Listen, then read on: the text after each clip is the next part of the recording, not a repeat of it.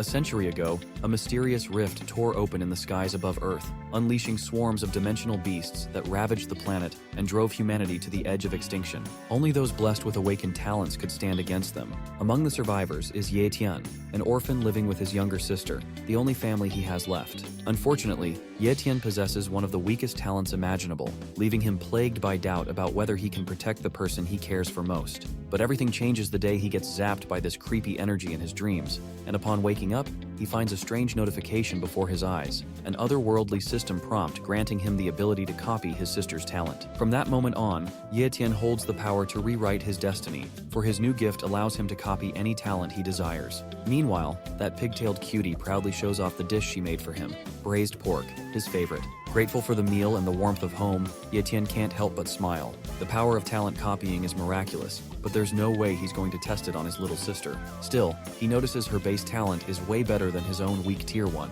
Ye Yu's frost talent is extremely rare, and once it awakens, he's sure she'll absolutely dominate her opponents. He silently hopes their parents can rest easy now.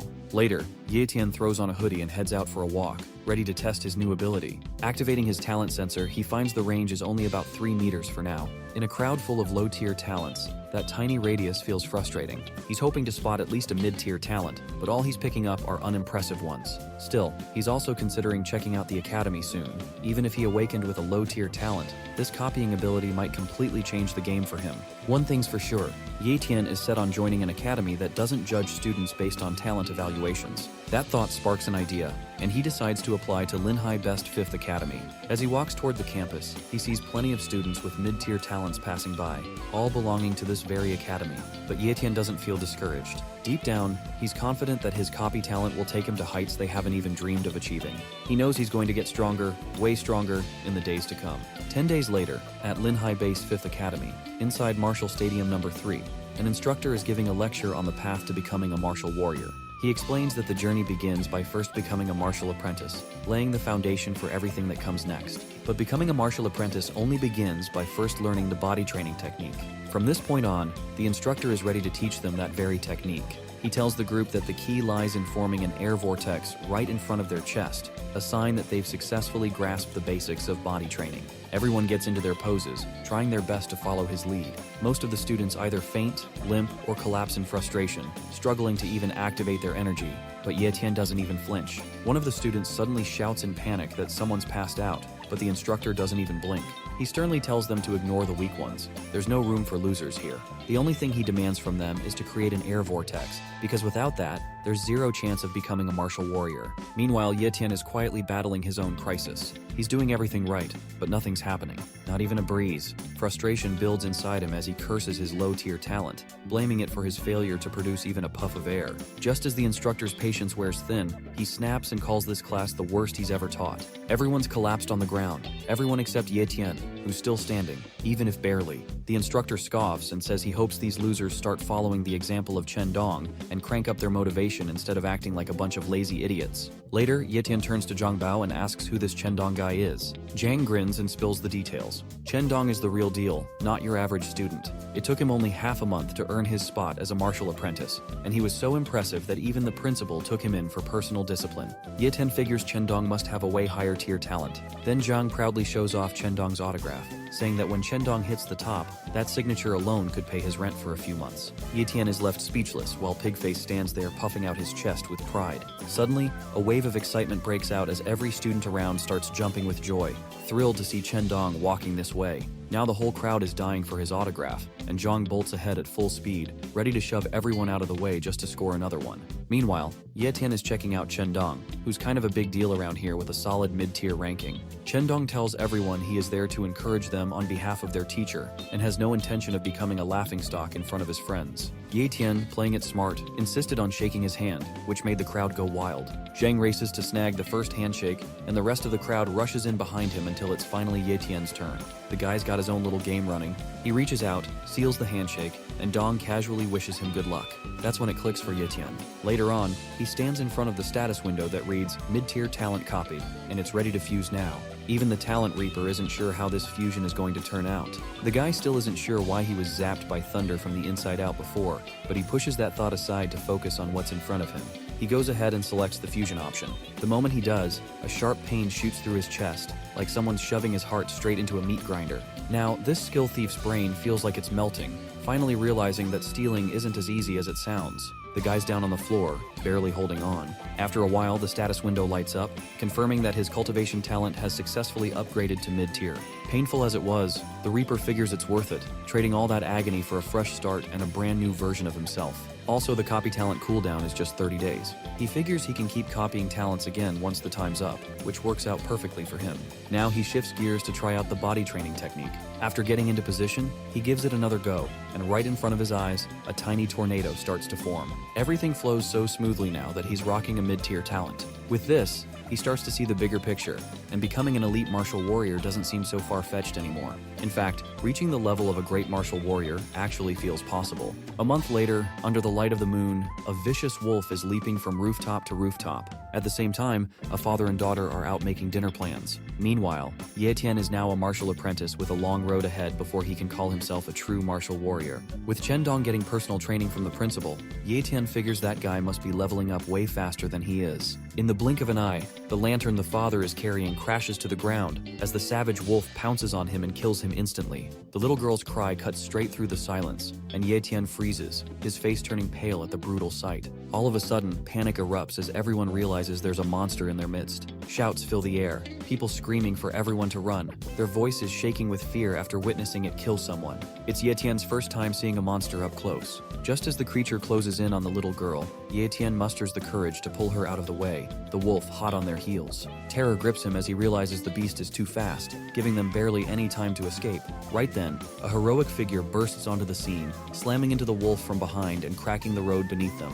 The Silver Moon Wolf spins around, snarling at the figure who dared to interrupt its hunt. Standing there is none other than the famous Captain Gale Wolf, apologizing for showing up late. He orders Ye Tian to keep the girl safe while he handles the beast. As Ye Tian catches his breath and holds the girl close, Gale Wolf stands tall, ready to put on a show. Just as the hero clashes with the fearsome wolf, Ye Tian quickly covers the little girl's eyes, shielding her from the brutal scene. Gale Wolf, locked in combat, instantly senses the raw power packed into the beast like it's no ordinary monster. Even after tossing it aside like trash, he can tell its speed is nothing to take lightly. But with a smirk, he reminds the overgrown puppy that he's not fighting alone.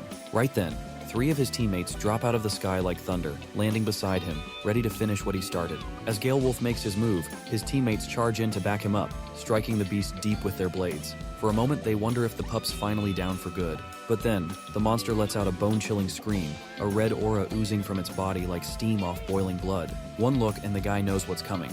It's entering bloodburst mode. He warns the others to stay sharp because things are about to get a whole lot worse. One of his lackeys rushes over to check on the captain, who's holding up just fine for now. But then, they all spot Wolfie trying to make a break for it, slipping into the shadows. Gale Wolf narrows his eyes, already on the move. There's no way he's letting this pup walk out of here alive. Out of the blue, a surge of purple mana floods the air as a girl drops in right on time, her bow already drawn. Gale Wolf flashes a grin. He'd been waiting for this pretty archer to show up. Then, she loses her arrow, and it whistles through the air, landing clean in the Silver Moon Wolf's neck. Just like that, the beast collapses to the ground, dead on the spot. Gale Wolf laughs out loud, saying the beast is still way too weak to pick a fight with their squad. Another teammate throws a nod of praise to the girl, calling her sniping skills top tier. Meanwhile, Ye Tian quietly checks the monster's status. The status window reveals the Silver Moon Wolf's traits, low-tier blood talent, and novice-tier speed talent. Nothing too impressive on paper, but in the hands of a creature like this, still dangerous enough to throw unprepared fighters into chaos. Even the little girl is left wide-eyed, her jaw dropping at the brutal sight of the wolf's supposed death. But just as things start to settle, Ye Tian catches a subtle movement. One of the wolf's paws is twitching. Something's not right. While the lackeys are cooling off, celebrating in their little victory bubble, and grumbling about how speed-type monsters are always a pain to deal with, they're already making drink plans like it's all over. That's when Gale Wolf's instincts kick in. He senses it. Something's off. Without wasting a second, he calls out to everyone that the monster's still alive. In a burst of rage, the Silver Moon Wolf rises to its feet, howling with fury. Its eyes burn with pure hatred, refusing to go down easily. Monsters like this don't understand defeat. They're terrifying in their tenacity, fighting until the last breath. Gale Wolf's team stands ready, waiting for orders, but the captain steps forward. He tells them to stand down. This weak puppy is his to finish. Right then, the big guy turns to Ye Tian and warns him to clear out, saying the area is still dangerous. But Ye Tian's too spaced out to react. Gale Wolf shouts at him to get the heck out, but the Talent Reaper sees this as the perfect chance to give his power a real test drive. Without hesitation, he marches straight toward the beast, ignoring every warning. He slams his fist into the Silver Moon Wolf, and in the next second, the status window pops up, saying talent copied. Ye Tian leaps back, only to land right on the wolf's body. The window keeps flashing over and over, repeating the same message. With both hands, this skill thief presses into the monster, sending shockwaves of energy through it, lighting the beast up from the inside. As he keeps copying its talents, Ye Tian starts to enjoy the slaughter, throwing punch after punch into the corpse. Finally, Gale Wolf steps in and snaps him out of it, reminding him that the beast's already long dead. Ye Tian, still gripping the wolf, knows for sure the creature is dead. But what matters most to him is that the talent has been successfully copied. Just then, Gale Wolf steps up and begins assigning cleanup duties to his team. He orders 3 of his subordinates to handle the removal of both the fallen man and the Silver Moon Wolf's corpse, while the archer is tasked with looking after the little girl. As they prepare to leave, Gale Wolf turns to Ye Tian and tells him he hopes to see him again, as a member of his squad, once Ye Tian reaches the rank of martial warrior. The thought fills Ye Tian with excitement, already looking forward to the day he's strong enough to earn that spot. Later, when he gets home, the first thing he does is wash the blood off his face, careful not to let his sister see any signs of what happened. If Ye Yu saw him like that, she'd probably worry herself sick. After cleaning up, he steps out of the bathroom and walks through the quiet house, only to find Ye Yu fast asleep on her bed, snoring softly like a baby. In her sleep, she mumbles, "Big bro," and it brings a quiet smile to his face. Then, stepping outside into the calm night, Ye Tian finally lets the weight of the day settle in. It hits him that this is the first day he has ever faced a real monster. Not to mention, the beast wasn't just a little stronger, it was 100 times more powerful and terrifying than the monsters from the stories he grew up hearing. As he gently tucks Ye Yu in, making sure she's warm and safe, a quiet resolve builds inside him. He knows he has to reach the status of martial warrior soon, because one day, he might be the only one standing between his sister and a nightmare like that. Now, his mind starts spinning with a wild thought, wondering if it's possible to merge monster talents into a human body. On the bed, he stares at the status window hovering in front of him, eyes locked on the details of the monster's talents. He knows deep down this fusion could be life-threatening, maybe even more painful than the last one. But the need to grow stronger burns brighter than any fear. If it means protecting the ones he holds dear, especially his sister, then he's ready to face whatever it takes, no matter how brutal the path gets. For the speed talent, Ye Tian braces himself. He shoves a cloth into his mouth, ready to bite down and endure whatever pain comes with it. As soon as he initiates the fusion process, the agony hits like a storm. It floods through his body, sharp and relentless, each wave feeling like his muscles and bones are being torn apart piece by piece. He grits his teeth, holding on, as if his very being is on the verge of shattering. In the middle of this brutal fusion process, a sharp crack echoes through the room, and his leg fractures instantly. The pain shoots up like fire. He stares at his leg, panic creeping in. He questions whether the talent copying failed. Doubt hits him hard, and for a second, he wonders if pushing his limits was a mistake after all. His head spins and his body feels like it's slipping away. This skill thief knows he's done for. The thought of calling out to Ye Yu crosses his mind, but before he can even speak, the darkness swallows him whole. The next morning, he wakes with a jolt, heart pounding, still shaken to the core. The first thing he does is check his leg and sees no fractures or bruises. Everything looks perfectly fine. He has no idea what happened during the night, but whatever it was, it gave him a serious upgrade. His body feels lighter. He quickly pulls up the status window. It confirms everything. Ye Tian, holding a mid-tier cultivation talent, now also has a novice tier speed talent. The talent copying was a success. Later, in a grove at the 5th Academy, Ye Tian is all smiles, bounding through the forest like Tarzan, jumping off trees and landing with ease. He's bursting with energy, feeling like a brand new version of himself. As he tests out his new talent, a single leaf drifts down through the air, and with perfect timing, Ye Tian catches it without even trying. No doubt the swiftness of a Silver Moon Wolf is just awesome. After that, Ye Tian gets into a position to practice the body training technique. He figures his speed now might be on par with that of a martial warrior, but his overall strength is still seriously lacking. It would be great if he could find a way to boost his cultivation speed. Out of nowhere, Zhang calls out to him, spotting Ye Tian training in the grove. He walks over, pats this talent reaper on the shoulder, and immediately notices the difference. Ye Tian feels solid now, like a pretty sturdy guy. Zhang bets he's already broken through the martial apprentice stage. Then he gets bold and asks if Ye Tian's looking for a way to get even stronger, suggesting he try drinking monster blood. This weirdo casually admits that he started improving way faster than before after doing it himself. At first, Ye Tian doesn't believe a word of it, but now he's genuinely shocked to hear that monster blood actually holds that much power. Ye Tian feels a bit bitter about missing the chance to get the Silver Moon Wolf's blood when he had it right in front of him. But then, the weirdo Zhang grins and says he might know a way to get his hands on some monster blood, if Ye Tian's interested. Of course, Ye Tian wouldn't mind hearing more. That's when Zhang spills the details. Apparently, the higher-ups at their Linhai base have opened a new wild zone just outside the city. It's been set up as an exam area for the 5 major academies, and the prize for passing the exam is none other than monster blood. Ye Tian asks about the danger level of this wild zone, and Zhang casually says it's pretty low. Most of the monsters have already been cleared out, except for a few leftover descendants, the weaker ones. Ye Tian figures it's worth a try. Zhang immediately tries to rope Ye Tian into joining his squad for the exam. Ye Tian's face goes blank, practically frozen, like he's been hit with a facial paralysis spell, clearly having a hard time accepting the offer. Zhang whines that he only shared this top-secret info because they're good friends. Ye Tian apologizes but says he'll join up next time. Zhang calls him cold-hearted for turning him down like that. But in truth, Ye Tian just finds teaming up too risky.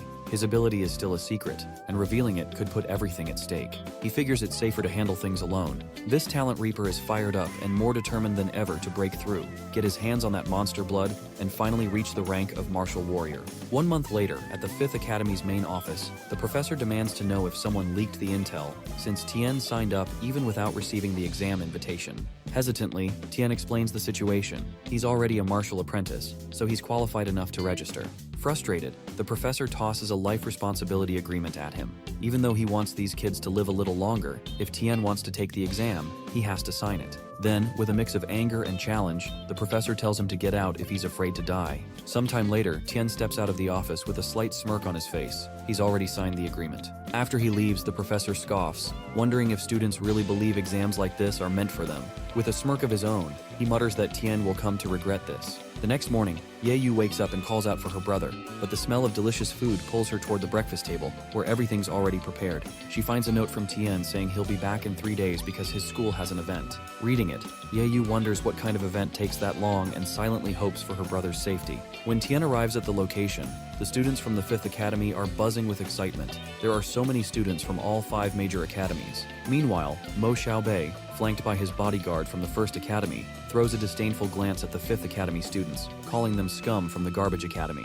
His bodyguard playfully suggests he should hunt the monsters and the humans too, just to wipe out the weaklings. Zhang Bao points at Mo Xiaobei and tells Tian that he's one of the strongest from the younger generation of the Mo family. Knowing how arrogant political families can be, Tian quickly figures out that Xiaobei is just another ego-driven guy. Suddenly, a guy with his sword still sheathed walks straight into the 1st Academy's camp, eyes locked on Mo Xiaobei with fierce determination. The students start yelling, demanding to know how he even got into their camp. But the guy, clearly angry, ignores them and challenges Xiaobei to come face him. He says he's here to chop him into pieces. Hearing that, Xiaobei just smirks, making it clear he's ready to beat this guy all over again. Tian, seeing them argue like that, gets curious and wants to know who the guy is. Being the gossip king he is, Zhang Bao tells him that the guy is Li Yunqing, a genius from the 2nd Academy who once got defeated by Mo Xiaobei. The professor of the 1st Academy snaps at the students to stop messing around, reminding them that these people are strong and not to be taken lightly. But Tian doesn't care and starts loudly cheering for Li Yunqing.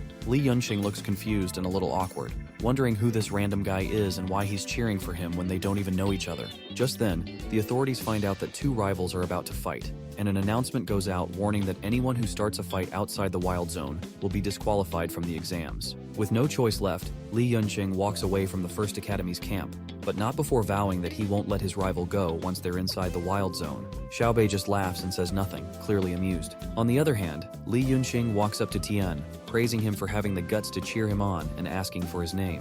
When Tian introduces himself, he also takes the chance to observe Li Yunqing's talents, noticing that he has a low-tier cultivation talent and a mid-tier sword talent, which Tian finds pretty decent. Tian, extending his hand, offers a friendly gesture of support, encouraging Li Yunqing to give it his all and aim to surpass Mo Xiaobei in the upcoming Wild Zone exam. Li Yunqing, surprised, shakes his hand and wishes him luck too. What Li Yunqing doesn't know is that it was actually a clever move by Tian, who used the handshake to secretly copy Li Yunqing's sword talent. The moment the announcement is made that the exam has started, the students from the 1st Academy are called to enter the Wild Zone. Without hesitation, they all rush in. Meanwhile, Li Yunqing heads off to find his team. annoyed that the students have to enter based on their academy's order. As soon as he leaves, Tian hurries to a hidden spot where he can safely fuse the copied talent. When he begins the fusion, a powerful surge of energy runs through his body, causing intense pain. Even though he's gone through this 2 or 3 times before, he's still not completely used to it, though he's getting better at handling the pain. Once the sword talent is fully fused, a strong electric wave bursts out around him.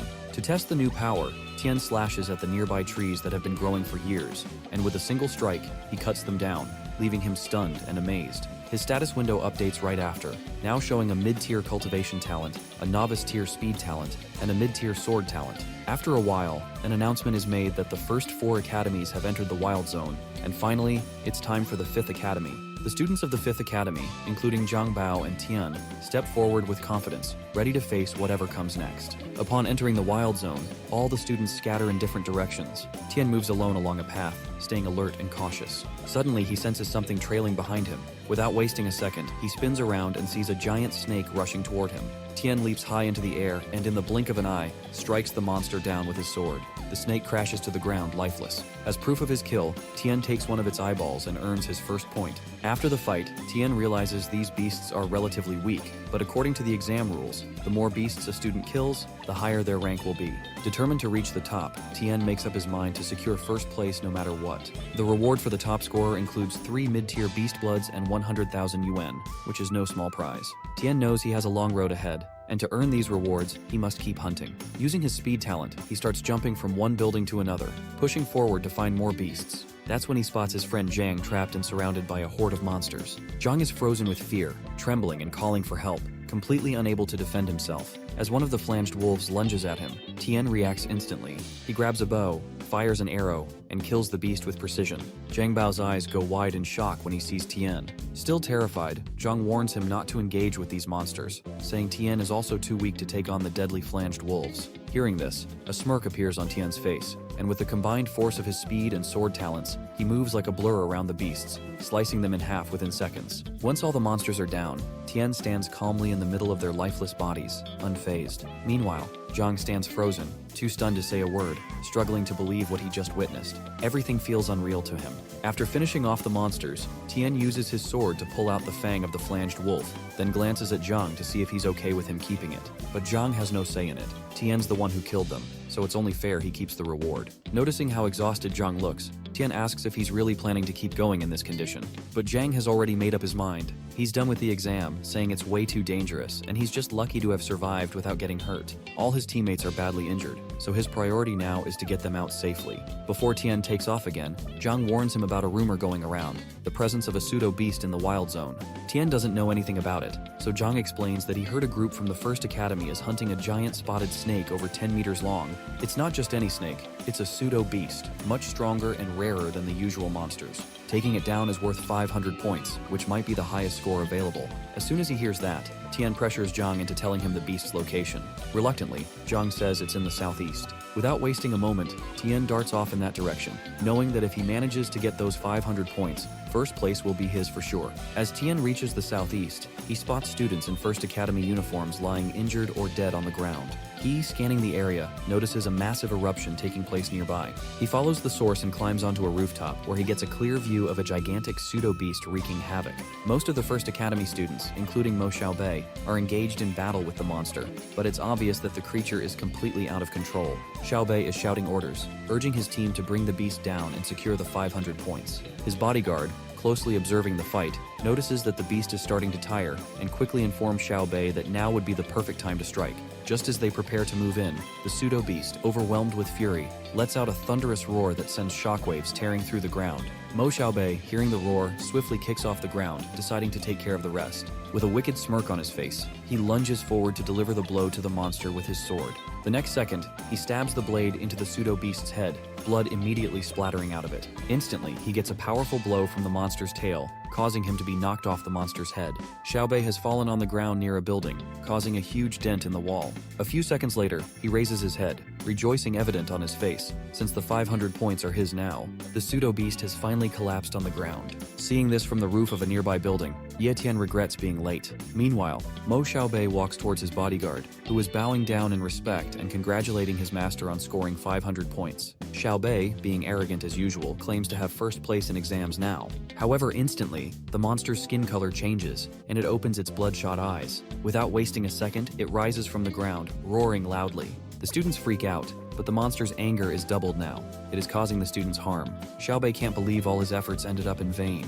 But before anyone can react further, the monster rises into the sky and escapes, leaving chaos and destruction behind. That's when Xiaobei realizes this wasn't just a pseudo-beast, it was a full-fledged monster. With that in mind, all the surviving students from the other academies, along with Xiaobei and his team, decide to go after it. Monsters are worth a massive 1,000 points, and none of them are willing to let that kind of opportunity slip away. Knowing their earlier attacks already weakened it, Xiaobei understands they need to catch it quickly before someone else finishes the job and claims the reward. If they don't, all their sacrifices and effort will mean nothing. Meanwhile, Ye Tian stands on the rooftop of a building, surrounded by a surge of powerful energy, a confident smile on his face. Thanks to the skills he copied, he knows he's faster than Xiaobei and the others, and he never expected a monster worth 1,000 points to show up so suddenly. Without wasting time, he decides to go all in, pushing his speed and power to the limit.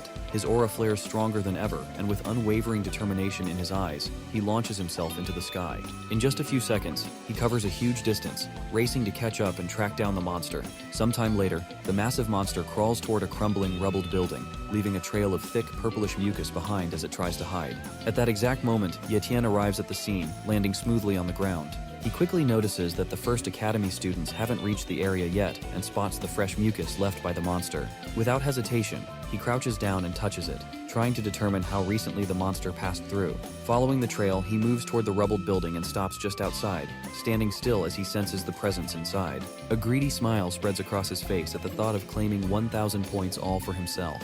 As Ye Tian carefully enters the building, he's immediately hit by the strong, pungent stench of the monster. Even though he knows it's close by, he walks forward without fear, his energy beginning to fill the space around him. As he scans the surroundings, his eyes suddenly widen in shock and a drop of cold sweat runs down his forehead. Right in front of him is the massive monster, its mouth wide open as it drinks some kind of liquid dripping from the ceiling. The source is a strange, shiny stone, and the liquid falling from it is clearly not ordinary water. Ye Tian wastes no time and pulls his sword from its sheath, smirking at the thought of earning those 1,000 points first and dealing with the strange liquid later. With burning determination in his eyes, he charges straight at the monster, but the beast senses him and instantly reacts. It leaps high into the air with unexpected speed, catching Ye Tian off guard. As Ye Tian tries to dodge, the monster slams its hand into the ground, sending out a powerful shockwave that throws him back hard. Still, he doesn't give up. He quickly grabs his bow and in the blink of an eye, draws 3 arrows and fires them at the monster. 2 of them hit the creature straight in the eyes, and blood immediately spurts out as the beast howls in pain and agony. He, grasping his sword tightly, rushes towards the monster again and strikes at the monster. The intensity of that stab is so powerful that Ye Tian's hands are shivering from its intensity. Running down the monster's body, he cuts the flesh of the monster with his sword alternately.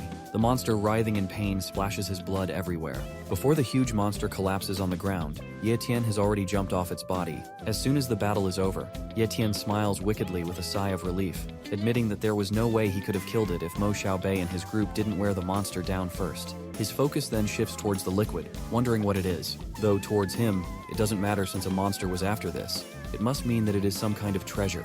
Without putting any more logic, he collects the dropping liquid in his flask, deciding to examine it later. Additionally, Ye Tian removed one of the eyeballs of the monster with his sword as proof that it had been killed. And since the blood of the heart of a monster is extremely valuable, he collected it too in another flask. As the drops filled the stone-filled half of the flask, Ye Tian thought it was more than enough. One last time he looks at the stone on the ceiling. A thought comes into his mind to not let this thing be a center of attention for Mo Xiaobei. So without any second thoughts, he quickly cuts off the rock hanging from the roof, putting it in the bag. With that, Ye Tian decides to leave, satisfied that with all these things, he will definitely be placed first. Meanwhile, sometime later, the students of the First Academy arrive at the scene and find the monster lying dead. As they examine the body, panic quickly spreads among them after they discover that one of its eyeballs has been removed and its heart has been completely drained of blood. Mo Xiaobei's bodyguard is stunned by the sight and turns to his master, asking what they should do next, since all that's left is a lifeless corpse, which holds no real value anymore. Xiaobei's fists tremble with rage, and his teeth grind as his face flushes crimson with fury. Demanding to know who dared to steal the 1,000-point trophy that was rightfully his, He swears to hunt down and destroy whoever took it. Ye Tian stays hidden in the same building, quietly watching the students from the first academy. Raindrops fall steadily, soaking him as he observes from above. That's when he notices the group leaving the building. One of the men suggests to Mo Xiaobei that whoever stole the points must have gone inside, prompting Xiaobei to order a full search of everyone they come across. He makes it clear that they must find the thief no matter what, and he won't let the person responsible get away so easily. Ye Tian hears everything and realizes he needs to stay out of sight for a while or risk being discovered. With that in mind, he leaps through the air, weaving between tall, half-ruined buildings, lost in thought. Sooner or later, all the students, including Mo Xiaobei, will know the truth. Once he submits the monster parts for point calculation at the end of the exam in 3 days, it will be clear that he was the one who defeated the monster worth 1,000 points. Until then, he decides to stay low and focus on getting even stronger. Just then, Ye Tian spots a place that looks safer for shelter and lands there. He opens his bag and studies the monster's blood, wondering how much stronger he might become by drinking it. Without a second thought, he gulps it down. The taste is absolutely disgusting, but for Ye Tian, gaining strength to protect his sister is worth any price. As he thinks about her, far away at her school, Ye Yu wonders how her brother is doing. Back with Ye Tian, a powerful surge of energy surrounds him, and his cultivation speed begins to rise almost 4 times faster than normal. That's when he realizes why Chendong and the others were growing stronger so quickly. With just 2.5 days left, he knows he must cultivate as hard as he can. 3 days later, the examiner from the academy starts recording everyone's points. Li Yunxing steps up confidently, a proud look on his face, and asks the examiner to announce his score. He has 195 points, which he considers a solid result. Many students are impressed, nodding in approval, until Mo Xiaobei and his bodyguard arrive. With a smug grin, Xiaobei mocks the others for celebrating such low scores. Then, with a wicked smile, he hands his bag to the examiner. The entire arena erupts in chaos when the examiner announces his total 427 points. Lin Yunxing, filled with jealousy, accuses Mo Xiaobei of stealing points, but the other students are clearly impressed and begin congratulating him for having the highest score so far. However, Xiaobei's expression darkens as he admits that the true highest score should be 1,000. Since no one else has shown up with that number, the examiner concludes that anyone who hasn't returned by now is most likely dead, and based on that, Mo Xiaobei should be awarded first place in the exam. Just as the decision seems final, a sound of footsteps echoes through the area, catching everyone's attention. The students and the examiner all turn toward the source, and from a distance they spot a shadowy figure approaching. Curiosity fills the air as they watch closely, eager to find out who this mysterious student really is. The student turns out to be none other than Ye Tian. He walks up confidently to the examiner and hands over his bag, which contains the monster's eyeballs. The examiner, clearly stunned, loudly announces Ye Tian's score, 1,163, declaring him the top scorer in this year's practical exam. His rewards include 3 bottles of monster blood and 100,000 wen in cash. Ye Tian's friends cheer for him with excitement, while Li Yunxing stands there in disbelief, wondering how this kid managed to pull off such a victory. Meanwhile, Mo Xiaobei grits his teeth, realizing he has been publicly overshadowed. What stings even more is finding out the person who beat him is from the 5th Academy. With quiet fury in his eyes, he signals his bodyguard to dig up everything there is to know about Ye Tian. Despite the tension, Zhang Bao beams with pride, flexing in front of the 1st Academy students and bragging that his friend just did something legendary. On the other hand, the professor of the 5th Academy doesn't share the same joy. He looks concerned, knowing Ye Tian has now offended a family as powerful as the Mo clan, and fears that this victory might cost him his life. Later on, the top 3 participants, Ye Tian, Xiaobei, and Lin Yunxing, finish getting their photos taken, officially marking the end of the practical examination, followed by the prize distribution. As they stand together on the podium, Xiaobei throws a backhanded compliment at Ye Tian, praising him for having the guts to steal from him. But before the tension escalates, Lin Yunxing steps in and defends Ye Tian, pointing out that just like Xiaobei, Ye Tian earned his points through his own skill. Still clinging to his pride, Xiaobei claims he's the strongest, prompting Ye Tian to challenge him right then and there to a fight whenever he's ready, so they can settle who truly deserves that title. Ye Tian knows that once you're targeted by someone powerful or politically connected, there's no running away. The only option is to become strong enough that they won't dare challenge you again. Fast forward 3 days, Ye Tian finally returns home. Ye Yu immediately rushes to hug him and checks if he's hurt. She's relieved to see he's okay. Ye Tian then surprises her with a large sum of money, telling her it's for her education and living expenses. Their playful moment is interrupted when he pulls out a mysterious book, the Illustrated Book of Treasures. Ye Yu eagerly sits beside him as they flip through its pages together, and that's when Ye Tian spots an image of the very same stone he saw on the ceiling during his hunt. It's called the Terracore Elixir, a rare substance known to boost a person's natural talent for cultivation, though it only works for those with low or mid-level abilities. Interestingly, the book also mentions that even rarer terramordial stones, which can enhance high-level talents as well, are sometimes found nearby. This makes Yetian realize that the monster must have used the terracore elixir to grow stronger, and now he's accidentally taken this incredibly rare treasure without even knowing its true value. His thoughts are interrupted when Ye Yu hands him the terracore elixir, now stored in a small flask. But Yetian no longer needs it, so he simply smirks and tells Ye Yu to drink it instead, saying it's her turn to become stronger. Ye Yu is completely shocked. Both siblings are sitting in the lounge, but none of this makes sense to her. She refuses to drink the elixir, arguing that she hasn't even awakened her talent yet, and it might end up being wasted. When they check her status window, it shows cultivation talent as low tier, and her first talent as novice tier, still unawakened. Since her talent is low tier, there should definitely be some improvement after drinking the terracore elixir, though Yetian has no idea how big that improvement might be. Still, Ye Yu suggests they sell it instead, saying that something this valuable would fetch a huge price. Ignoring what he calls her dumb suggestion, Yetian flips through the book again and learns that the location where the elixir was found might have also held a rare terramordial stone. Realizing he destroyed the place, he starts to regret it. Now, if word gets out, potential buyers might not believe he doesn't have the stone and could even come after him for it. Ye Yu is stunned, calling it a complete waste. Not wanting to waste the elixir too, Yetian quickly picks it up and, before she can protest, opens her mouth and forces her to drink it. Ye Yu grunts and coughs, but then a warm, comfortable feeling spreads through her. However, when they check her status again, her cultivation talent still shows as low tier, leaving Yetian wondering if the book might have been wrong. Ye Yu, feeling sleepy, decides to lie down and rest. Meanwhile, Yetian chooses to wait a little longer, thinking maybe the elixir just hasn't taken effect yet. About an hour later, Ye Yu is fast asleep on the sofa, while Yetian sits nearby at the table in the same lounge. Suddenly, strong waves of talent aura begin to radiate from Ye Yu. Yetian quickly checks her status window, and is stunned to see her cultivation talent has jumped to mid-tier, an increase of 2 full tiers. With a mid-tier cultivation talent combined with her rare frost talent, Yetian is certain that Ye Yu has the potential to become a top-ranking martial warrior in the future. That realization sharpens his own determination.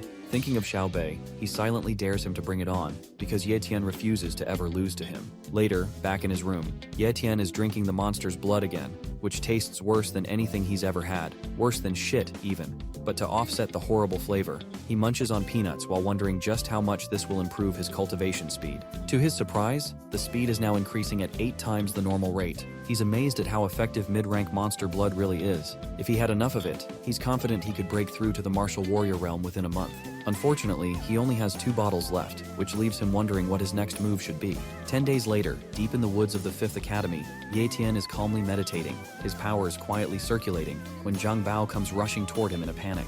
Out of breath and full of fear, Zhang tells him that Mo Xiaobei has gone into seclusion and is trying to break through to the martial warrior realm. Zhang is shocked to see that Yetian doesn't even flinch. Instead of being worried, Yetian actually feels disappointed that Xiaobei hasn't challenged him yet. He already looked into Xiaobei's talent and knows that his cultivation is mid-tier as well, so it'll likely take him about a month to make the breakthrough. Zhang tries to make him see how serious this is, reminding him that Xiaobei comes from a wealthy and powerful family, and that just 3 bottles of monster blood won't be enough to beat someone like that. Getting dramatic, Zhang promises to collect Yetian's corpse as a loyal friend, and even vows to take good care of Ye Yu. Tian completely ignores the nonsense and focuses on what he has left, some low-rank monster blood and the blood from the monster's heart. With those, he'll probably reach the advanced martial apprentice rank, which is just one small step below the martial warrior realm.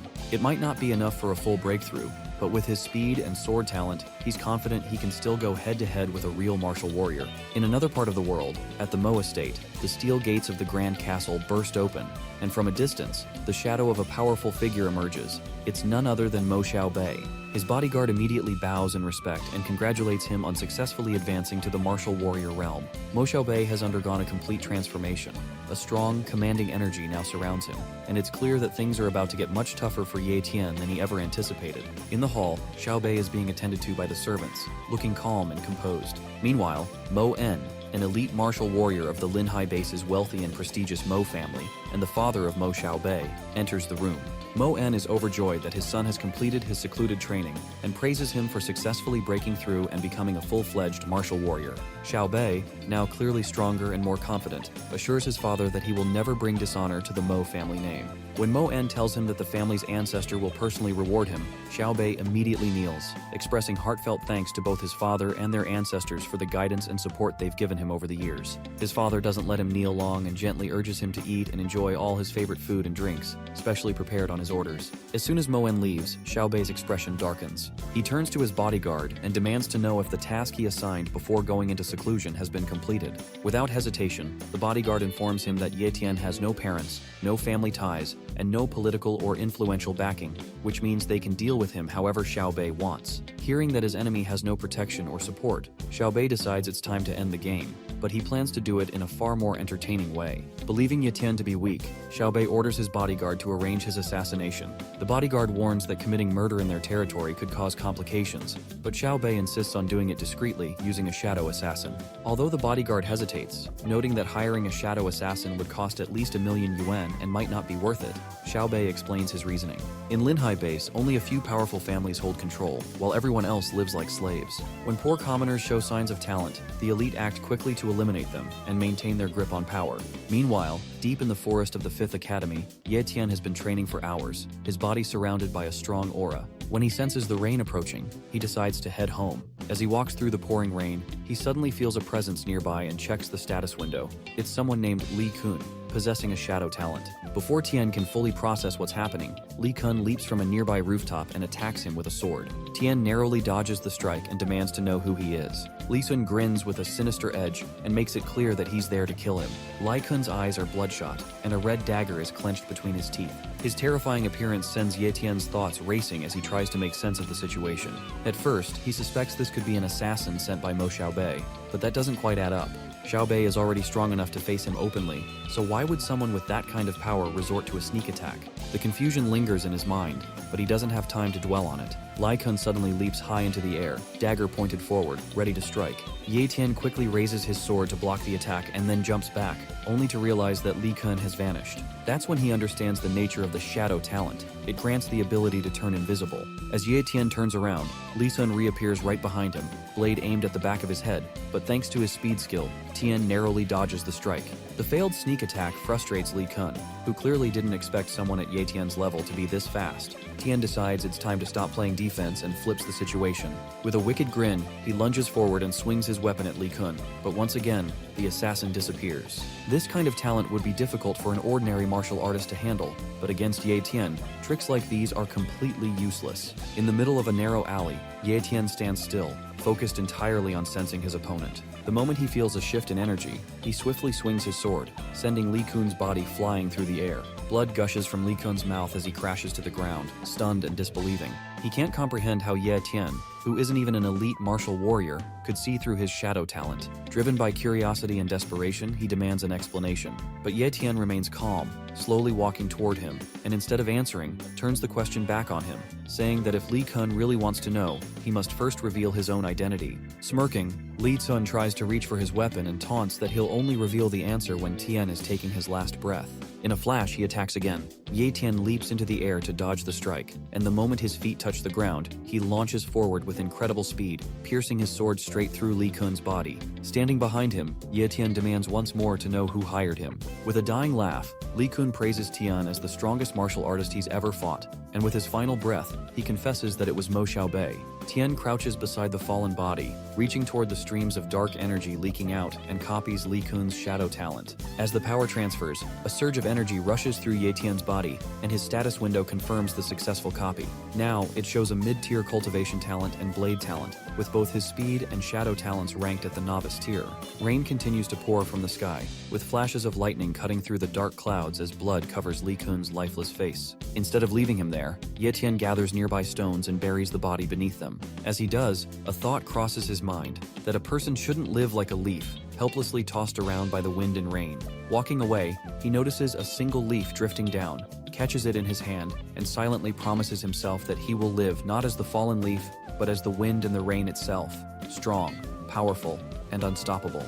Leaving the forest behind, Tian returns home just as heavy clouds continue to gather over the city. After a hot shower and drying off, he settles into the lounge, sinking into the sofa with a long sigh of relief.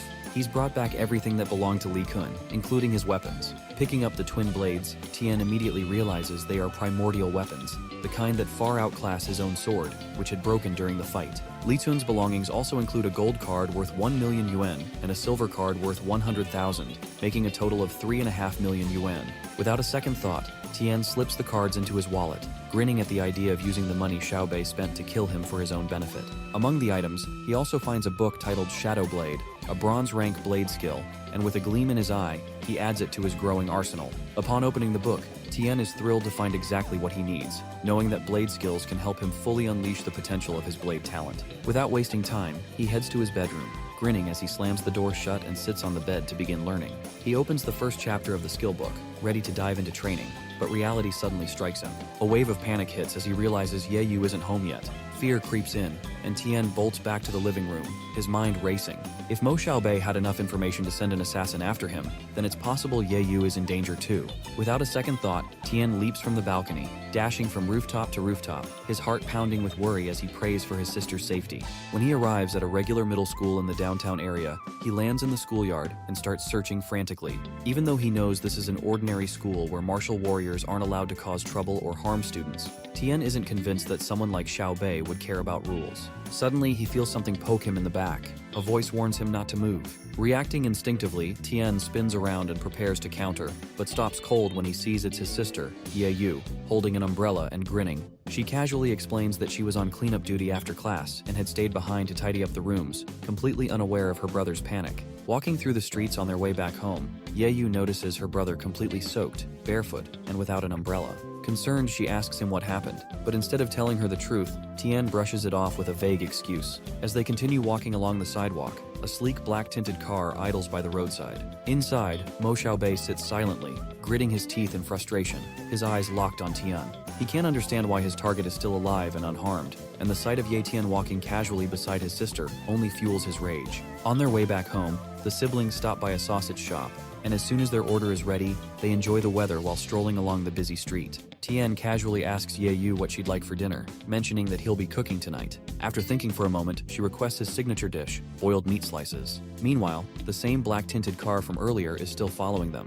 but this time Tian notices it and realizes they're being stalked. Without letting Ye Yu suspect anything, they safely return to their apartment, though Tian keeps an eye on the car still parked outside. Inside, Ye Yu calls him to help set the table for dinner. 3 days pass, the sky's clear, but the stalking continues. Ye Yu is back in class, fully focused on her studies, while Tian watches over her from a nearby rooftop, determined to protect her. That same black-tinted car is parked outside her school, and the thought of his enemy targeting his sister fills him with anger. When the car finally drives away, Tian immediately decides to follow it, hoping it will lead him to some answers. Summoning magic around himself, Tian leaps swiftly from one building to another and arrives at the location where the black car has stopped near a construction site. Landing quietly on top of a construction crane for a better view, he watches as someone steps out of the car and walks into the building. When Tian gets a proper look, he immediately recognizes the man as his enemy. Inside the building, blood stains the floor as a bouncer mercilessly beats a man who lies there begging for mercy, saying he has no money to repay Xiao Bei, but promises to return it once he collects enough. He pleads desperately, asking Xiao Bei to let him go. Sitting casually against the wall, Xiao Bei coldly threatens to double the debt if it's not paid today, reminding the man that borrowing his money comes at a heavy cost. The man kneels, explaining that the interest is unbearable, and he has elderly parents and children to care for, so he truly can't pay today. Before Xiao Bei can respond, his main bodyguard walks in, and Xiao Bei immediately demands news about the shadow assassin. The bodyguard reports that the assassin has disappeared, though he will try to reach him through another contact. Hearing this, Tian now has full confirmation that Xiao Bei was behind the assassination attempt. Meanwhile, Xiao Bei's frustration boils over, and he kicks the poor man until he dies. Showing no remorse, he orders one of his men to dispose of the body. He then asks his bodyguard if he has figured out how to deal with Tian's sister. Bowing his head slightly, the bodyguard informs him that he plans to hand the task to a friend who has just been released from prison. As Xiao Bei walks toward the bodyguard, his frustration boils over. He admits that trusting others was his mistake, and now he'll handle everything himself. Without another word, he throws a punch that knocks the bodyguard to the ground instantly, coldly calling it punishment for failing his duty. Seizing the moment, Tian summons his primordial weapon and launches himself forward to strike Xiao Bei from behind. Just in time, Xiaobei turns around, and for a split second, fear flashes across his face. A streak of the blade slices through the air. Although Xiaobei dodges slightly to the side, blood bursts from the cut as Tian's blade finds its mark. Tian stands firm, a wicked grin stretching across his face. The body hits the ground, and the remaining guards gather around in shock, realizing their master has been killed. Frowning, Xiaobei's closest bodyguard assumes the killer used the shadow assassin's skill to hide the body and suspects it might be Li Kun. But after a brief moment of eerie silence, Ye Tian steps out from the shadows, his blades spread wide. As soon as they see him, most of the bodyguards flee in fear, leaving only the main one behind. He stands his ground and confronts Tian, demanding to know how he got the shadow talent. Tian doesn't answer and keeps walking toward him. The man yells louder, insisting he's looked into Tian's background and knows he's just low-tier trash. He demands again to know how someone like him could take down the young master with a single strike, and where Li Kun is. Ignoring every word, Tian leaps into the air and slashes down with precision, slicing the man's throat with ease. Calmly, he wipes the blood from his blades using a handkerchief marked with the shadow assassin symbol and tosses it onto the bodies. Before walking away, he glances back and says coldly that he's not some clueless sheep they can slaughter, so they've only got themselves to blame for picking the wrong guy. 1 hour later, Mo En and his team arrive at the scene, his eyes burning with rage and fury, focused only on finding the person responsible for his son's death. During the investigation, one of his men discovers the handkerchief Ye Tian had left behind, marked with the symbol of a shadow assassin. This confirms their suspicion that a shadow assassin was behind the deaths of Xiaobei and his men. Just then, Elder Mo, the Grand Elder of the Linhai Base's prestigious Mo family and one of its few great martial warriors, enters the site. Upon seeing him, Mo En falls to his knees, sobbing and wailing over the loss of his son, the prodigy of the Mo family. In contrast, Elder Mo remains calm and composed, asking Mo En to stand and speak properly. But Mo En, overwhelmed by grief, continues crying, unable to compose himself. He mourns that his son had the potential to become a truly great martial warrior, perhaps the one who would have elevated their family to a new level of greatness. Struggling through his sorrow, he informs the Grand Elder that Xiaobei had just broken through to the martial warrior realm and recently attended his celebratory banquet, only to meet such a brutal end. The Grand Elder agrees that Xiaobei had immense potential and could have become the second great martial warrior in the family after him, acknowledging that this tragedy has completely shifted the course of their family's future. That being said, Mo En hands the Grand Elder the handkerchief found at the crime scene, begging him not to let his son's murder go in vain and to avenge Xiaobei. As the Grand Elder examines the handkerchief, he immediately recognizes that it belongs to a shadow assassin and assumes that one of the families who hold grudges against them must be behind it, as only they would have the means and motive to discreetly hire such a dangerous killer to eliminate someone so influential. However, as he lifts the handkerchief for a closer look, his eyes narrow in surprise. He spots faint traces of Iron Fang, a detail that instantly startles him. Back at school, Zhang Bao is ranting to Tian about the strength of the Iron Fang base, which is evidently stronger than their Linhai base. He briefly explains that the Mo family's Grand Elder suspects there are families in the Linhai base secretly colluding with the Iron Fang base, possibly aiming to eliminate the younger generation's elites, and then take over the entire Linhai base. Lowering his voice, Zhang Bao adds that he even heard Mo Xiaobei was killed right after breaking through to the martial warrior realm. Hearing this, Tian keeps a calm expression, hiding the grin that threatens to appear, relieved that no one is suspecting him of the crime. At the same time, Zhang calls Tian lucky for not getting killed, since Xiaobei had planned to take care of him once he became a martial warrior. Silently listening, Tian falls into thought, remembering that he was the one who planted Li Kun's handkerchief at the crime scene, the one marked with the word shadow, to steer suspicion away from himself. But he never expected the Grand Elder to find the Iron Fang base's symbol on that same piece of cloth. Now Tian isn't sure if he accidentally exposed a hidden plot from Iron Fang, or if the old man is twisting things for his own political gain. The next morning at 4, Tian wakes up and gets ready for training. Just as he's about to leave, his sister Ye Yu stops him, worried and asking where he's going so early. Tian tells her he's heading to the Wild Zone to train. He needs to grow stronger as quickly as possible. Ye Yu frowns, upset that he just returned a few days ago and is already leaving again. Before he can step out, she runs up and hugs him from behind, and Tian gently promises that he'll be back soon. Upon arriving at the Wild Zone, Tian scans the area carefully. Rumors say that high-level monsters roam here, but with his current strength, he knows better than to venture too deep. For now, he sticks to the outer edge, where the lower-level monsters lurk, playing it safe while still pushing himself to grow stronger.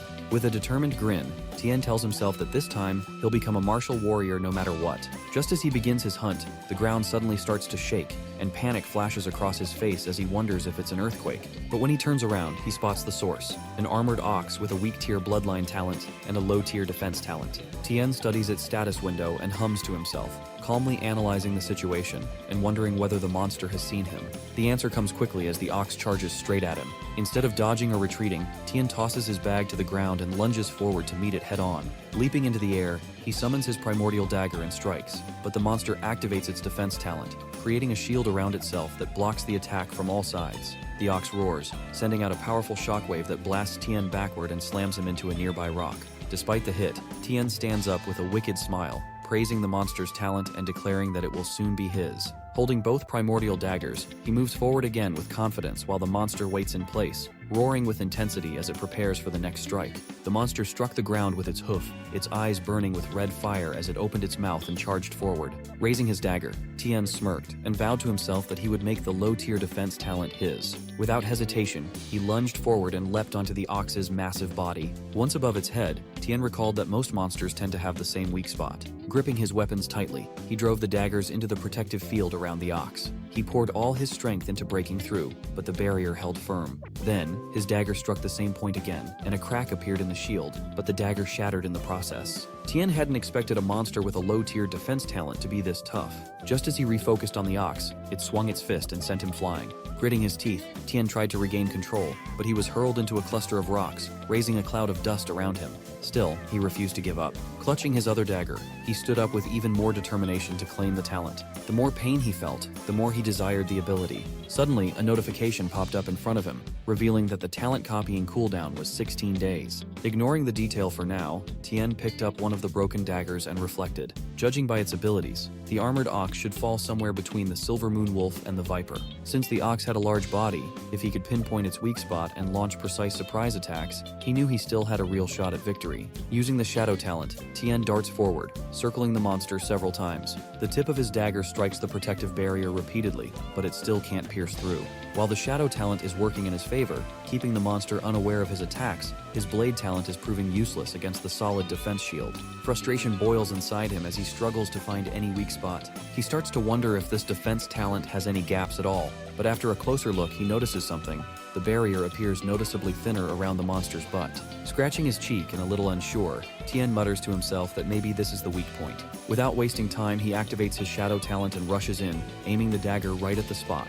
As soon as the blade pierces through, the monster lets out a thunderous roar, and within seconds, its massive body collapses to the ground. A pool of mucus spreads beneath it as it lies there cold and lifeless. Squinting with a smug look, Tian can't help but feel proud that his guess was right after all. Just as Tian had expected, once the monster was dead, the blade pierced through its body with ease, making him realize that no matter how much strength or capability someone has, death renders it all meaningless. He begins storing the monster's blood in several glass flasks, wiping the sweat from his forehead as he finishes. Noticing the ox's thick hide, he knows it will fetch a good price, so he also plans to take its eyes and testicles. However, the most valuable part is the pair of horns, and with a swift swing of his dagger, he cuts them clean off. Loading all the loot onto his back, Tian sets off in search of a quiet place to cultivate. Eventually, he finds a cave and settles there in peace. Taking a deep breath, he places the fresh monster blood beside his sister's peanuts, which he uses to mask the awful taste. Staring at the flasks, he plans to rely on them to push through to the martial warrior realm.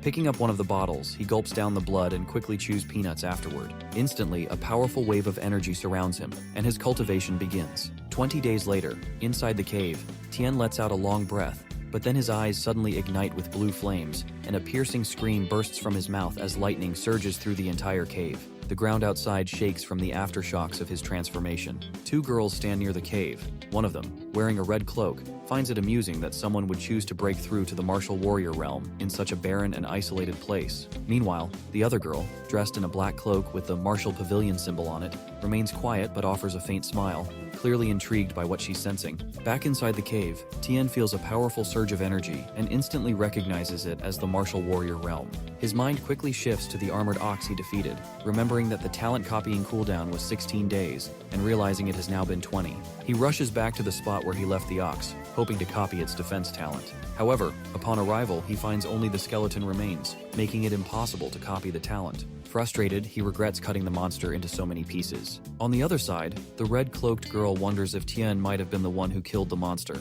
The girl in black shakes her head and disagrees, pointing out that the creature had been dead for days, while Tian only just broke through to the martial warrior realm. She adds that it would have been impossible for a martial apprentice to defeat such a monster, but still quietly praises his courage for even daring to scavenge in such a dangerous dangerous mountain. Before heading back home, Tian takes off his clothes to go for a swim, having spent 20 days in the wild zone. Seeing this, both girls quickly freak out and, completely embarrassed, decide to leave. Later, at the Linhai base's Martial Marketplace, Tian explores the area and is impressed by how massive the market is. As he continues walking, he spots a shop in front of him called the Martial Pavilion, the same one the girls from earlier were associated with. The girl in the red cloak nudges her friend in the black cloak, pointing out that he's the guy they saw earlier. Feeling a strange sense of familiarity, Tian turns toward the girls, and when he locks eyes with the girl in black, something clicks. Shocked, he asks if she's Ye Yu, his sister. When Tian calls out to the girl, mistaking her for his sister, he quickly gets embarrassed. But when he glances at her status window, his eyes widen in shock. This girl is an absolute genius. Her name is Yui Ling, and she possesses a high-tier cultivation talent, a mid-tier sword talent, and a low-tier speed talent. The girl in the red cloak, Xiao Yu, gets furious at Tian for calling her friend his sister and for praising her despite being, in her words, a scrounger. This leaves Tian confused, wondering if he still smells bad even after taking a bath. Wei Ling calmly warns Xiao Yu not to speak recklessly. Lowering her voice, she whispers something to Xiao Yu and tells her to act accordingly before walking away. Instantly, Xiao Yu's entire demeanor changes. She bows respectfully and apologizes for her earlier rudeness, explaining that her lady, Yui Ling, has corrected her. She further adds that Yui Ling had to leave first due to important matters. Grabbing Tian's arm, she assumes he is here to sell supplies and insists that, because of their earlier behavior, they will double the price for anything he wants to sell. Two volunteers take his bag full of loot and lead him to a private room. Inside, the place is filled with rare and high-quality items, proving that this is the Martial Marketplace's biggest shop. One of the girls offers him tea and, before stepping out, informs him that the value of the armored ox's horns and leather comes to 20,000 yuan. As promised, they will double it, making it 40,000. This comes as a surprise to Tian, who never expected to walk away with so much money. A little later, Xiao hands him 4 white cards, each worth 10,000 yuan. Grinning with excitement, Tian can't help but think how happy Ye Yu will be when she sees this. Just as he's about to leave, Xiao adds that the manager, Yui Ling, instructed her to let him know that, as a further gesture of apology, he'll receive a 50% discount on anything he wants to buy. Hearing that, Tian decides not to hold back and starts browsing the shop's reference menu. As he scrolls through the list, he finds the prices ridiculously high and mutters inwardly that the big families controlling the Cultivation Association are the reason everything is so overpriced. Still, he settles on buying a profound training manual, a monster directory, 3 bottles of mid-tier monster blood, and 3 restorative elixirs. Altogether, it costs 78,500 yuan, but with the discount and a little rounding down, he only needs to pay 70,000. Tian hands over the gold card, glad that he took Li Kun's money, but deep down, he knows this VIP treatment isn't just because someone at the shop called him a scrounger. He's got no clue what they saw in him, but they're clearly treating him differently for a reason. When the staff says nothing more, he heads for the door, only to be stopped by Xiao. A small grin forms on his face. He knew it wasn't going to end that easily. Xiao then tells him that her manager would like to meet him, if he's willing. Pressing forward, Tian arrives at a hall on the 2nd floor, and the moment the door opens, he sees Yue Ling sitting there, calmly sipping tea. He's stunned by how much she resembles his sister, but he pushes the thought aside as they greet each other. Yue Ling welcomes him politely and mentions that she's from the Mohai base. As soon as they shake hands, Tian manages to copy her high-tier cultivation talent, and with a slight grin, he introduces himself. Yue Ling gestures for Tian to sit, and as she pours him tea, she explains that anyone who steps onto the 2nd floor of the Martial Pavilion is considered a valued guest. Confused, Tian admits that he is of common birth, with no ties to political or influential families, so he doesn't understand why he would be called valuable. Yue Ling agrees but calmly points out that his value lies exactly in that, his independence and lack of affiliation. Tian says nothing in response but quietly notes how composed and thoughtful this girl is, so unlike his sister Ye Yu. Without wasting time, Yue Ling slides a symbol across the table and reveals the real reason she invited him. She wants him to join her Martial Pavilion. The way she says it reminds him of Ye Yu, someone he could never bring himself to say no to. Even so, he asks something that's been on his mind. Mohai is a massive base filled with talented people, so why would they want someone like him, a novice martial warrior? Yue Ling rises and explains that bases like Mohai are powerful, not because they never lack talent, but because they are always searching for more. Tian finds himself unexpectedly impressed. She may look like a delicate girl, but her words carry weight and vision, far beyond anything his silly sister could ever manage. Seeing him lost in thought, Xiao cuts in and suggests he shouldn't overthink it, adding that even elite disciples from powerful families dream of joining her lady, but don't meet her standards. Tian knows it's a golden opportunity, yet he also understands that joining any organization means giving up freedom and risking exposure. If anyone finds out about his secret ability, it could lead to a gruesome death. Wanting to stay safe and independent, he hesitates. Yue Ling notices his reluctance and directly asks for the reason. Struggling to say no to a face that looks so much like his sister's, he tries to explain by bringing up the rumors about the Iron Fang invasion. He says the incident created chaos among many political families, but ironically, it gave him peace. That's why he doesn't want to live like them or serve people like them. Yuling is slightly offended by the comparison but keeps her composure and offers him time to observe them first, saying she has more than enough patience. As Tian walks out of the martial pavilion, his thoughts spiral. He questions what it truly means to be a martial warrior and what talent really is. He's furious that those meant to protect the people are instead abusing their power, making life even harder for ordinary folks who already live in constant fear of beasts. On top of that, he feels weak, and in that moment, he swears to grow stronger and rise even higher. Just then, a status window pops up, notifying him that he has successfully copied a high-tier cultivation talent. Seeing the notification, Tian doesn't hesitate. He immediately fuses it. After so many days, Ye Tian is finally back home. The moment Ye Yu sees him, she runs straight into his arms, hugging him tightly. She playfully teases him about how much tougher he looks after being gone for 20 days. Tian doesn't hold back and proudly tells her that her brother is now a martial warrior. Hearing that, Ye Yu jumps with joy, and seeing her so happy makes Tian smile. He thinks to himself that once her talent awakens, she'll become a martial warrior too, and he decides to keep improving her talent whenever he finds compatible items. After the excitement settles, Ye Yu insists on giving him a trim since, after growing his hair out for more than 20 days, he's starting to look like a beggar. Now that he's a martial warrior, he needs to take better care of his appearance. Sitting down for a haircut, Tian relaxes completely, trusting Ye Yu as she's been giving him the same style for years. As she snips away, a wave of nostalgia hits him. She's been cutting his hair ever since their parents passed away. He remembers when they were younger, how her hands would tremble as she tried to cut his hair after he got roughed up. She had begged him to go to the hospital, but they didn't have the money, so he convinced her to just help cut his hair short so they could clean and dress the wound. Back then, she had dropped the scissors in fear and cried, wishing her brother had the power of the immortal jellyfish, the creature from the story he used to read to her that could heal endlessly. Immortal jellyfish are said to possess a healing ability that allows them to recover almost instantly from injuries. Back then, Tian never believed in any of that, but now, standing in the present and recalling those stories, he quickly rushes to grab the illustrated book of treasures he purchased earlier. Flipping through its pages, he searches for the immortal jellyfish and finds it almost immediately. According to the book, this creature is a water-type beast with a healing talent and can be found in a place called the Lake of Death. The discovery sparks a thought in Tian.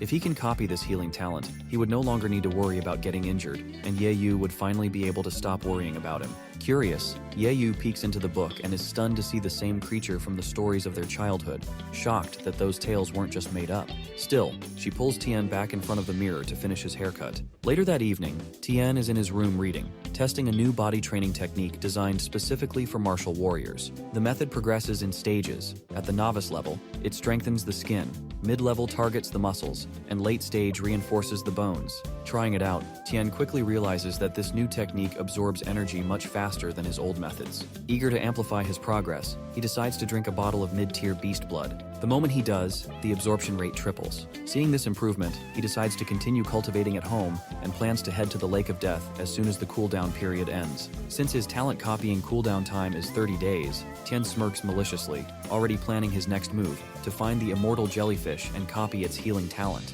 At the martial pavilion, Xiao welcomes Tian and assumes he's there to meet Yue Ling, but instead, he says he's looking to buy something. Noticing his neat outfit, Xiao thinks to herself that he's looking much more handsome now. When they reach the reception, Tian asks for a map of the Lake of Death.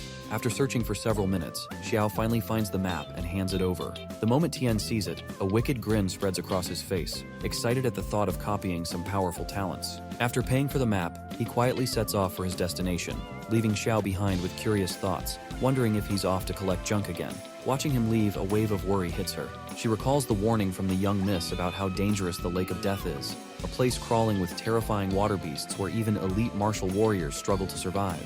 Now she can't help but feel anxious, hoping nothing bad happens to him. At the Lake of Death, Tian is stunned by the sight of its barren and chaotic landscape. The desolate, stormy atmosphere makes him even more certain that powerful talents await here, and it's clear from the eerie calm that danger could strike at any moment. Instantly, he spots a water monster emerging, so he activates his invisibility and decides to observe for now. Sprinting toward a mountain peak for a better vantage point, he notices a girl and an elderly man diving into the water using an umbrella, right where the monster is appearing. Upon closer look, he realizes it's Yue Ling with her elderly companion. They are both leaping through the air, narrowly avoiding the lightning bolts triggered by the monster's presence. Yue Ling is clutching a chest in her hand, and from their expressions, it's clear they thought they wouldn't make it out alive. As the top-tier monster opens its mouth to devour them, they manage to escape the water just in time. Completely exhausted, Ling collapses onto a nearby rock, unaware that a swarm of small monsters is creeping up behind her. Seeing her fall behind, Tian knows he has no other choice. Using his speed talent, he darts forward in a blur, ready to strike and protect her. Ling keeps running, determined not to let the monsters catch her. One of them is just inches away when her elderly teammate yells out, urging his young lady to stay safe. Just then, Ling turns to face the monster, shuts her eyes, and activates her secret technique. A glowing flower forms on her forehead, a saber appears in her hand, her hair turns pink, and waves of pink energy swirl around her. In a blink, she vanishes, leaving the monster confused for a moment, until she reappears mid-air, locked onto her enemy with unwavering focus. Without hesitation, she slices the monster clean in half. Watching from a distance, Tian steps back, shaking his head and calling himself a fool. This wasn't a battle a novice martial warrior like him could ever win.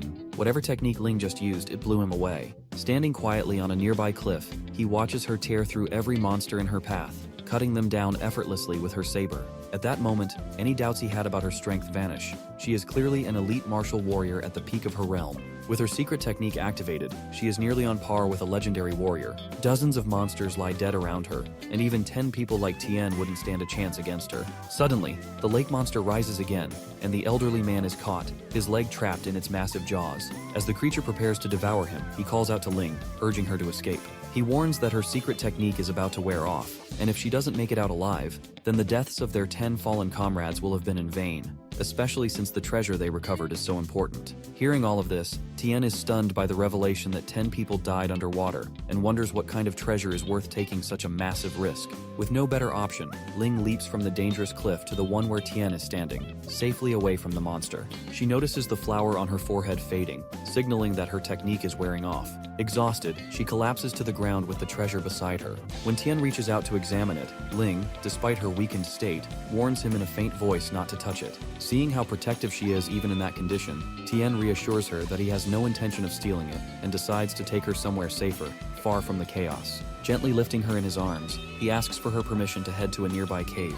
When she remains silent, he takes that as agreement and quietly carries her away. Inside the cave, Ling sleeps deeply from exhaustion and injuries, wrapped in Tian's cloak to keep warm. As he watches her, Tian can't help but notice how much she resembles his sister, except for the small beauty mark near her eye. Out of instinct, he tries to wipe it away, but when his fingers touch it and it doesn't budge, a nervous feeling creeps over him. It's been several hours, and Ling still hasn't woken up. Tian wonders how much longer she'll be out. Squatting beside her, he examines her face, but when she lets out a faint groan, he quickly stands up, surprised. Ling finally stirs, still in pain, and slowly opens her eyes. Shocked, she asks if Tian saved her. Brushing it off, Tian lies and says it was just a coincidence, that he happened to be passing by.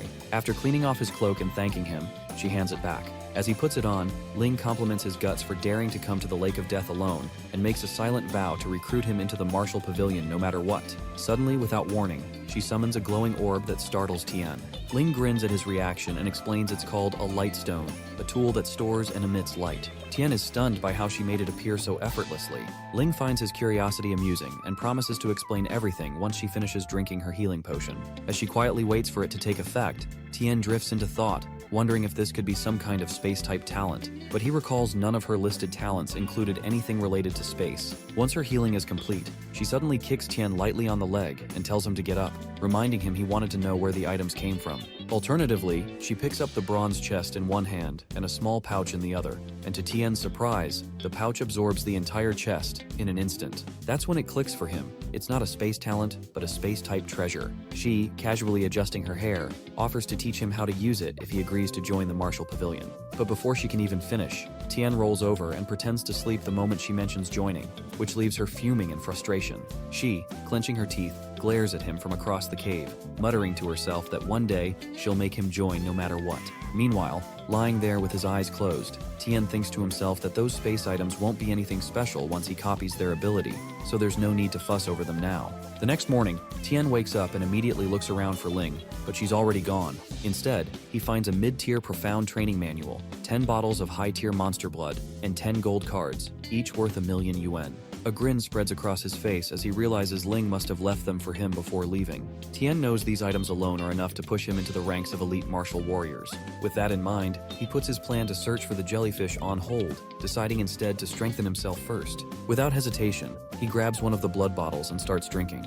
4 months later, an animal carcass sizzles over a fire, with empty cans and cloaks scattered nearby. In the center of the cave, waves of bright energy swirl around Tian as he meditates. Suddenly, his eyes snap open, glowing with power, and a bolt of lightning shoots into the sky. Smoke billows through the cave as Tian rises from the shadows, staring at his hands now sparkling with energy. Clenching his fists, he grins with satisfaction, knowing without a doubt that he has reached the elite martial warrior realm.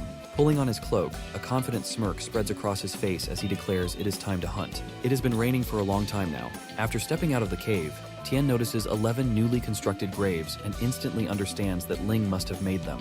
Standing in front of one, he reflects that with the number of monsters in the lake, not even bones would have remained. Yet despite that, Ling had the kindness to mark their deaths with graves. His eyes then catch sight of an umbrella, the same one Ling and her elderly teammate, now dead, used to dive with. Curiously, he opens it and is amazed to find it creates a waterproof bubble. As he studies it more, he realizes the bubbles fully surround him, allowing him to dive into water without trouble. Excited by the discovery, he combines it with his shadow talent to remain undetected by monsters and plunges into the lake of death. As he dives deeper, something massive catches his attention. At first, he can't tell what it is, but soon recognizes it as a tiger claw fish with a mid-tier innate talent. The creature is so large that Tian nearly panics, afraid it has spotted him, but he holds his nerve and keeps descending. Eventually, he reaches the deepest part of the lake and begins to wonder if the immortal jellyfish is really down there. Suddenly, he senses something suspicious following him, and when he turns, a set of tentacles crashes into the ground, sending him tumbling through the water. Alarmed, he scans the area and then sees the opponent's status window. His eyes go wide in disbelief. It's the immortal jellyfish he has been searching for all this time, possessing a novice tier innate talent and an apex tier healing talent. Just as the jellyfish's tentacle is about to strike the bubble, Tien summons his dagger and swings it with force, managing to slice the tentacle clean off. The monster howls in pain, but it quickly regenerates, thanks to its apex healing talent. As the restored tentacle lashes toward him again, Tien pulls an unexpected move. He reaches out, touches it, and instantly copies the apex healing talent. Before he can react further, the tentacle hurls him deeper into the lake with such force that it shatters the bulletproof umbrella, making it difficult for him to breathe. Gasping for air, he spots swarms of jellyfish closing in on him. Knowing he now has the healing talent but still outnumbered, Tien decides it's smarter to retreat than face a deadly swarm in such dangerous conditions. Yi Tian races through the forest, pushing his speed and strength talents to the limit. Danger still lingers behind him, but he finally breaks free from whatever was chasing him. Breathing heavily, he slows down and glances back to make sure he's truly safe. With the threat behind him, it's time to focus on why he came here. Clearing his mind, he prepares to copy a new talent. A familiar screen appears, confirming that the apex tier healing talent has been successfully copied. Without hesitation, Yi Tian agrees to fuse it, and his body jolts as the new power merges with his own. Pain flickers through him, but it's nothing he hasn't faced before. After copying so many talents, his body has adapted to the strain, and the process now feels almost routine. With another powerful skill added to his collection, he's steadily growing stronger, and his journey is far from over. The fusion completes successfully, and his status window updates. His cultivation talent remains high tier. His sword and shadow talents are unchanged, and now his healing talent is upgraded to apex tier. This time, the fusion is smooth, and unlike before, there are no painful side effects. His body has clearly grown used to it. To test his new healing ability, Yi Tian takes out a drop of venom from the immortal jellyfish. The poison is so deadly that even a tiny amount could kill a normal person, but he lets a drop touch his skin anyway. The venom begins working immediately, but Yi Tian quickly activates his healing talent, and the wound vanishes as if it never existed.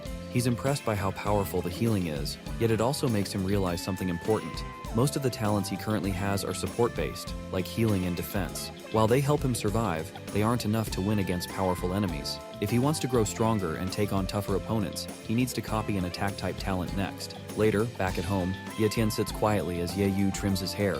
He's flipping through a beast encyclopedia, scanning the pages for something worthwhile. He reads about the aggressive bear and the flame bird, but neither impresses him. They're just average. Suddenly, Ye Yu gets annoyed and scolds him for disappearing without telling her anything, calling him horrible for making her worry. Yi Tian offers a small smile and apologizes, knowing she's right. As she continues cutting his hair, Yi Tian suddenly freezes. Something in the book grabs his full attention, the mighty ant. He reads the entry carefully. Even Even though this beast is low tier, it's always found in groups, and when they attack together, even top martial warriors struggle to survive. Ye Tian's eyes light up. This is exactly what he's been looking for. It's not about raw power alone. It's about teamwork, coordination, and overwhelming force. Now he knows what to hunt next. Ye Tian enters the martial pavilion and is greeted by a polite voice welcoming him inside. Behind the counter, a familiar girl recognizes him and smiles, surprised to see Ye Tian again after some time.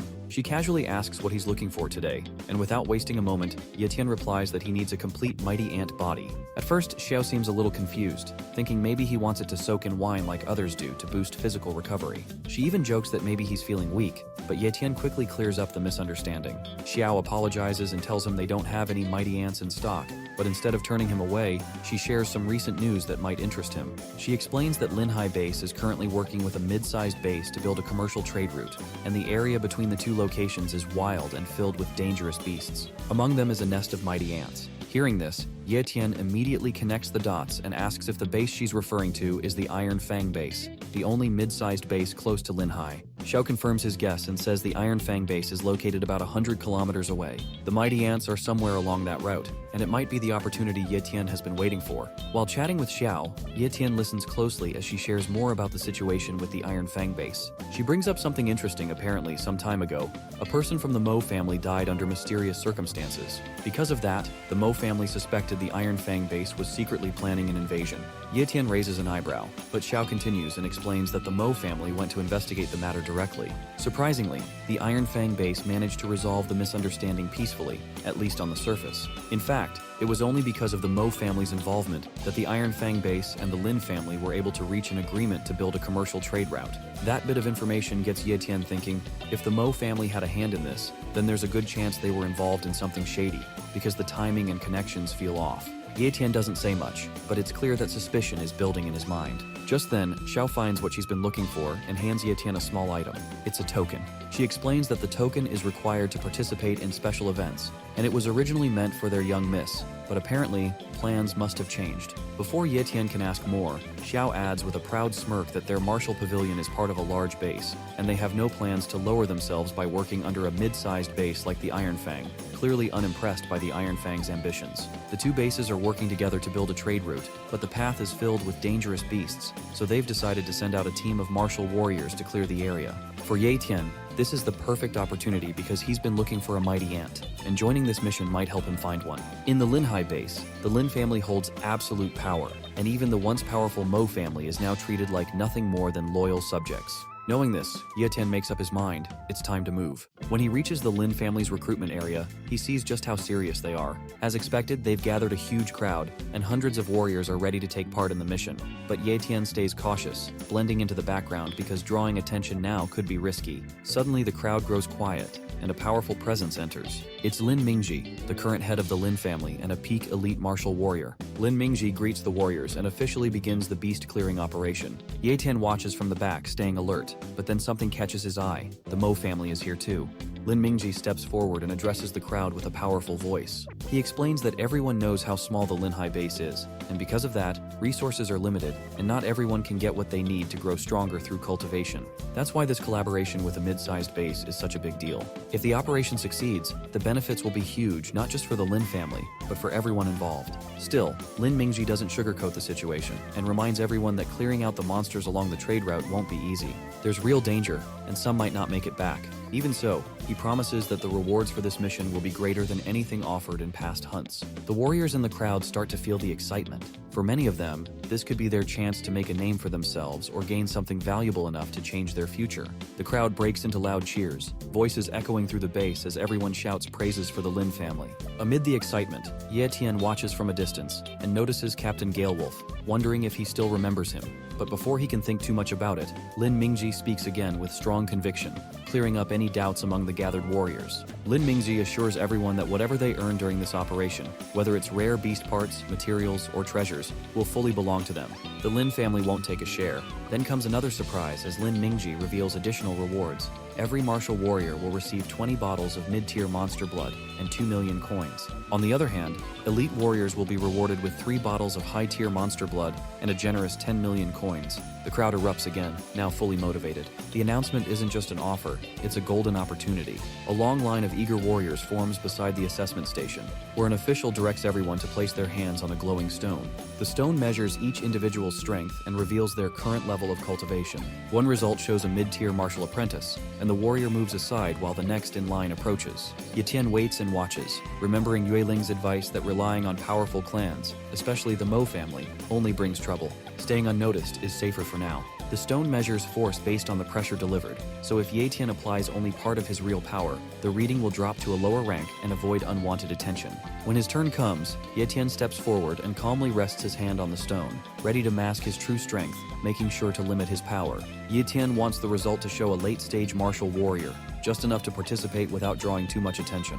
The stone glows briefly and displays the result, late-stage martial warrior. The crowd around Yetian stirs, and people glance over, surprised to see someone so young already at that level. Some assume he must be from a powerful family, given the talent needed to reach that stage so early. Yetian stays composed but thinks he might have revealed a bit too much. Even though he held back, the attention is already growing. Nearby warriors talk among themselves, comparing their own progress. One complains about still being stuck in the mid-stage, while another jokes about how real geniuses always show up young, leaving the rest of them struggling to move forward. Not far from the assessment area, Captain Galewolf watches the scene. His squad is still short one member, and after seeing Yetian's display, he considers adding him to the team. The crowd buzzes with excitement as Yetian approaches, and despite his strength, he heads straight for Captain Galewolf's group.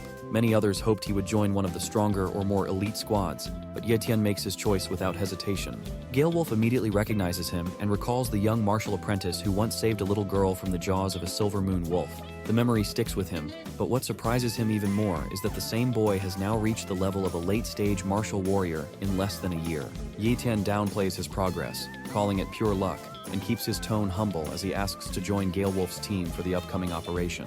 The captain doesn't hesitate for a second and welcomes Yetian into the group with open arms, clearly proud and excited to have him back. Yetian stands among his new teammates in Galewolf's squad, fully prepared for the mission. He politely asks them to look out for him during the operation, and the group welcomes him warmly, especially glad to have another late-stage martial warrior on their side. His presence lifts their morale, making them feel more confident that the hunt might go more smoothly than expected. Up ahead, Galewolf gathers the team and points toward the mission zone, explaining that only weak-tier monsters are expected in the area. Still, he firmly reminds everyone to stay alert and avoid rushing in recklessly, as safety always comes first. Just as they begin to move out, Yetian suddenly senses something rushing toward them at high speed. The team stiffens, ready for battle, but Galewolf quickly reassures them, suggesting it's probably the first wave of monsters and nothing they can't handle. He quickly assigns positions, he'll lead at the front, Yetian will cover the rear, and the rest will hold the middle and flanks. With everything set, Yetian sharpens his focus and calmly tells the group that whatever's coming, they can leave it to him.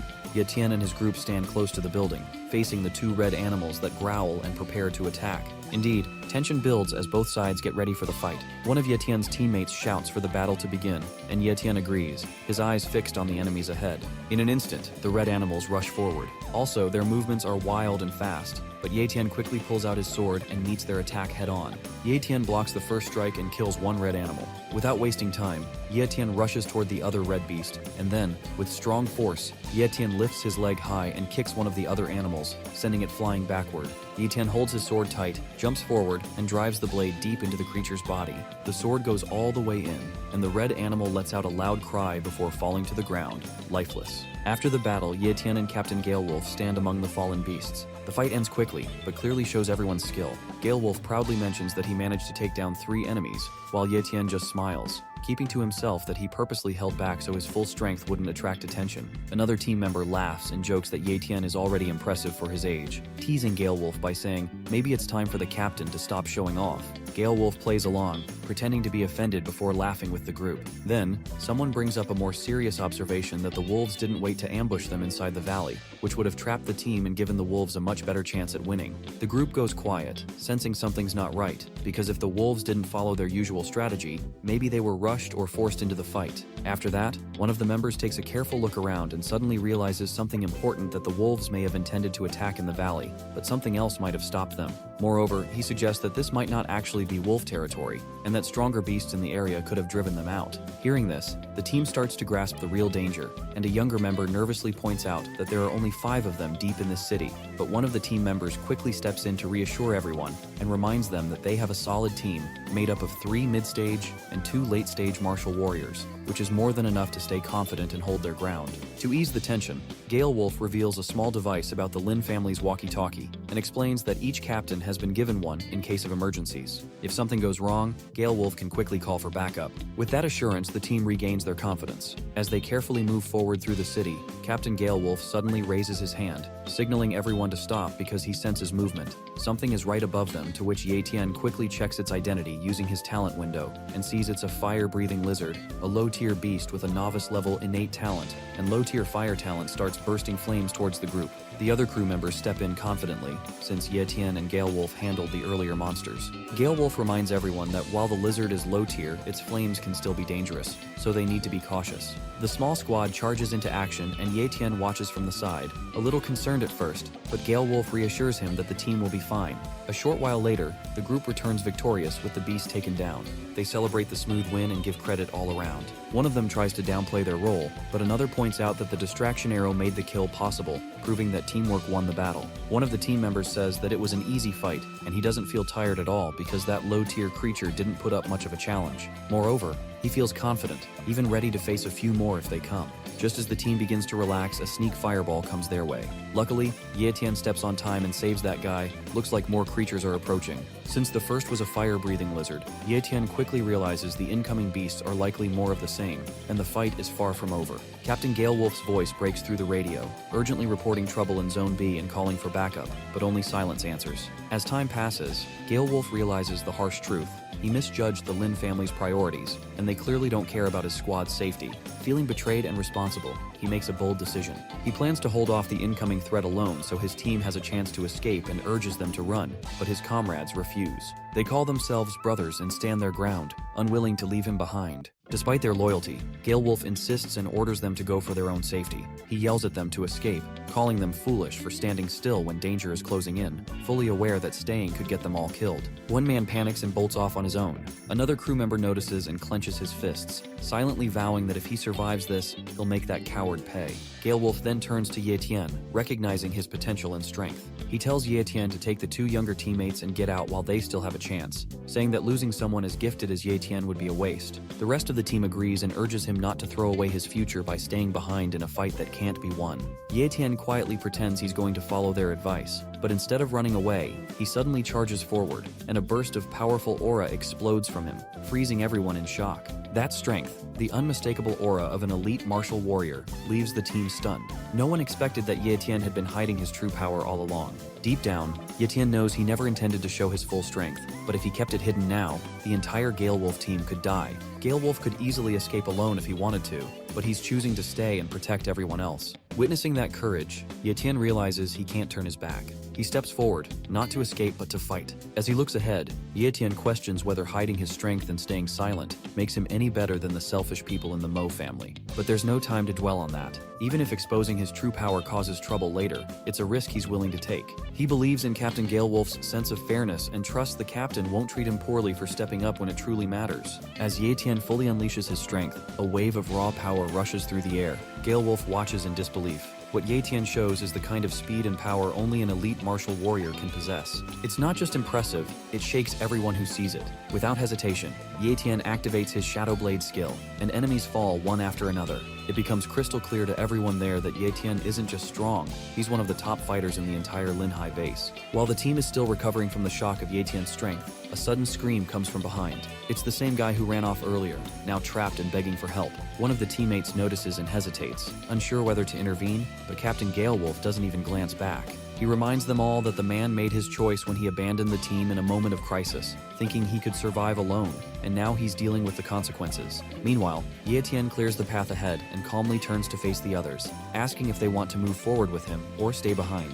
Without a moment of doubt, Gale Wolf answers for the entire squad, declaring that they're the Gale Wolf team and they stick together no matter what. With that, they regroup and follow Ye Tian into the next battle, ready to face whatever comes. The team takes a break after a tough battle, and one of the younger members groans in pain while another jokes about how ridiculous he looks compared to Ye Tian, who's calm and barely scratched. Everyone turns to Ye Tian with admiration. Captain Galewolf thanks him sincerely for leading them to safety, but Ye Tian brushes it off casually, saying it was nothing. Then he surprises them by announcing he won't be heading back with the group because there's something deeper in the danger zone that he wants to try. Galewolf is taken aback and asks if Ye Tian really plans to go further alone. Given the risks, it doesn't seem like the smartest move, but Ye Tian gives a confident smile and insists he'll be fine. One teammate tries to convince him to stay, but Galewolf steps in and tells the others there's no use following him because they'll just slow him down. With the strength Ye Tian has shown, he's more than capable of going solo. Ye Tian knows that before he faces stronger families or greater threats, he needs to fully understand his healing talent. Deep down, he feels the urge to test its true limits, not in theory, but in real battle. As he moves deeper into the wild zone, the air grows thick with a sharp, unpleasant. He frowns, realizing he's probably reached a beast's nest. Stepping forward, Ye Tian feels like something is off. That's where the ground starts to shiver, and suddenly a hand pops out of a monster that punches Ye Tian, but he immediately gets a hold of himself. It appears Ye Tian has spotted the King of Lizards, exactly what he was hoping for. A perfect challenge to push his healing powers to the edge and see how they hold up in a real fight. The lizard immediately breathes fire, and it burns Ye Tian or his shirt, at least as he seems rather excited for this opportunity. Meanwhile, not far behind, the Galewolf team catches sight of the battle. Captain Galewolf spots the familiar figure going head-to-head with a massive creature. It's Ye Tian. Facing the fire-breathing King of Lizards without hesitation, Ye Tian charges forward with calm determination. He knows this isn't just a fight, it's a chance to truly test the limits of his body and healing talent. Instead of ending it quickly, Ye Tian deliberately stretches the battle, choosing to withstand constant damage to see if the beast's flames can break him, or if his healing will outlast the assault. Explosions of fire rage across the battlefield, lighting up the area in relentless bursts for nearly an hour. From a distance, the Galewolf team watches anxiously. One of the members quietly wonders if Ye Tian is even alive.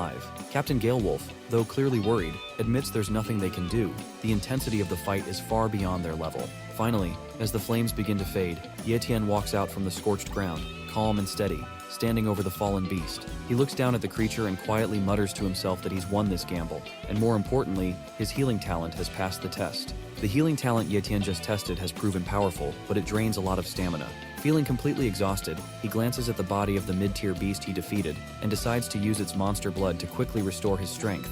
Back at a safe distance, the Galewolf team sees the flames have finally died down, and one of them asks if it's over. Just then, Ye Tian walks out of the smoke, alive and steady.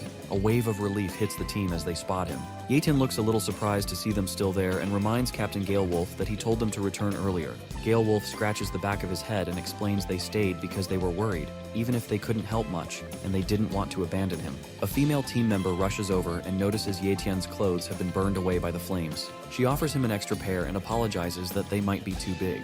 Ye Tian thanks her sincerely and puts them on without complaint. Then they all turn their attention to the battlefield rewards because there's a huge pile of beast corpses lying around. One of the crew members asks what to do with the loot, and Galewolf immediately says they'll follow Ye Tian's lead since he did all the work. But Ye Tian insists that because they stayed and didn't run away, and now that the danger is over, they should take the rewards back to base together. The team laughs at that, and one of them jokes that even though the beasts didn't kill them, hauling all these heavy bodies back might be what finally does them in. The moment Ye Tian refuses to carry the defeated beasts back, Captain Galewolf looks puzzled and asks where he's heading instead. Ye Tian simply says he's going to the area where the mighty ants live, and that instantly grabs the captain's attention because Galewolf knows how dangerous that place is. He explains that while a single mighty ant might seem weak on its own, everything changes inside their nest. They live in massive groups and attack together with overwhelming force, and even powerful warriors struggle to survive once surrounded. Galewolf warns that going there alone is basically a suicide mission. Despite the warning, Ye Tian remains confident and determined to move forward. Soon he arrives near the ant nest and sees the area is already packed with people. Powerful groups from different bases have gathered. Ye Tian spots members of both the Mo family and the Lin family among the crowd, and then his eyes land on an old man standing with a strong presence. Ye Tian wonders which family the man belongs to, and it turns out he's Elder Qing, a respected warrior from the Iron Fang base. Seeing so many powerful figures gathered in one place, Ye Tian realizes that this mighty ant mission isn't just dangerous, it's become a major event, drawing serious attention. Now, it's his turn to step into the mix and make his move. Elder Qing's sharp senses quickly pick up that someone is watching from nearby, and his tone shifts as he commands his men to capture the spy. Ye Tian, hiding in the shadows, doesn't flinch. He already knows that sooner or later, he'll have to get involved with these powerful groups, and getting caught might even help him gather more information. The guards rush forward and surround him. Elder Qing steps forward, demanding to know who Ye Tian is and why he was watching from a distance. Without showing any fear, Ye Tian calmly explains that he's from Linhai Base, and came because he heard there was an important mission and wanted to help. Impressed but still cautious, Elder Qing tells his men to stand down. Confusion spreads among the gathered warriors as none of the powerful families recognize him. One after another, they all deny knowing Ye Tian or claiming him as their own, which only deepens the mystery. Elder Qing studies him more carefully, realizing that it's rare to find a young elite warrior with such talent and no powerful family name backing him. His abilities are clear, but his unknown background raises even more questions. As Elder Qing begins questioning Ye Tian's identity, the Lin family's leader quickly steps in and confidently claims that Ye Tian is one of their own, brushing off all doubts. It's a clever move, seeing the strength Ye Tian displayed, and he clearly doesn't want to risk letting such talent slip away. Ye Tian watches the scene unfold without surprise, having already expected that once they realized he was an elite martial warrior, someone would try to recruit him on the spot. The Lin family just happened to be the fastest to act. Without making a scene, Ye Tian plays along and blends into the group, keeping things simple. The Lin family head looks pleased with himself, thinking he got lucky by gaining a powerful new ally without having to lift a finger. To him, this is a win. Meanwhile, high above the scene, two girls are watching from a hidden spot. Xiao is clearly annoyed and finds it amusing that the Lin family is trying to claim Ye Tian as some prize. Beside her, Yueling agrees, feeling that Ye Tian doesn't belong in a second-rate clan like the Lin family. In her eyes, someone with Ye Tian's potential should be standing at the top, somewhere like the martial pavilion. Now that Ye Tian's identity as an elite martial warrior is out in the open, he knows things won't be as simple going forward since hiding his true power is no longer an option.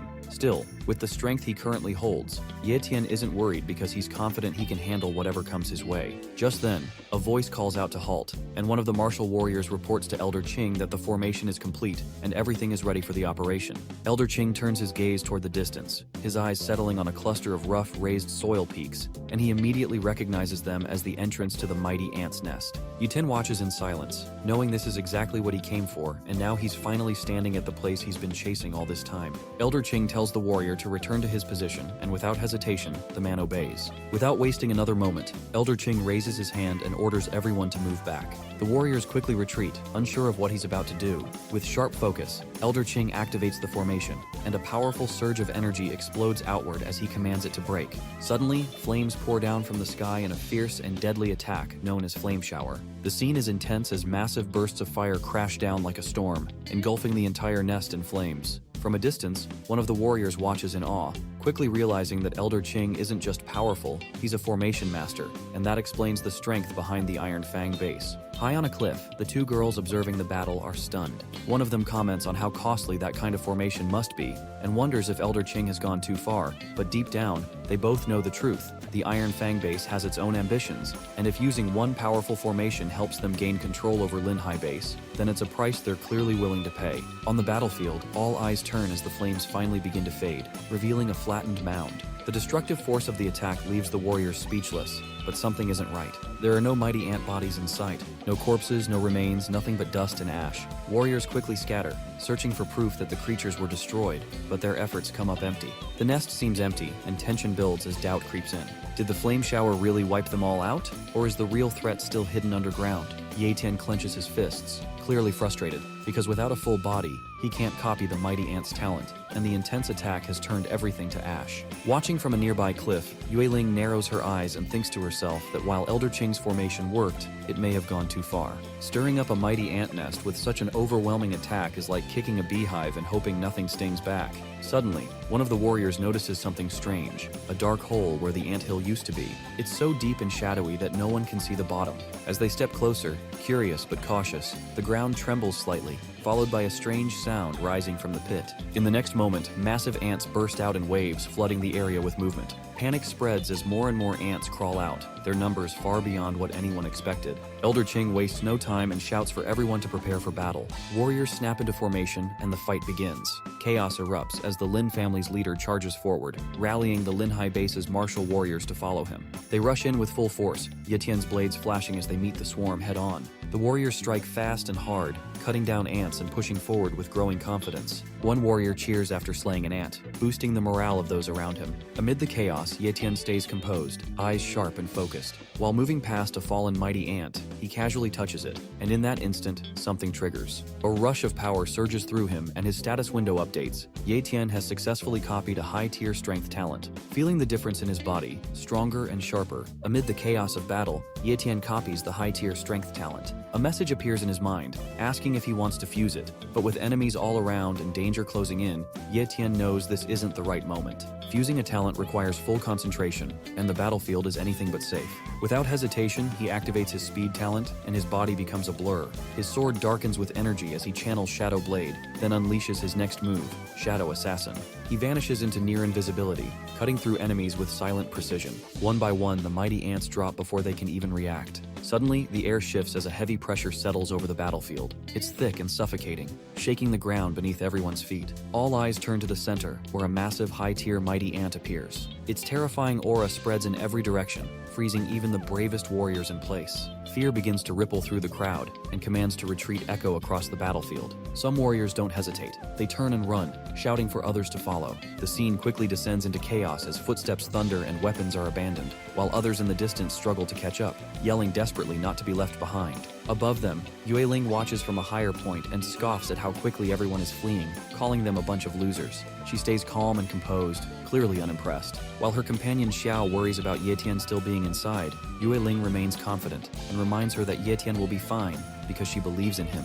The battlefield sinks into panic as warriors start blaming each other, their frustration growing louder with every second. They expected someone strong to step up against the high-tier monster, but no one did. It becomes painfully clear that no great martial warrior can face a high-tier mighty ant, powered by a strength talent, especially when that level of force matches a grandmaster. Elder Qing, once seen as dependable, ends up being the first to run, and his retreat confirms what many had already feared. The ones they trusted the most turned out to be the most unreliable. Screams echo from the depths of the ant nest as one warrior struggles to breathe, the air growing thick and heavy.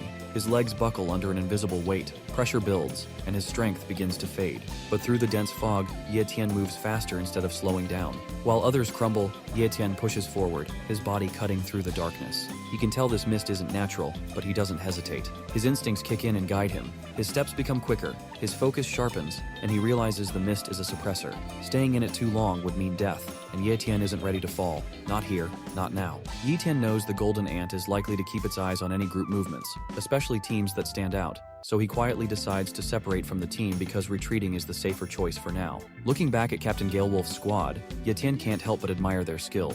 They dismantled the battlefield with such precision that only the skeletons of the monsters remain. It's a clean job and solid proof of their experience as true hunters. As Ye Tian moves further away, the familiar status window appears, confirming that the high-tier strength talent has been copied successfully and asking if he wants to fuse it. Without hesitation, Ye Tian agrees, and as the fusion begins, power surges through him. This is not just ordinary strength, it feels solid and absolute. With this kind of talent, Ye Tian can finally stand his ground against the big families and powerful figures. He no longer needs to rely on anyone. Strength like this makes him a threat, a shield, and a force entirely on his own. With everything complete and his power rising to a new level, Ye Tian looks ahead with calm resolve because it's time to return home.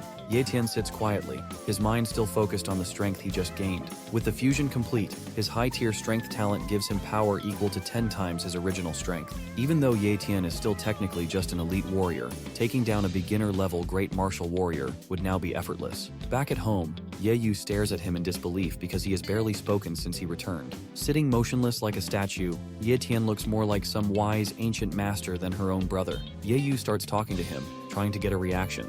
First, she accuses him of acting distant, then teases him for pretending to be deaf and mute. When none of that works, she decides to get even. With a mischievous smirk, Ye Yu adds an unreasonable amount of salt to the food she prepares for Ye Tian, declaring that he asked for it. Moments later, she calls out that dinner is ready, and Ye Tian finally snaps out of his thoughts and walks over. He sees the table covered with a surprising variety of dishes, and Ye-yu proudly tells him she made it all just for her brother because he's been working hard and deserves a feast. Ye-tian smiles and promises to eat everything she made. He's just about to enjoy his meal when there's a knock at the door. Before he can react, Ye-yu grumbles from behind, telling him to at least try the food before rushing off. But Ye-tian heads to the door and opens it, surprised to see Captain Galewolf standing outside. Galewolf greets him casually and steps inside, explaining that he's come to deliver Ye-tian's share of the mission rewards. He pulls out a thick bundle, showing just how much Ye-tian earned, but when Ye-tian tries to politely refuse, saying it wasn't necessary, Galewolf shakes his head and insists, because everyone's getting their share, and Ye-tian deserves just as much. Accepting it, Ye-tian steps aside and invites the captain to stay for a meal. Galewolf's eyes light up at the sight of the dishes, and without hesitation, he agrees. He sits down, and his expression turns to pure joy as he admits between bites that it's been ages since he had such tasty homemade food. Meanwhile, Ye-tian quietly tells him to eat as much as he wants because he's not very hungry at the moment. Ye-yu starts to ask if it's a bit too salty, but before she can say much, Captain Galewolf casually disagrees and says the food tastes mild to him, guessing she might have added less salt this time. After hearing this, Ye-yu just shrugs it off, content that he's enjoying it either way. After the meal, Galewolf turns to Ye-tian and asks what he wanted to talk about, and Ye-tian mentions he's been at home cultivating for the past few days, so he's out of the loop about what's been happening and wants to know how the beast removal operation is going. Galewolf explains that both the Iron Fang base and Linhai base have taken a massive hit, saying that over 50 elite martial warriors have been lost already, and worse, 3 great martial warriors have died too. Shocked, Ye-tian asks if it happened at the mighty ant nest, and Galewolf nods, saying that after the first group of martial warriors retreated, a second, much stronger wave was sent in, but even then, they still couldn't win. After hearing what happened at the mighty ant nest, Ye-tian is stunned, and Galewolf further explains that the situation was so serious that the Iron Fang base had to send a Grandmaster to finally destroy the ants. Ye-tian realizes how serious it was because bringing in a Grandmaster means the battle had gone far beyond the usual level of danger. Next, Ye-tian asks if the commercial trade route is finally cleared, and Galewolf confirms that it is, but adds that he isn't sure what the Iron Fang base is really planning. Ye-tian starts to wonder if such a massive loss of life was truly worth it, and the name Iron Fang base lingers in his thoughts. After a few final words and thanks, Galewolf prepares to leave. Ye-tian tells him goodbye, and Galewolf reassures him they'll see each other again soon. Just as Galewolf steps out, another visitor arrives at Ye-tian's door. A man introduces himself politely as Mo Yuan, the butler of the Mo family, and hands over an invitation, saying the family head wishes to treat Ye-tian to a meal. Ye-tian is surprised at the sudden invitation and hesitates. Without much thought, he tells Mo Yuan that he's not really in the mood to go out lately. Mo Yuan reacts harshly to Ye-tian's refusal, his voice rising with arrogance because no one has ever dared to turn down an invitation from the Mo family. Galewolf steps in to calm things down and suggests they talk peacefully, but Mo Yuan dismisses him and warns Ye-tian to obey if he knows what's good for him. Galewolf tries once more to stop Ye-tian from making things worse, but the situation escalates anyway. As Mo Yuan places his hand on Ye-tian's shoulder, the hero immediately pulls Mo closer and slashes his face to the ground, which ends up breaking his arm. The difference in power is clear, and Ye-tian stays calm, almost surprised by how strong his new talent truly is. He tells Galewolf not to worry and brushes the situation off, while Mo Yuan runs back to his base, overwhelmed with anger and humiliation, vows revenge. His pride is shattered as he storms off, muttering threats under his breath. At the Mo family estate, Mo Yuan kneels before the family head, pleading for justice. His face is filled with pain and humiliation as he calls out to the patriarch, begging to be avenged. Mo Changsheng, the elite warrior and current head of the Mo family, looks down at him coldly and reminds him that he was sent to deliver an invitation, not to cause trouble. Mo Yuan quickly defends himself, insisting he was polite, respectful, and only did what he was told. He claims that Ye-tian turned hostile the moment he heard the name Mo family, and not only injured him without reason but also ripped apart the invitation that had been personally handwritten by Mo Kangsheng. Hearing this, Changsheng's expression shifts. His pride clearly wounded, he becomes furious that Ye-tian would reject the invitation and dare to destroy a letter bearing his name. He shouts in anger, unable to believe anyone would ignore the Mo family's authority. Just then, a weak cough breaks through the tension. Chang Qing, the former patriarch and Kangsheng's father, sits nearby, pale and frail. Changsheng rushes to his side and urges him to take his medicine. Changqing admits that during the battle with the mighty ants, he used a forbidden technique just to survive. Though it saved his life, it left his body severely damaged. He coughs again, more violently, and finally confesses the truth, that his core is injured beyond recovery. Changsheng tries to comfort him and tells him to stay hopeful, but Changqing simply shakes his head and reminds his son that he knows his own body better than anyone else, and there's no denying the damage is permanent. Changqing speaks with a heavy heart, knowing that his death would leave the Mo family without a great warrior to protect it. The future of the family without someone strong enough to lead seems dark and uncertain. Mo Changsheng, still burning with frustration, wonders if Ye Tian is simply waiting for the Lin family to reach out first, and if that's the case, then the Mo family must act faster because they can't afford to lose such a rare talent to their rivals. Changqing's expression turns cold. Since a kind invitation has failed, they'll now take Ye Tian by force. Still, Kangsheng raises a concern that Ye Tian isn't one of them. His surname is Ye and he's an outsider. Even if they capture him, how could they ever trust that he'll truly serve the Mo family? Changqing already has a plan for that too. He holds up a small bottle and reveals a chilling truth. The elixir inside can erase a person's will, making them fully obedient. It was meant to be used secretly at the feast they had planned for Ye Tian, but now they'll have to use it sooner. Changqing hands the bottle to Kangsheng with a stern warning to store it safely. Changsheng stares at it, understanding the full weight of what they're about to do, because this isn't just a power move, it's a violation of someone's soul. Changqing says the plan is clear now. First, they'll erase Ye Tian's will, and then they'll give him a fake identity that makes him part of the Mo family. Publicly, they'll declare him an illegitimate child of Changqing, which justifies changing his surname to Mo. That way, no one would question his position or loyalty. Changqing stares at his father, an illegitimate child, but before the thought grows into doubt, Changqing quickly reassures him and tells his son not to overthink it, because it doesn't matter if Ye Tian is his child or Kangsheng's. The important part is that his name carries the Mo legacy. Changqing tries to hide his discomfort, worried more about his father's honor than his own, but Changqing brushes it off, insisting that time is short, and the more they delay, the greater the risk of Ye Tian siding with someone else. Without further hesitation, Kangsheng accepts the order and says he'll take 10 great elders with him and carry out the mission personally. With their combined strength, he's confident that capturing Ye Tian, who he still sees as just a young warrior, will be easy.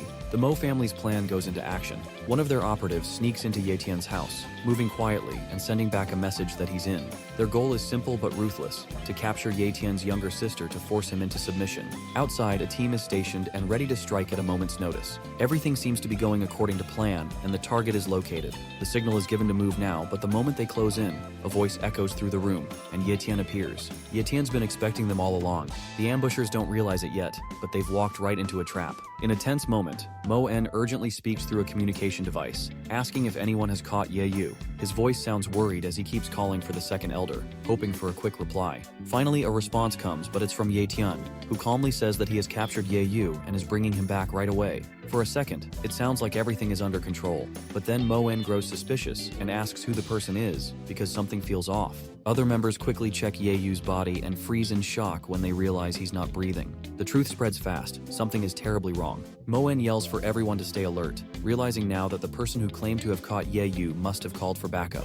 Inside the massive Linhai base, Mo En starts to question who could possibly challenge the powerful Mo family here, aside from himself. Suspicion builds as he scans the area, trying to locate whoever is hiding in the shadows. Before anyone can react, a second person is silently taken down. The panic deepens when they realize this isn't just some ambush, it's someone using Shadow Assassin.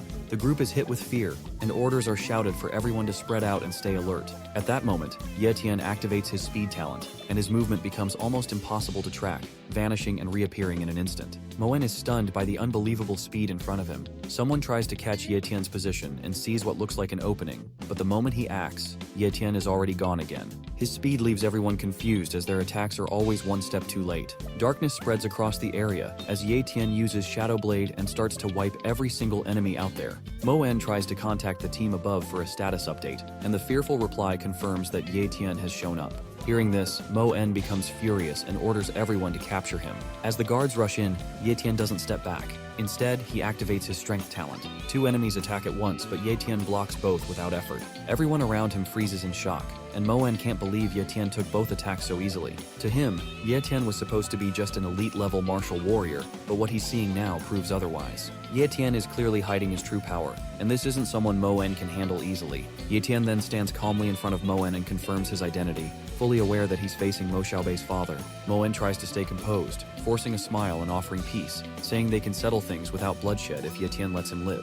But Ye Tian isn't interested in negotiations. Instead, he coldly reveals that he's the one who killed Mo Xiaobei. Moen doesn't explode with anger. Instead, he bows his head and agrees, calling his own son unfilial and saying Xiaobei must have offended Ye Tian, so his death was deserved. Desperation creeps into Moen's voice as he begins begging, promising money, power, anything Ye Tian wants, just to be spared. But Ye Tian isn't moved. He calmly steps forward, eyes locked on his target, and says he prefers to end problems before they grow, then finishes him right there. Ye Tian never waits to take revenge. If someone hurts his sister, he doesn't forgive and always makes sure they pay. This time, Ye Tian promises to wipe out the entire family.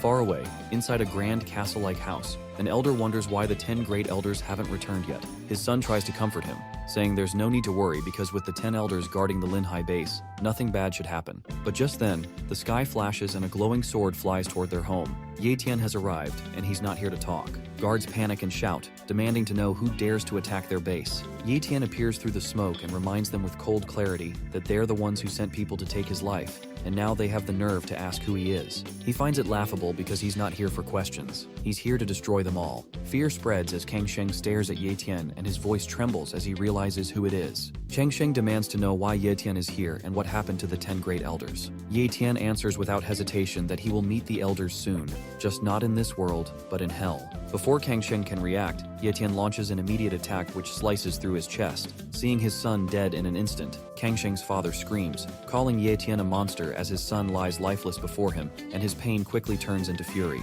He charges up a powerful move, one of their secret arts that Ye Tian recognizes. He's used it before, to escape the deadly mighty ants. But Ye Tian doesn't flinch. He's seen this trick already. The elder's voice cracks with anger as he screams at Ye Tian, furious that his son is dead and blaming Ye Tian entirely. In his rage, his clothes start to rip and the old man immediately rushes towards Ye Tian. Successfully, he lands a combo of punches that damages and pushes Ye Tian back.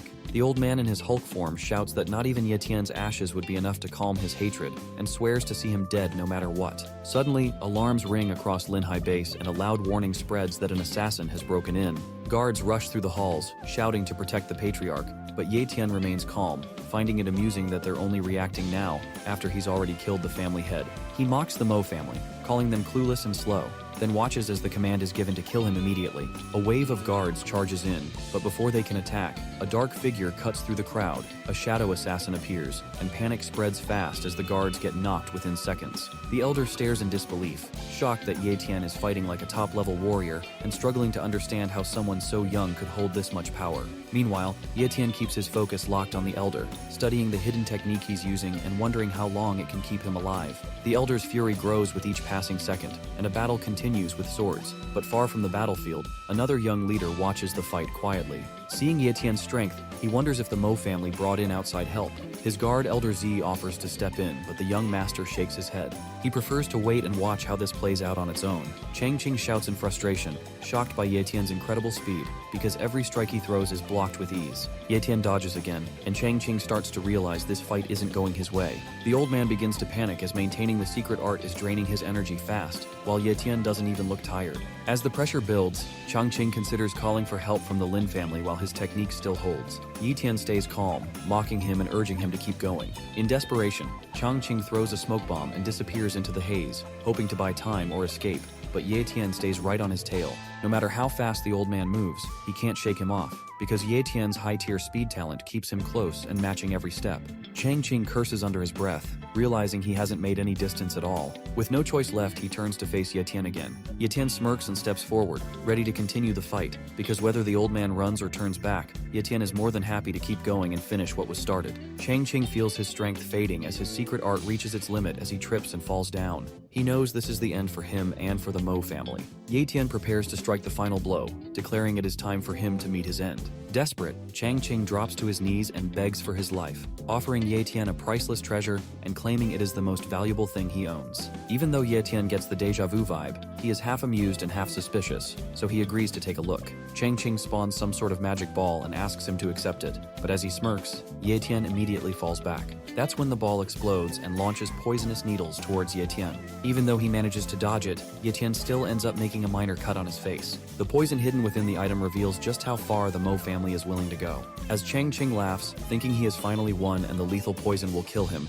Ye Tian calmly activates his healing talent and recovers instantly. Chang Qing stares in disbelief, unable to understand how Ye Tian has so many powerful abilities. Ye Tian simply smirks and sends him off with a cold farewell by shooting the same needle right through the old man's chest, leaving the old man to meet his end in the afterlife.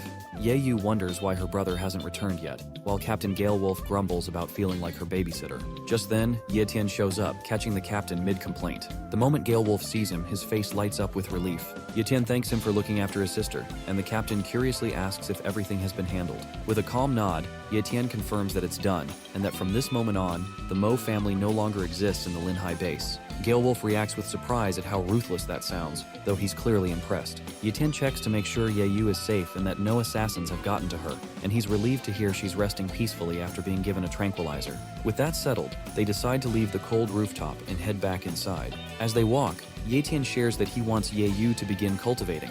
The idea catches Gale Wolf off guard, but Ye Tian asks if there's any way for regular people to improve their strength quickly. Gale Wolf laughs a little and explains that there's no shortcut like that. Real improvement only comes through heavy financial investment, which is exactly what powerful families rely on. Ye Tian is surprised by how simple the truth is. Before parting ways, the captain suggests Ye Tian go check on Ye Yu, who's resting in the bedroom upstairs. Ye Tian nods and heads up to see her. The moment she sees him, Ye Yu runs into his arms, overwhelmed with relief. She had been terrified he might not return, but now that he's back, she clings to him, her emotions pouring out. Ye Tian gently assures her there's nothing to fear and promises he'll always stay by her side.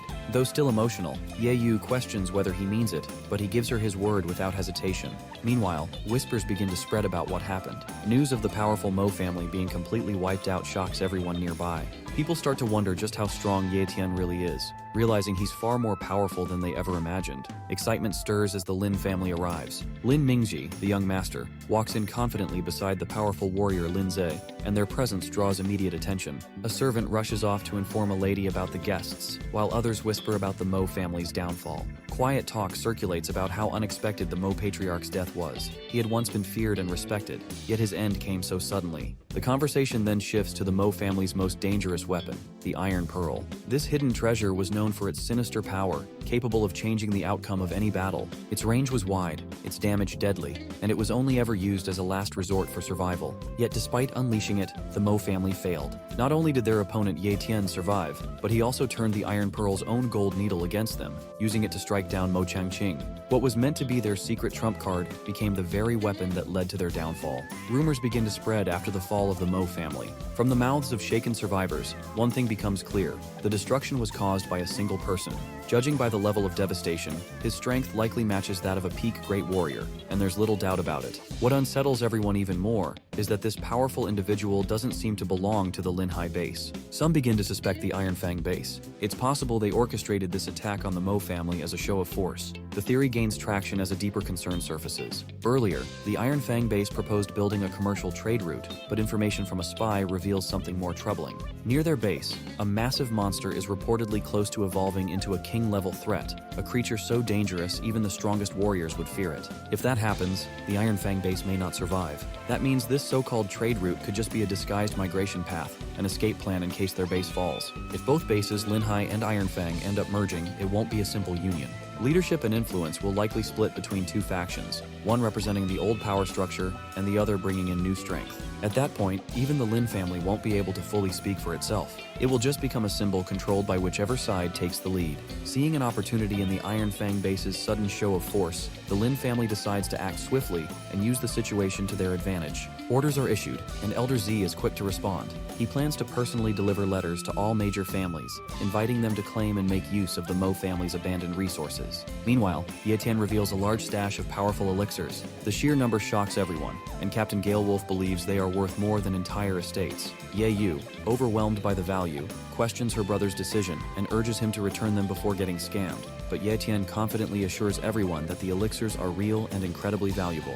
To prove it, he hands one to Ye Yu. After taking it, she lights up in surprise, immediately feeling its effects. The mood shifts, and any doubts quickly fade as the true power of the elixirs becomes undeniable. Ye Tian prepares to leave once more, this time setting his sights on the Thousand Leaf Forest. He explains that something important is waiting for him there. With monsters becoming more dangerous, the Iron Fang base has started moving more people into Linhai base for safety, and the situation is growing more serious. Even the two grandmasters are struggling to keep the monsters at bay. Yi Tian knows that if their defenses collapse, it could spell disaster. So for him, getting stronger isn't a choice, it's a necessity. Ye Yu, still emotional from his recent return, finds it hard to accept that Ye Tian is leaving again so soon, but he stands firm, knowing what must be done, and there's no time to waste. Ye Tian gently reassures her, telling her to stay focused on her training. He reminds her to take the elixirs on time and continue practicing the body training technique under the captain's guidance. Ye Yu no DS promises to do her best and tells Ye Tian to be careful, saying she'll be waiting for him at home. Ye Tian smiles, promises to return safely, and turns to Captain Galewolf, entrusting Ye Yu to him.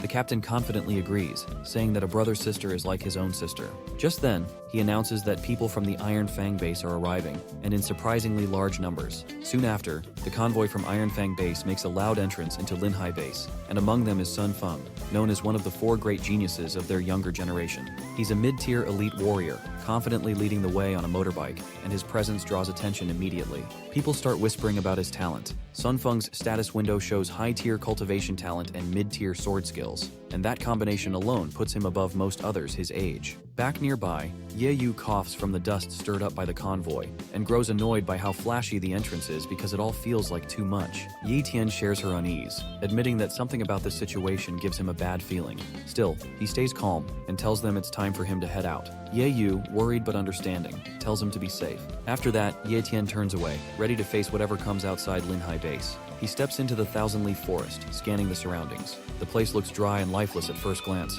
nothing like what its name suggests, but Ye Tian stays alert, looking for signs of the creature he's after. Soon, he notices a massive footprint on the ground. Judging by its size and depth, it likely belongs to a black wolf panther, a beast known for its incredible speed, and finding it could help Ye Tian improve his own speed talent. Just then, a powerful wave of energy ripples through the air. It's intense and clearly coming from a nearby clash between monsters. Sensing a rare opportunity, Ye Tian quickly moves toward the source. As Ye Tian arrives, he sees 2 gold dragon panthers in front of him, a rare mutated breed far stronger than the black wolf panthers. They are so fast that their movements blur, clearly possessing apex tier speed talent, exactly what Ye Tian is after.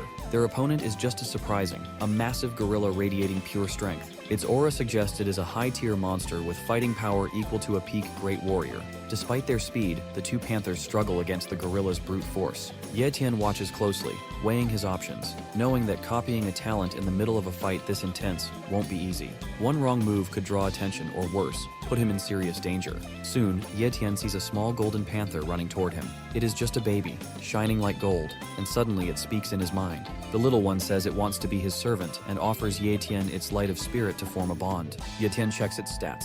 It is a rare gold dragon panther with amazing talents, including extremely fast speed, strong stamina, and a bit of healing. The little panther says its parents are in danger and its mother is about to give birth to another baby. The baby panther begs Ye Tian to save them. After hearing this, Ye Tian agrees and gives it a name, Little Jin. As soon as they form the bond, Ye Tian feels a powerful energy enter his body. He copies the baby panther's top-level speed talent and fuses it immediately. With Little Jin now his pet and his speed greatly enhanced, Ye Tian gets ready to jump into the fight and save the baby's parents. Ye Tian decides to step in, feeling confident after receiving Little Jin's powers. Since the young beast trusts him so much, it only makes sense for him to help. He quickly checks his status. With high-tier cultivation, apex-level speed and healing, solid sword and strength abilities, and even a bit of shadow talent, he's more than ready. Ye Tian observes the giant gorilla, looking for an opening. Instead of charging straight in, he calmly targets its weakness, its eyes. That's where Ye Tian strikes first. After the attack, the gorilla stumbles backward, letting out a loud roar of pain. Its body sways, arms flailing, and then it crashes to the ground with a heavy thud. The 2 panthers, including Little Jin's parents, look surprised. They growl and step closer to Ye Tian, clearly tense and protective. Little Jin quickly runs ahead, meowing loudly to explain that Ye Tian isn't an enemy. Ye Tian stays calm and knows the mother panther is injured and possibly close to losing her unborn cub. Gently, he takes out a healing pill and places it near her, speaking softly and assuring her it's safe and meant to help. Little Jin meows again, and after a brief pause, the panther cautiously takes the pill. A soft meow escapes her after swallowing it, more peaceful now, as if she understands. Ye Tian watches closely, hoping the medicine starts working soon. Little Jin then tells Ye Tian that her father also needs help, and Ye-Tian immediately understands, offering the father a healing pill as well. Little Jin thanks Ye-Tian with a happy smile. Suddenly, the injured gorilla begins to move, trying to escape, but Ye-Tian notices the panthers aren't letting it get away.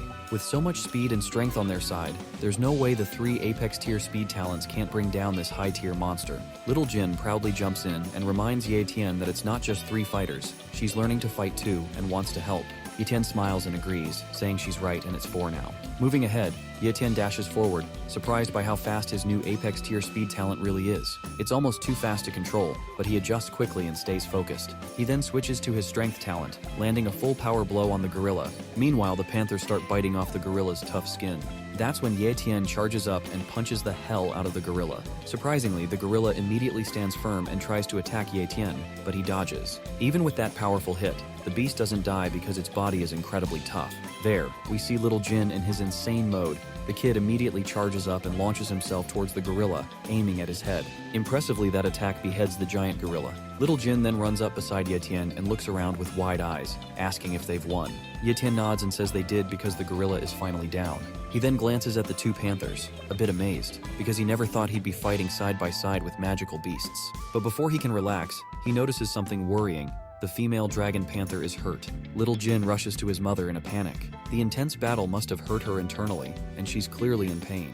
Jin calls out to her again and again, worried and unsure of what to do. Ye-Tian quickly kneels beside them. Thankfully, he always carries healing medicine for emergencies like this, and without wasting any time, he takes out a special pill meant to heal internal injuries and gently offers it to the dragon panther mother. She hesitates for a moment but then swallows it. A few seconds later, her breathing eases, and her eyes soften. Little Jin turns to Ye-Tian with relief, saying that her mom is already feeling much better, and Ye-Tian smiles, glad she's safe for now. Just as the tension fades, Little Jin warns Ye-Tian that danger is coming. A group of black wolf panthers appears. They are the ones who brought the gorilla here on purpose. It's clear they want to take over the forest and push out Jin's parents to become the new leaders. Watching them closely, Ye-Tian sees their aggressive posture and knows they're here to challenge for control, but he's not going to let that happen.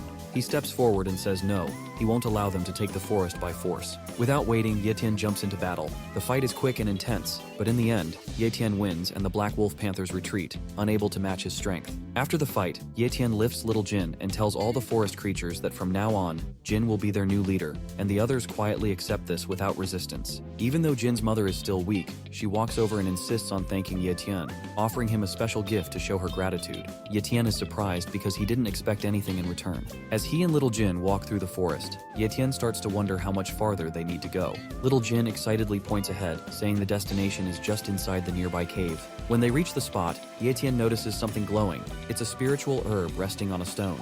Jin explains that this is the gift her mother promised. However, the fruit isn't ready yet and needs 30 more days to fully ripen. Ye-Tian nods, curious about its powers and looking forward to discovering what it can do once it's ready. Just then, sounds echo from deeper inside the cave. Ye-Tian encourages Jin's mother to push, as it's the moment of birth. A small cry rings out, and the baby panther is born, healthy and strong. Seeing this, Ye-Tian beams with pride and declares that a new ruler has just been born into their forest. A month passes, and the moment Ye-Tian has been waiting for finally arrives. As he approaches the spiritual herb, a sweet, rich scent fills the air. He can tell right away that it's ripe. Excited, Little Jin urges him to eat it quickly, jumping around with anticipation.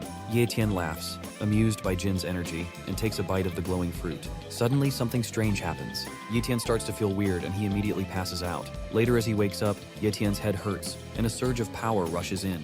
He grabs his head, feeling a strange new awareness growing inside him. It's not just any power. Ye-Tian realizes he's gained a mental ability, a skill usually only accessible to powerful martial warriors. Yet here he is, still at elite warrior level, and already able to control it with ease. Ye-Tian closes his eyes for a moment, focusing as his talent detection range expands instantly, allowing him to sense talents from up to 50 meters away. Even more shocking, he discovers that he can now copy talents without even touching anyone. Just sensing them through the air is enough. Later, Ye-Tian sees a message asking if he wants to fuse the mid-tier endurance talent. He thinks about it for a moment but decides against it because endurance isn't that helpful right now, and his main focus is improving his cultivation talent. With everything settled, Ye-Tian gets ready to head home. This trip gave him a lot of power, growth, and even something unexpected. He smiles, feeling satisfied. As he prepares to leave, Ye Tian turns to the Panther family and thanks them for the spiritual fruit because it helped him greatly. Just as he's about to say goodbye, Little Jin suddenly meows and jumps forward because she doesn't want to stay behind and wants to go with Ye Tian. He chuckles and agrees, telling her there's someone he wants her to meet, someone who will definitely like Little Jin a lot. She beams with joy, meowing happily and thanking her master. Their journey together is just beginning. Little Jin looks around with wide eyes, amazed by everything she sees because the outside world feels completely new to her and has so many things she's never seen before. Ye Tian reminds her to be careful, saying the outside world isn't just exciting, it's also full of danger. Soon they arrive at the 5th Academy, but something feels off. Ye Tian suddenly spots Zhang Bao collapsed and badly injured. Shocked, Ye Tian rushes over to him asking what happened. Zhang Bao weakly recognizes him, and Ye Tian feels relief because Zhang Bao is still alive. Without wasting time, Ye Tian pulls out high-tier monster blood and gives it to him to help restore his energy. Whatever happened here is serious, and Ye Tian knows he has to be ready for anything next. He's shocked to hear that the people who robbed Zhang Bao were actually warriors from the Iron Fang base. Zhang Bao explains that the base was completely destroyed by monsters, and around 100,000 survivors escaped to Linhai base. Ye Tian quickly asks who's in control now, and Zhang Bao tells him the Lin family is technically still in charge, but in reality, they've lost all real power and are just figureheads now. Ye Tian realizes this is exactly what he expected because the Iron Fang survivors have quietly taken over. Zhang Bao adds that the situation in the base is getting worse by the day. Robbers are everywhere, and chaos is spreading fast. Ye Yu and Captain Gale Wolf are training together. Ye Yu sighs in frustration after losing another round, but Gale Wolf encourages her, saying she's improving fast and has real talent. Ye Yu humbly replies that it's only because of his good teaching. Suddenly, she spots someone approaching, and it's her brother, Ye Tian. She runs to him, shouting with excitement, and Ye Tian laughs, telling her she's way too excited. Just then, Little Jin pops out, and Ye Yu's eyes light up when she sees the small golden panther. She immediately rushes over to greet it, calling it cute. Ye Tian introduces the pet as Little Jin, and she happily repeats the name, playing with the creature, surprising Ye Tian when she gives more attention to the pet than to him. Gale Wolf laughs and teases Ye Tian that he's been replaced by a kitten. After seeing the captain, Ye Tian thanks him for looking after his sister, and Gale Wolf proudly says that Ye Yu has already become a martial apprentice thanks to her hard work. As their talk shifts, Gale Wolf brings up something serious and asks if Ye Tian has heard about the Iron Fang base starting to invade Linhai base. Ye Tian already knows about the invasion but asks anyway if anything happened while he was gone. Gale Wolf reassures him that everything at home has remained safe. After Ye Tian left, a girl named Xiao Yu visited and left behind a martial pavilion token. She said that anyone from the Iron Fang base would think twice before causing trouble once they saw it. Hearing this, Ye Tian is quietly impressed by her gesture. Gale Wolf then brings up something more serious. A man named Sun Feng has been coming around repeatedly, challenging Ye Tian to a death match. That name instantly sparks Ye Tian's memory. He had checked Sun Feng's talents before, and remembers that he is one of the top 4 geniuses of the Iron Fang base. Since entering the city, Sun Feng has been defeating elite martial warriors one after another without a single loss. Gale Wolf warns Ye Tian not to take him lightly because Sun Feng isn't someone ordinary. But Ye Tian, rather than being alarmed, stays calm, and the situation only sharpens his focus. In fact, he finds the challenge intriguing. Sun Feng arrives on his motorcycle, parking it with a loud screech that turns heads, and without wasting time, he confirms Ye Tian's identity, saying he's been waiting for this moment. Ye Tian simply nods. After that, Sun Feng announces the reason for his visit. He challenges Ye Tian to a duel, set for 10 o'clock the next morning at Minghui Plaza. The terms are clear, a battle with a bronze rank blade skill on the line. Sun Feng leans forward slightly and dares Ye Tian to show up. As Sun Feng speaks, Ye Tian activates his hidden ability. A wave of energy brushes past him, and he successfully copies Sun Feng's high-tier cultivation talent without anyone noticing. With a small smile, Ye Tian responds confidently and accepts the challenge without hesitation, making it clear that he's not afraid. After hearing this, Sun Feng gives a turn to leave, his bike engine roaring as he speeds away. Ye Tian watches him disappear into the distance, ready for what's coming. Someone behind Ye Tian calls out in frustration, warning him that his decision was way too impulsive, and he is convinced that with Sun Feng's power, Ye Tian doesn't stand a chance. But Ye Tian stays calm and quietly replies that the outcome isn't so certain. Moving ahead, his status window appears again, and his abilities are already impressive. High-tier cultivation talent, apex-tier speed, mid-tier sword skill, novice-level shadow skill, apex-tier healing, and high-tier strength. But Ye Tian isn't done yet, and since he already has one high-tier cultivation talent, he decides to stack another one, aiming for something even stronger. With full confidence, Ye Tian chooses to copy the talent again. The moment he confirms, his cultivation talent upgrades to apex tier. Now, with his stats reaching incredible levels, Ye Tian smiles slightly because the thought of tomorrow's duel doesn't worry him at all anymore. In fact, he's actually looking forward to it. At Minghui Plaza, a crowd starts to gather, and everyone's talking about the duel as Sun Feng picks yet another new dueling spot, just like he always does. So far, he hasn't lost a single match. People in the crowd gossip about his next opponent, and most don't even recognize the name. Some assume Ye Tian is just an unknown kid, while others vaguely remember hearing about him but still dismiss him as a nobody. They wonder why someone like Sun Feng would even bother challenging someone so ordinary. A few suspect that Ye Tian isn't the real target at all, that it's the Lin family's influence. Every time Sun Feng wins, he damages a family's merit monument, and today seems no different. He's not just fighting individuals, he's chipping away at the reputation of the powerful families in Lin High Base. A huge crowd surrounds the plaza, with all eyes locked on the stage. Ye Yu stares in shock at the size of the gathering and whispers that it's noisier and more crowded than she expected. Captain Galewolf, standing beside her, explains that Sun Feng always turns his duels into public spectacles to boost his reputation by making sure everyone sees him win. Ye Yu grows anxious because with this many people, reaching her brother feels impossible. She hesitates and suggests they leave, admitting the duel feels dangerous and she's scared for Ye Tian. But Ye Tian stays calm, looks her in the eye with confidence, and promises that everything will be fine and he'll be right back. All eyes turn to the center as Ye Tian steps forward, and whispers ripple through the crowd as people realize this is the one Sun Feng challenged. Many seem surprised, clearly expecting someone more intimidating. Sun Feng looks unimpressed and admits he didn't think Ye Tian would actually show up. The terms are set. Sun Feng offers a bronze-rank sword skill called Current Blade as the wager, saying Ye Tian can take it if he wins. In response, Ye Tian pulls out his own bronze-rank skill, Shadow Blade, since it matches the same level. Sun Feng glares at the offer, finding Ye Tian's confidence almost insulting. To him, it feels like arrogance. Just as the match is about to begin, Ye Yu shouts in panic, warning her brother to be careful. The duel is seconds from starting, and everyone is watching. The duel begins with Sun Feng charging forward, striking first with his sword, but Ye Tian's speed catches everyone off guard as he moves so fast it's hard to follow. Ye Tian keeps his distance, calmly dodging each slash with perfect timing. Sun Feng grows irritated and mocks him, comparing him to a rat just running around to avoid the fight. Before he can say more, Ye Tian counters with a powerful punch that lands clean, sending Sun Feng flying across the stage. The crowd gasps, stunned as the one they expected to lose turns the tables with a single blow. Ye Tian stands tall and focused, asking if he still seems like a rat now. Sun Feng slowly gets back on his feet, wiping blood from his lip. The smirk fades from his face, replaced by determination, and he admits Ye Tian is stronger than expected, but promises that this time he won't hold back and the real fight starts now. As the crowd watches in silence, Sun Feng roars with anger and unleashes Wind Slash, a fast and powerful sword move aimed straight at Ye Tian, also slicing a portion of the Lin family's merit monument in the background. Shocked voices rise from the crowd, outraged that he dared to damage a symbol of honor just to win. But Ye Tian doesn't flinch. With incredible precision, he dodges the incoming attack with ease, and his calm expression never changes. Seeing this, Sun Feng's frustration grows as he struggles to understand how Ye Tian is still completely untouched. Then Ye Tian casually admits something that makes the entire crowd stir. He wasn't even taking the duel seriously. He reveals that he dragged out the fight just to observe and learn Wind Slash, and that was all he wanted.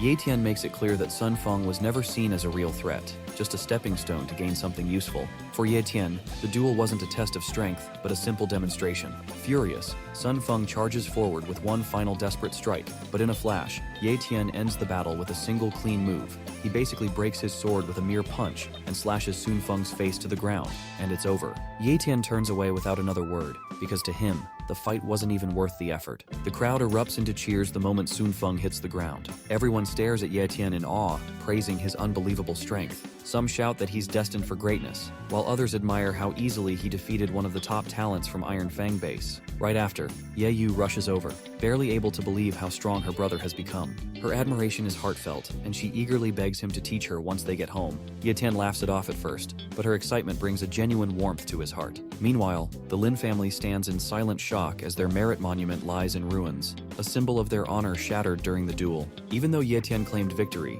the Lin family knows they've lost something important. Their young master gives a quiet command, telling the guards there's no need to protect him anymore. Instead, he instructs them to watch over Ye Tian's sister, fully aware of what's likely to happen next. The Sun family won't accept this humiliation without retaliation. They'll come back, and this time, Ye Tian's sister might be the one they target.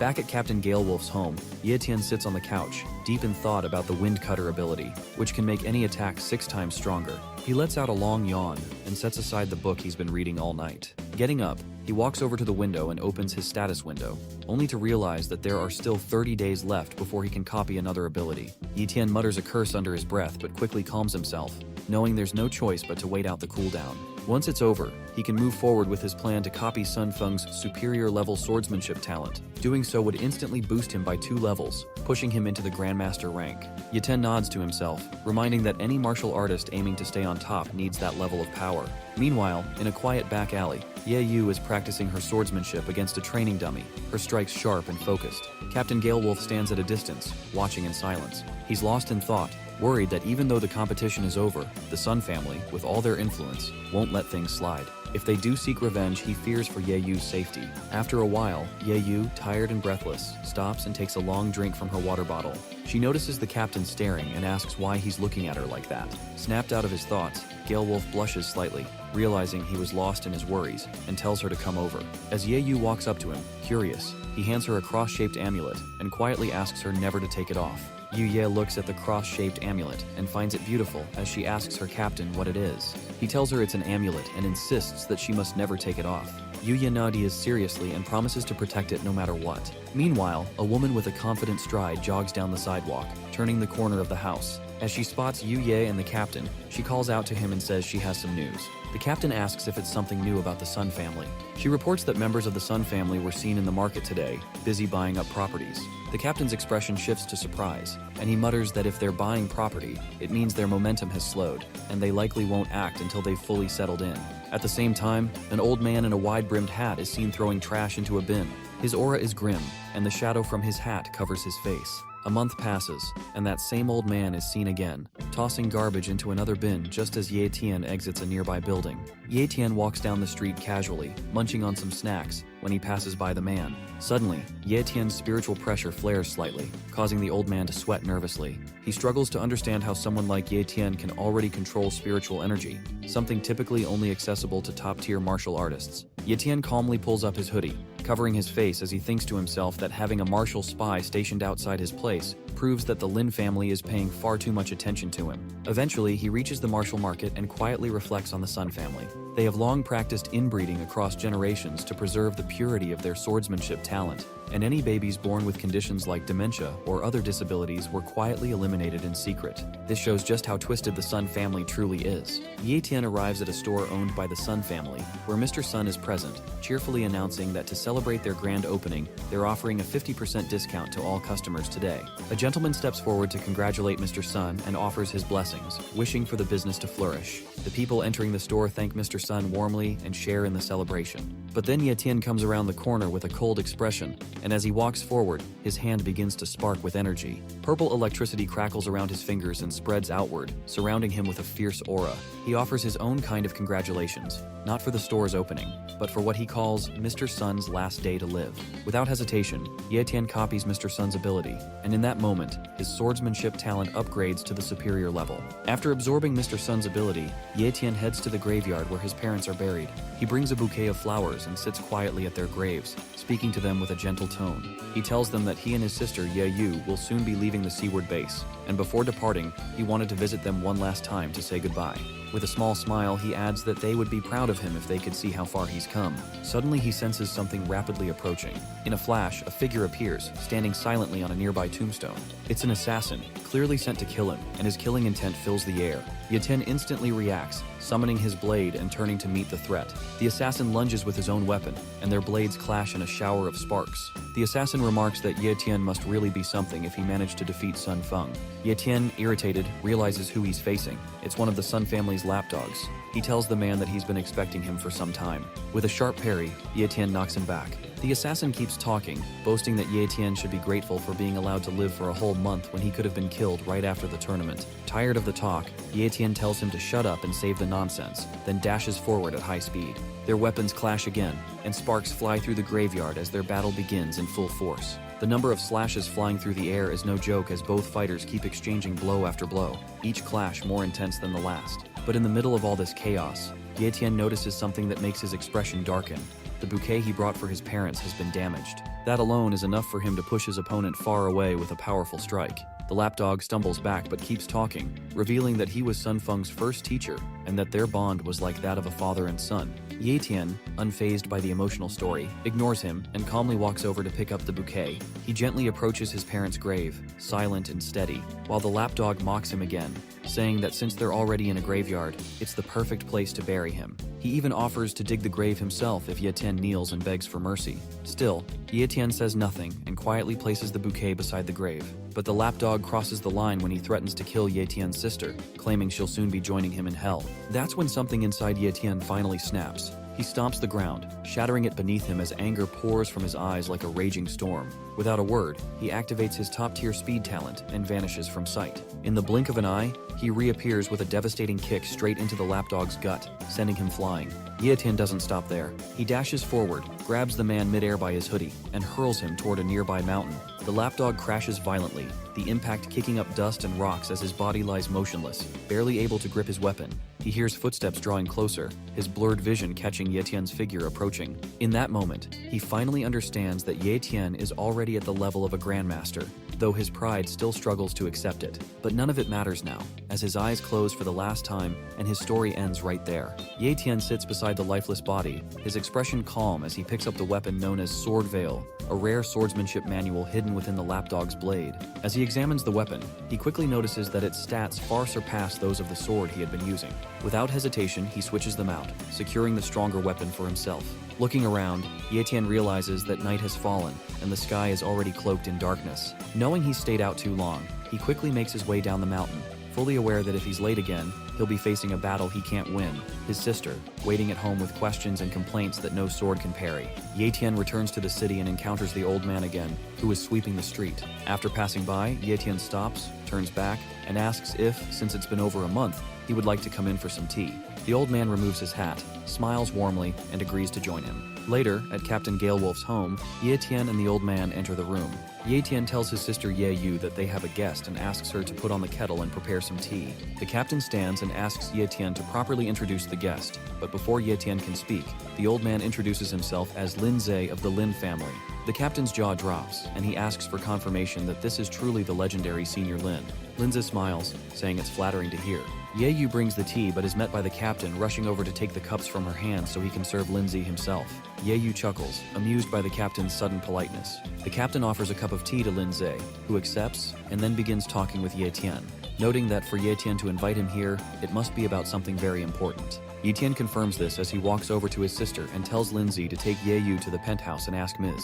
Yeling to look after her. Linza sips his tea, thinking to himself that he hadn't expected Ye Tian to have any connection to the penthouse. He notices the amulet Ye Yu is wearing, given to her by the captain, and recognizes it as a token of the penthouse. Linza sets his cup down and responds, promising to take Ye Yu to Ms. Yu. Ye Tian glances at the captain, considering how to repay him before leaving the seaward base. The captain jokes that it seems Lindsay didn't like the tea, so he'll make him a fresh cup. Meanwhile, Ye Tian introduces the captain to Lindsay, explaining that his name is Zhang Feng, a close and loyal friend of his who is brave and has great potential if he works for the Lin family. The captain is shocked to hear Zhang Feng will be working for the Lin family, finding it hard to believe. However, Lindsay agrees and tells Ye Tian that the Lin family is open to any outstanding person, and starting today, Zhang Feng will become his disciple. Ye Tian gently nudges Zhang Feng and tells him to meet his new master. Zhang Feng falls to his knees and bows deeply to Lindsay, thanking him for accepting him as a disciple. Lindsay tells him to get up, thinking to himself that doing these two small favors will help him build a good relationship with Ye Tian, which will be great for his family. Meanwhile, Ye Yu grows suspicious of Ye Tian and asks about his true goal, since he keeps asking others to look after her. Ye Tian replies that he has some things to handle, nothing serious. But Ye Yu, sharp as a knife, calls him out for lying and says it's more than just some stuff, and he can't hide it from her. Ye Tian nervously insists it really is just some things he needs to deal with, and promises he'll join her as soon as it's done. In the meantime, Xiao Jin will protect her, the same cat who is living the best time of his life. Ye Yu finally gives up and says she understands that he won't listen, so she won't waste her time. She tells Ye Tian to stay safe and not take on things beyond his level. Ye Tian smiles and accepts her advice. Meanwhile, two guards stand outside a building, talking quietly to each other. They talk about how pointless it is to have guards outside the Sun Group at night, since no one has the guts to attack them. But this turns out to be a bad night for those two guards when Ye Tian appears from a distance and heads straight toward them. One guard tells Ye Tian to leave because he's not welcome here, but Ye Tian keeps coming, lightning crackling around him. In an instant, he thrusts both guards along with the door into the building. One guard, barely conscious, asks Ye Tian what he's doing there, and Ye Tian coolly replies that he's there to get rid of some garbage. Meanwhile, a scared henchman runs back to his boss, telling him someone has broken into the group and beaten up their men. The boss grins and says he thought only cowards filled the seaward base, but it seems someone with a death wish has finally shown up. A group of henchmen rush toward Ye Tian, ready to take him down, but Ye Tian quickly demonstrates his power by kicking one of them so hard that he crashes into the others, knocking them over like bowling pins. With lightning-fast speed, Ye Tian dashes forward and eliminates the remaining henchmen with such ease that they seem like nothing. Meanwhile, the boss begins to walk slowly toward him. As everyone else lies defeated, the room falls silent, with only the sound of the boss's footsteps echoing across the floor.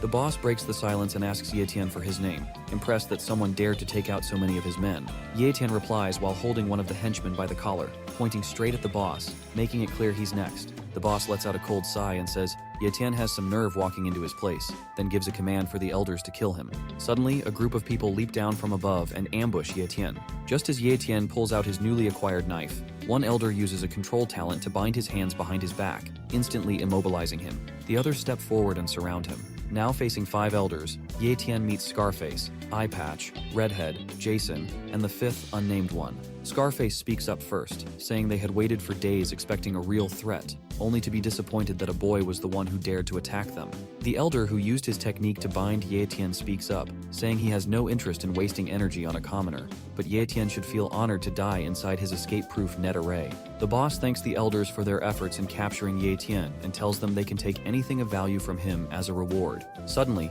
Scarface's expression changes as he notices the blade Ye Tian is holding and instantly recognizes it as belonging to the lapdog. He slaps Ye Tian across the face, grabs him by the hair, and demands to know what happened to Elder Ching Ho. He adds that Ching Ho was supposed to be with Mr. Sun Feng and demands to know what Ye Tian did to both of them. Annoyed by Ye Tian's silence, Scarface grabs him by the shirt and shouts at him to spill the truth, but Ye Tian simply chuckles and tells him to take a guess. Meanwhile, the boss orders one of his henchmen to head back to the store and find out where their young master has gone. Scarface then asks the boss how they should deal with Ye Tian, and the boss coldly replies that they should cut off his feet and throw him into the dungeon. Scarface grabs Ye Tian by the neck and orders him to move faster, but in an instant, Ye Tian breaks free from the elder's ability and with lightning-fast speed, slashes Scarface's neck, killing him on the spot. As the remaining elders and the boss witness Ye Tian's overwhelming strength, the boss quickly orders everyone to stay back, realizing Ye Tian is far stronger than they had imagined. The elders leap backward, putting distance between themselves and Ye Tian. Eye Patch stares at him and sees the deadly aura surrounding Ye Tian forming into the shape of a demonic being. Without wasting a second, Ye Tian locks eyes on the boss, who now stands alone with no protection. Ye Tian charges at him, and though the boss powers up and lets out a beastly roar, it proves useless. Ye Tian lands a brutal punch straight into the boss's gut, forcing blood to burst from his mouth. He follows it up with a fierce kick to the face that sends the boss crashing into a wall. The wall shakes from the impact as the boss struggles to his feet, coughing blood, and realizing he can't face Ye Tian alone, he yells for the elders to attack together. Jason is the first to respond, confident that his massive muscular frame can overpower Ye Tian. He locks hands with him, and the two begin pushing against each other, the pressure creating a crater beneath them as lightning crackles in every direction. Thinking Ye Tian is immobilized again, the elder with the chain ability moves in for a sneak attack from behind, but Ye Tian senses his presence, and without wasting even a split second, kicks both Jason and the elder in the face, sending them flying and shattering the elder's teeth. Standing tall at the center, Ye Tian calmly tells the elder that using the same trick twice won't work. However, the elder proves to be cunning, having planted a trap under Ye Tian's feet, which suddenly locks him in place. This gives Eye Patch the perfect opening as she begins gathering the souls of the fallen henchmen, and summons 2 vicious dark dragons. Despite his power, Ye Tian immediately senses that the spell is a serious threat. He breaks free from the trap and bolts, but the dragons are far faster than he expected and appear right in front of him. Caught off guard by their speed, Ye Tian stares in disbelief as one of the dragons opens its massive mouth and swallows him whole. The attack escalates into a devastating blast known as the Death Aura Explosion. Miss Yue watches the huge explosion in the distance, wondering who could be causing such chaos. Just then, her maid interrupts and tells her that Lin Zi from the Lin family has arrived to see her. Yueling asks what he wants this time and tells the maid to send him away, but the maid explains that he's here with Ye Tian's sister for some reason. This piques Yueling's curiosity. Meanwhile, Ye Yu and Linzi wait somewhere as a lady offers them tea, and Linzi thanks her politely. Back at the fight, as the smoke clears from the explosion, Ye Tian's body falls from the sky, crashing into the ground and creating a crater, looking lifeless. The Elder praises Eye Patch's ability, claiming that not even a Grandmaster could survive her death aura explosion. The boss appears, coughing, and thanks Eye Patch, which makes her grin arrogantly as she stands by the crater. The Elder asks the boss what to do next since Ye Tian is barely alive and badly wounded, and the boss orders them to kill him immediately. Suddenly, a blade flies through the air, stabbing the Elder near his heart and pinning him against the wall. Ye Tian regains consciousness, smiles, and uses healing magic to mend all his wounds while Eye Patch, Jason, and the boss watch in shock as the Elder's lifeless body swings against the wall. Everyone is shocked, unable to grasp what just happened. Then Jason realizes Ye Tian is still alive and warns the others, but before he can act, a hand strikes him, slamming his head into the ground hard enough to shatter his mask and kill him instantly. Ye Tian wastes no time, calling his knife back and swiftly slicing Eye Patch's neck clean through. As the Elders fall one by one, the boss collapses backward in fear. Desperate, he grabs his axe and launches one final attack at Ye Tian, but Ye Tian stands firm, and only a spray of blood appears before the boss's lifeless body hits the ground, blood dripping from Ye Tian's blade. At that moment, the young master of the Sun family, Mr. Sun Feng, appears around the corner, seeing his father's dead body and screaming out in shock, while Ye Tian turns, smirking as he locks eyes with him. Ye Tian looks at Mr. Sun Feng and says, "It's a good thing he showed up, because he can deal with him right now as well." He steps on his father's body while speaking, which makes Mr. Sun Feng lose his temper completely. Fueled by rage, Sun Feng lunges at Ye Tian, throwing a powerful punch, but Ye Tian effortlessly dodges it. Using his power talent, Ye Tian buffs himself and counters with a brutal punch to Sun Feng's gut, causing him to drop to his hands and tremble in pain. Sun Feng slams his hand on the ground in frustration, realizing Ye Tian is far stronger than him, almost like a monster. His fighting spirit breaks, and he apologizes to his father for being weak. Ye Tian grabs him by the hair, warning that if he's already given up, he'll send him straight to hell. Just as Ye Tian readies his knife to end Sun Feng's miserable life, a thunderbolt crashes down nearby. Ye Tian jumps back onto a pole, narrowly dodging the strike. A mysterious figure appears, floating in the stormy sky amidst roaring clouds and fierce lightning. Ye Tian senses the immense power radiating from this figure and rates it at Grandmaster level. The newcomer is revealed to be none other than Grandmaster Mr. Yao Ye. Yao Ye tells Ye Tian that it is cruel to have killed so many of them. Sun Feng, seeing this Grandmaster of his family appear before him, starts pleading with Yao Ye, begging him to kill Ye Tian and bring him to justice for killing his father. Ye Tian, now furious, looks down at Sun Feng and thinks he should have taken the chance to finish him off when he had it. After hearing Sun Feng's complaints, Yao Ye launches an attack on Ye Tian, throwing lightning at the pole where Ye Tian stands, but Ye Tian dodges and leaps onto a building. Yao Ye continues to unleash lightning attacks, but Ye Tian keeps evading them. Confident in his power, Yao Ye tells Ye Tian to give up because he is no match for a Grandmaster. Sun Feng realizes the destructive power of a Grandmaster is no joke and could destroy the whole city, so he plans to escape to somewhere safe.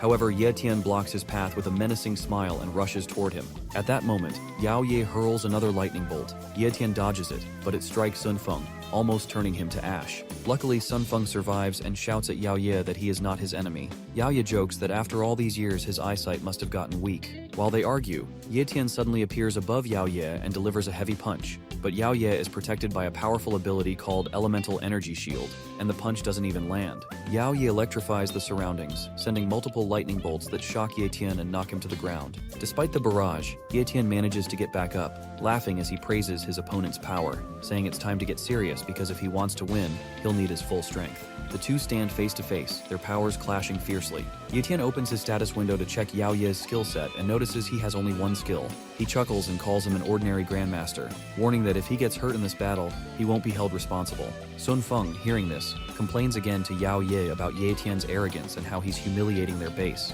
urging Yao Ye to kill him. Ye Tian thinks to himself that he should have killed Sun Feng already to stop the nuisance. Yao Ye agrees with Sun Feng and suddenly attacks Ye Tian, who barely dodges with a backflip. Yao Ye compliments Ye Tian's agility, saying it's rare to see someone dodge his sudden strike.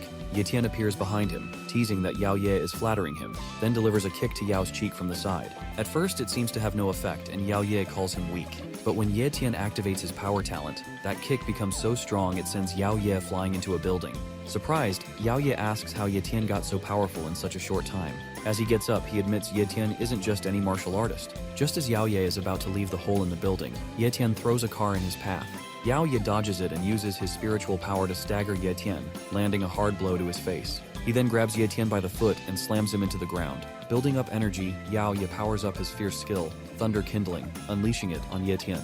The attack is so intense that the whole area and sky fill with lightning bolts and thunder. The blast of lightning leaves a huge crater on the ground. Standing inside the crater is Yao Ye, while Ye Tian lies unconscious on the ground. Yao Ye looks down and says it seems like it's over now. Sun Feng laughs with joy and runs over to congratulate Yao Ye, but the battle has clearly taken its toll on Yao Ye, who suddenly pukes blood, realizing he's injured as well. He tells Sun Feng that he's leaving things in his hands and will go see a nurse to get checked. He pushes Sun Feng aside, who can only mutter "yes, sir," trembling with fear of the Grandmaster. Yet, once Yao Ye is out of sight, Sun Feng gets cocky again. He spits on Ye Tian and stomps his body repeatedly, ranting that Ye Tian used to claim he was number one but lost to them. He threatens to chop up Ye Tian's corpse and feed it to the dogs. But just then, Ye Tian regains consciousness, grabs Sun Feng by the neck, and lifts him up, daring him to repeat those words, though Sun Feng is too scared to say a thing. Just then, Ye Tian calls his blade back to him. Sun Feng, realizing his end is near, screams for help one last time, but it's too late. Ye Tian cuts open his neck, putting an end to his miserable life.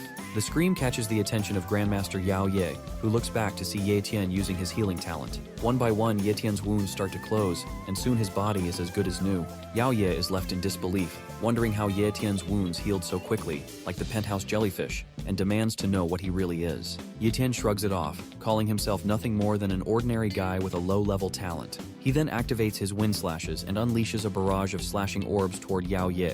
Yao Ye recognizes the skill as belonging to the Sun family, but the sheer number of orbs overwhelms him. Every attack hits hard, damaging his body and tearing off his shirt. Clearly furious, Yao Ye calls Ye Tian a bastard and swears to kill him even if it costs his life. But before he can act, Ye Tian delivers a powerful punch to the back of his head, slamming him into the ground. Ye Tian says he's just paying Yao Ye back for what he did earlier. Now trembling from Ye Tian's strength, Yao Ye struggles to get up from the ground. However, Yao Ye's effort is useless as Ye Tian stomps straight into his face. Desperate and powerless, Yao Ye shouts for help. From atop a building, a figure appears, Geezer Li. He tells Yao Ye that he warned him not to act recklessly since they are guests and must respect their hosts. But sadly, Yao Ye didn't listen. Ye Tian looks up, surprised that he hadn't sensed Geezer Li's presence or arrival. Geezer Li then descends from the building and introduces himself as Li Mao, also known as Geezer Li, a grandmaster from Teeth Base. He compliments Ye Tian on his potential. Ye Tian looks him over and asks if he's here to fight too. Geezer Li laughs and says he doesn't want to fight since he only helps those who are right, not just those close to him, so he won't be helping Yao Ye. Even though he's also from Iron Teeth Base, they are very different people. He tells Ye Tian that he's free to do whatever he wants with Yao Ye. Hearing this, Yao Ye gets furious and powers up quickly, calling Geezer Li a bastard and threatening to take him to hell by exploding his own body to drag Ye Tian down with him. But Ye Tian won't let that happen. He jumps up, using his shadow sword to deliver random slashes that cut Yao Ye's body in multiple places, ending his rage and his life. Geezer Li applauds and praises Ye Tian, saying he didn't expect a martial elite to take down a grandmaster. Ye Tian then asks Geezer Li to stop beating around the bush and get to the point. Geezer Li laughs and says it seems Ye Tian isn't very patient. He explains that Yao Ye and his followers were radicals in their base, pushing for a violent invasion of Seaward Base, which goes against what Geezer Li stands for. He wants everyone to coexist as equals. Geezer shows off his super speed as he zooms past Ye Tian, who barely catches a glimpse of him. Geezer keeps talking, saying that since Ye Tian has already taken out everyone in the Sun family, he hopes Ye Tian will stop the killing and forgive them. He suggests that both bases should team up from now on for a better future. Ye Tian chuckles softly and tells Geezer Li that if he wants to cooperate, he should talk to the Lin family because they run things here and make the decisions. Geezer asks if Ye Tian has ever thought about ruling the base himself, but Ye Tian says he does not like trouble, and besides, he is busy. Geezer tries to stop him, but Ye Tian ignores him, taking a huge leap and launching into the sky like a rocket, leaving a trail of electricity behind. Geezer smiles as he watches Ye Tian disappear into the sky and says he is going to accomplish a lot. Meanwhile, at Lin's villa, Lin Wanli, leader of the Lin family, is sitting and shaping a small tree in his palace. Just then, the door opens, and his son, Lin Mingzi, comes in to inform him about a massive explosion that happened overnight in downtown. He explains that it took place at the Sun family's company, and that both their company and family have now been wiped out. Lin Wanli refuses to believe it, saying it's impossible because the Sun family has a grandmaster. Lin Mingzi reminds his father about Ye Tian, the martial artist he had mentioned before. He tells him that Ye Tian is the one who killed everyone in the Sun family, including their grandmaster Yao Ye. This shocks Lin Wanli so much that he drops the scissors he was using to trim the tree. Lin Wanli says he never expected the struggle between the hardliners and moderates of the Iron Teeth base to end at the hands of a young man named Ye Tian. He gets up and starts walking as he continues, saying that by doing this, Ye Tian has managed to secure the seaward and the base, as well as the safety of the Lin family. His son Lin Mingzi follows him and says there is one more thing he wants to tell him. The master of the Iron Teeth base, Li Mao, also known as Geezer Li, has arranged a meeting with them this morning and is currently waiting for him in the tea room. Lin Wanli replies that they really did not give him any time to think and agrees to meet with Li Mao. He then directs his son to carry out his orders to all factions, telling him that every faction in the seaward base must ensure Ye Tian and his family's safety. If Ye Tian intends to build his own power, all factions must support him wholeheartedly. In simple terms, no one should do anything to upset Ye Tian under any circumstances. Meanwhile, at the penthouse, Yu Ye sits on a chair, thinking about what his brother Ye Tian must be doing. Just then, the waitress comes over to offer the captain another cup of tea. The captain replies that they have been drinking tea all night and asks about the whereabouts of the boss. The waitress says she is sorry but has no idea where the boss might be right now. The captain mentions that he has been here a few times before for trades, but he has never met the lady of the penthouse. Rumors say she is a stunning beauty. He asks his master if they should wait or leave. Linza, his master, tells him to be patient and stay calm as he sips his tea. He also says the captain has met the lady of the house before, and that even Yu Ye has met her as well. Just then, the boss arrives and the waitress apologizes for the wait, letting everyone know she is here. It is Yue Ling. As she approaches the group and looks at Yu Ye, she is shocked. The captain is even more shocked as he looks from Yu Ye to Yue Ling and realizes they look exactly the same. The waitress also looks confused, wondering if they really are twins. Linza says it has been a long time since he last saw Miss Yue and then introduces Yu Ye to her. He tells her that Yu Ye is Ye Tian's sister and that Ye Tian asked him to bring her to the penthouse for refuge. Yue Ling interrupts and says she already knows what happened last night at the seaward base. She looks at Yu Ye and thinks to herself that Ye Tian's sister looks exactly like her. She remembers how Ye Tian used to save her all the time and hopes he doesn't see her as his sister. An embarrassing moment flashes through her mind when Ye Tian hugged her, and she feels awkward realizing she looks just like his sister. She then walks over to Yu Ye and says she can be her big sister. Later at the market, Ye Tian returns and spots Yue Ling standing there waiting for him. He asks what she is doing there, and she replies that she is waiting for his grand arrival since he is now the big shot at the seaward base, and she wouldn't dare to ignore him. Ye Tian uses his ability to assess Yue Ling's powers, and discovers she has been promoted from high level to top level. He guesses it must have something to do with the treasure in the Death Lake. He keeps looking at her with a smile on his face. Feeling embarrassed by Ye Tian's constant staring, Yue Ling calls him out. She grabs his shirt and tells him it is rude to stare at girls for too long. Ye Tian snaps back to reality, apologizes, and says he was just lost in thought with no intention of staring. She lets go of his shirt and says she's too kind to argue with him. Then she suggests they take a walk before night falls. Ye Tian agrees, and they stroll through the market, talking. Yue Ling mentions that Linze was talking about his family training people for Ye Tian, and asks what he thinks about that. Ye Tian says he's not interested. She asks why and then what his plan is, if he plans to keep cultivating on his own. Ye Tian replies that he wants to leave the seaward base soon and head toward Demon Sea Base. Yue Ling looks confused and seems sad to hear that. When Ye Tian asks what's wrong, she just looks down and says nothing. She stands still watching him walk ahead, wondering why he wants to leave. Ye Tian looks back and asks why she is just standing there since she was the one who suggested the walk. Yue Ling huffs and starts walking with him again. Night falls, and Ye Tian finally returns to the Lin family mansion, where his sister greets him with a big hug. However, Ye Tian scolds Yu Ye, telling her to behave more like a lady since she's no longer a child. She feels embarrassed and says she just missed her brother so much. Ye Tian thanks everyone for taking care of his sister while he was away. Linzi tells him it was no big deal and that he is welcome. Yue Ling, standing a little distance away by the door, tells her maid to go fetch Elder Yue because she needs to talk to him about something. She speaks with Elder Yue in a separate room. Elder Yue asks if she has really made up her mind, and she confirms that she has, and that now she will leave everything in his hands. The next morning, Ye Tian is ready to leave with his sister. They stand by a car as Lindsay asks if he is really going to give up the chance to build his own team if he stays here. Ye Tian chuckles and says yes, he is going, and thanks Lindsay for the car. Linzo says young men should always aim high, and that if he were a bit younger, he would definitely tag along with Ye Tian. The captain looks around and asks about Miss Yue since she is a good friend of Ye Tian's, but is nowhere to be found. Ye Tian looks around but doesn't see her anywhere, then says he doesn't have time to wait for her to say goodbye. He prepares to leave and says his goodbyes, while the captain tells Ye Yu to keep cultivating and not to slack off. Just then, Yueling arrives and tells them to stop. She and her maid head toward the car. She sits in the front seat and tells Yetian to get in already. Yetian asks if they are both coming, and Yueling replies, "Isn't it obvious? Why else would they be sitting inside the car?" Yetian asks Yeyu to sit in the back seat and then turns to Yueling, asking why she suddenly decided to come along. She replies that she just wanted to. Yetian smiles and says she can simply admit that she wanted to go out with him to train. There's no need for an excuse. Yueling blushes and says she just happens to be going to the same place and only needs a ride, so that's why she's coming with him. Then, they start driving away, bidding farewell to the seaward base. They continue riding in the car while the maid calls the cat naughty for not coming to her. Yeyu explains that the cat just met her and doesn't know her yet. Yueling then tells Yetian there will be a test in the secret land of the Demon Sea base and asks if he is interested. Yetian says he doesn't know about the secret land and asks her to explain. The maid chimes in, surprised that he became a martial master without knowing about it. She explains that the secret land is a subspace on Earth that came into existence during the catastrophe 100 years ago. Martial artists often enter the secret land through space cracks to hunt for treasures, and it's considered the most effective way to level up. Yetian asks if anyone can enter the secret land, and Yueling says it has different levels, allowing only people who meet the required level to enter. For example, one portal opens every 3 months, and only martial masters are allowed in. If someone below or above the required level tries to break in, they will be turned to ashes. Yetian says it's the first time he's heard of it as he shifts gears and speeds up the car. Yueling tells him that not many people earn the chance to go to the secret land, and if she allows him to go, one of her family members will lose the opportunity to participate. She explains it's a rare chance and asks him again if he's interested.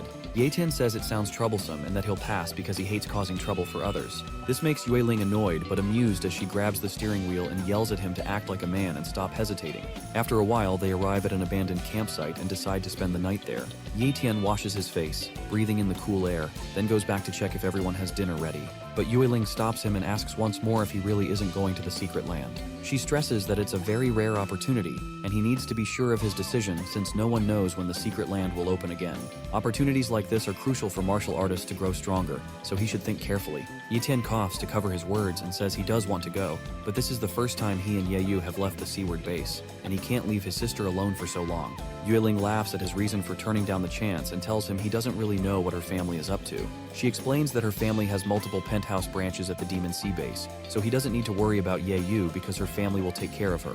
She gives him a confident smile and a cheerful wink. After hearing this, Yetian says he is ready to go to the secret land with her. Yueling agrees and tells him it's a deal, warning him not to change his mind again as she clenches her fist and looks at him.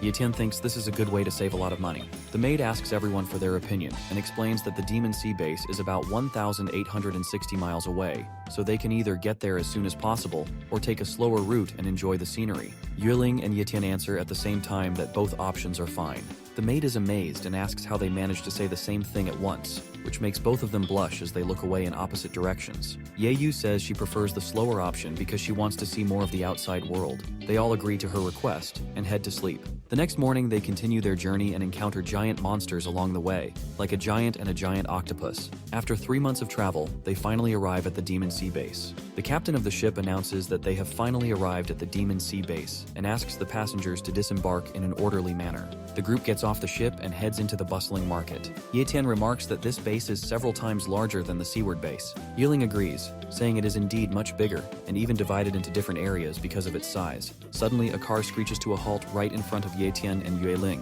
The driver steps out, opens the back door, introduces himself, and says he is from the penthouse branch at the Demon Sea base, welcoming Miss Yueling.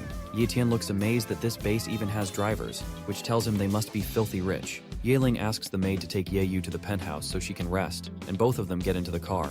Yetian bids his sister goodbye and tells her to take care, promising to meet her at the penthouse. The driver then drives off with the maid and Yeyu, leaving Yetian and Yueling behind. Yueling ties her hair back and says it's time to carry out their plan. They head toward a place where a huge crowd has gathered, and a chopper flies overhead. They see many common martial artists, most there just for fun since there aren't enough martial masters. Suddenly, an old man notices a space crack appearing in the sky and shouts about it as a small hole opens up overhead. Yetian looks at the hole in the sky and says it's too tiny for any human to fit through. Yueling tells him to be patient because someone will arrive soon to expand it. After a while, a man floats down from the sky, causing everyone's jaws to drop. It's Emperor Yun Ho, a powerful Emperor-level martial artist from the Yun family of the Demon Sea Base. Yiling explains to Ye Tian that he is an Emperor level, which means he has the power to levitate in midair. Ye Tian thinks to himself that an Emperor level must be any rank beyond a Grandmaster. It surprises him to see an Emperor-level martial artist here at the Demon Sea Base. Curious, he wonders how Yun Ho will expand the tiny hole in the sky.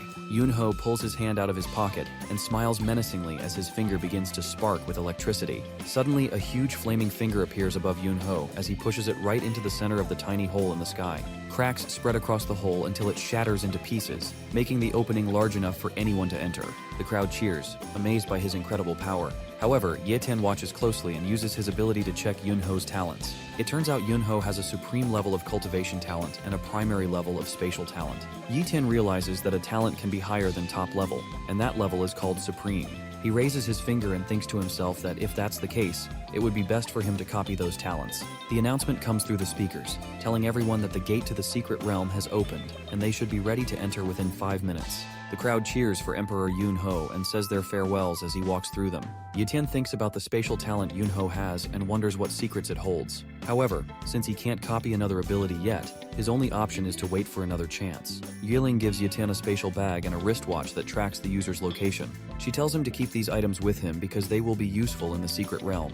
She explains that once inside, it's unpredictable where they will land, so they must regroup quickly if they want to survive. She adds that they have to leave within 1 month or else they'll be stuck there for 10 years. Ye Tian puts on the watch and says he understands. Just then, Yue Chao approaches from behind and mocks Ye Tian, calling him the weakling sister Ling invited to the secret realm. He tells Yue Ling that Ye Tian doesn't seem strong enough to be a martial master and might be tricking her. Yue Ling tells Yue Chao to show some respect since Ye Tian is her friend, but Yue Chao says this nobody from a small place took away his brother's spot, so he can't respect him.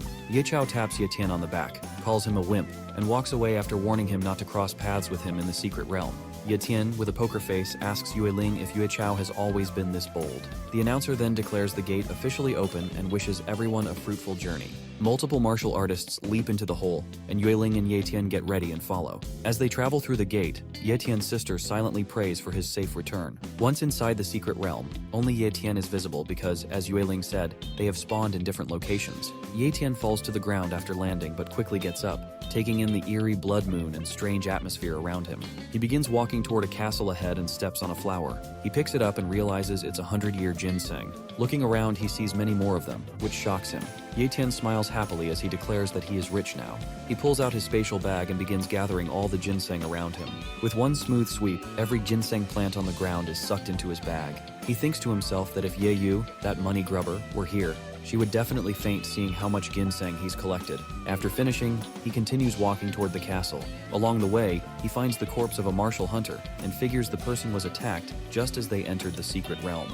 He reminds himself to stay cautious here, or he might end up the same way. Suddenly, his watch starts beeping and shows Yue Ling's location. She's under attack by a horde of enemies. Understanding she's in danger, Ye Tian rushes toward the spot on the watch as fast as he can. Meanwhile, Yue Ling is on her knees, looking up at the goblin monsters swarming her while thinking about Ye Tian. The big-headed dwarf-like goblins ready their weapons and charge to attack. Ye Tian arrives outside another castle, which looks like the same one Yue Ling is in. She gets to her feet, readies her sword, and breaks the club of one goblin.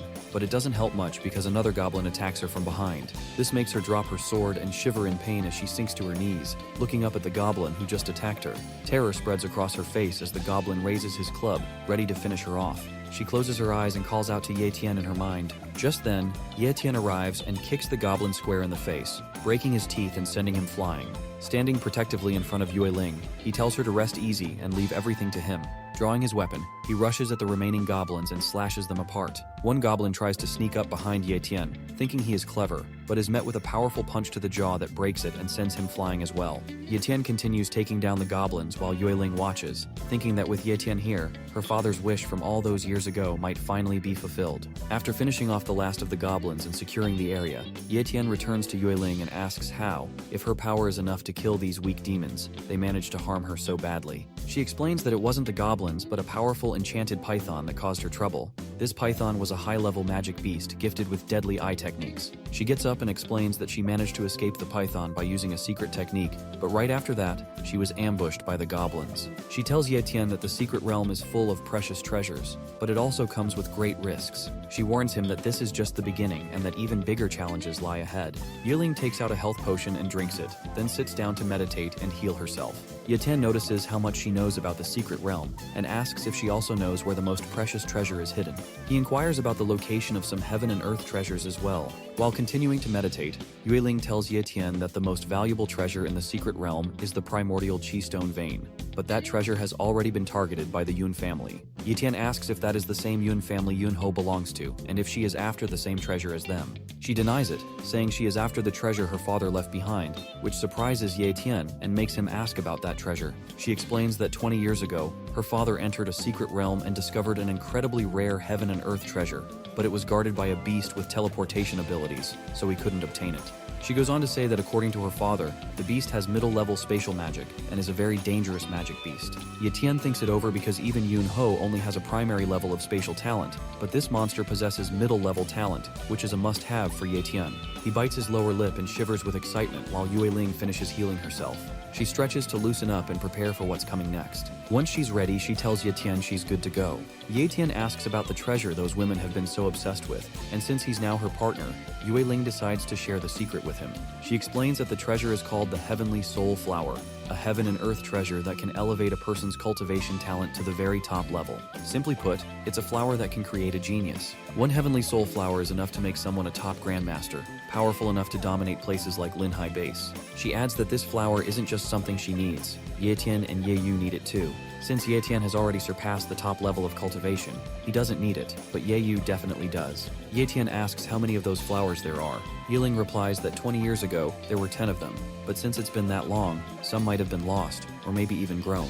She tells Ye Tian that one of the biggest taboos in treasure hunting partnerships is unevenly dividing the rewards, so she's willing to split everything evenly with him. In return, she expects Ye Tian to give his all when it comes to killing that beast. Ye Tian agrees, and they seal the deal with a high five.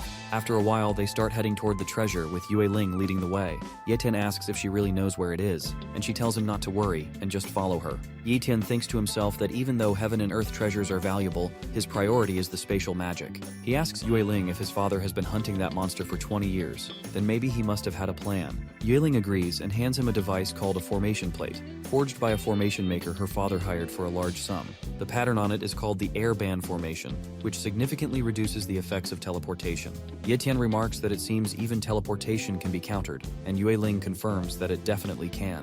She goes on to explain that every force in this world has a counterforce. Nothing is truly invincible, it's just that some haven't found their natural enemy yet. Ye Tian wonders if that's true, then who could be the natural enemy of his talent? Yueling warns him not to assume the formation plate is perfect since it only works within 800 meters and lasts just 3 seconds. She explains that her original plan was to use the formation plate, launch her secret technique, and coordinate an attack with Ye Tian. But since she already used her secret technique to escape the python, she can't use it again for a while. Still, they can't delay the treasure hunt any longer, so they'll have to adapt and come up with a new plan to take down the beast. Ye Tian reassures Yueling that there's no need to say more, he'll give his all to eliminate the beast. Yueling smiles at this. After a while, she suddenly stops by a giant crater on the ground. Ye Tian asks why she stopped, and she replies that they have arrived at the location as they both stand at the edge of a hill. Yueling looks down at a cave and asks Ye Tian if he can see it too. She tells him that the heavenly soul flowers are inside, along with the spatial talent beast. Ye Tian asks if he should make the first move and attack the beast,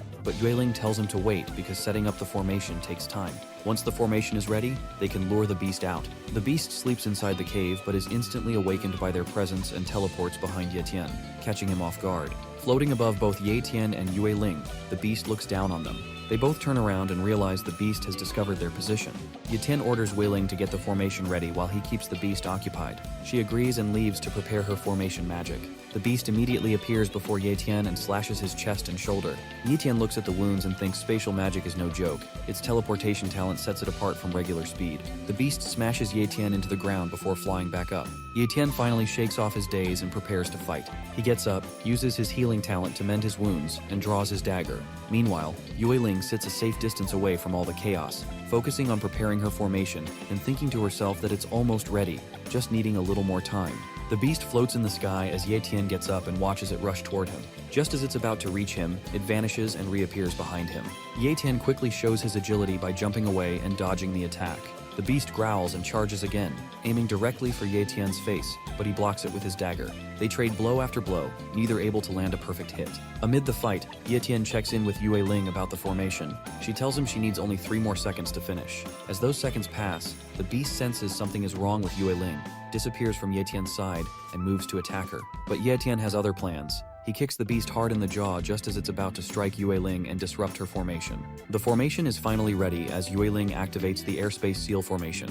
This technique creates circles above the monster that press down on its body, pinning it to the ground in one spot. Yue Ling breathes a sigh of relief and says the formation magic has finally been completed. The beast uses its gigantification talent, bulking up its body and trying to break free from the formation. The formation plate starts to crack as its time runs out. Yue Ling tells Ye Tian to take his chance now before the plate breaks and the beast escapes. Without wasting a second, Ye Tian draws his shadow sword and slices the monster's face clean in half with a single strike, ending its rampage instantly. Yue Ling is surprised by Ye Tian's power. The formation plate finally shatters, and Ye Tian picks up the broken pieces, remarking how it's a shame such a good treasure can only be used once. Yue Ling runs up to him, shouting for him to speak up and asks if he was hiding his true strength because he took down the escape bat so easily. Ye Tian nervously explains that the bat was fast, but once it grew bigger, it became an easy target, and the formation was what really helped him take it down. He tries to change the subject by pointing out the flowers, saying it's best to check on them first since they're the real priority. Yue Ling looks at him with an annoyed expression and says she'll interrogate him later. She runs toward the cave, hoping there are still some flowers left. Otherwise, she won't be able to explain anything to Ye Tian. Meanwhile, Ye Tian uses his spatial bag to absorb the escaped bat. Yue Ling finally finds the flowers, and to her relief, all of them are still there. She counts them and sees there are 8 in total, which means she can split them evenly with Ye Tian. She sits down and starts plucking the flowers, feeling lucky.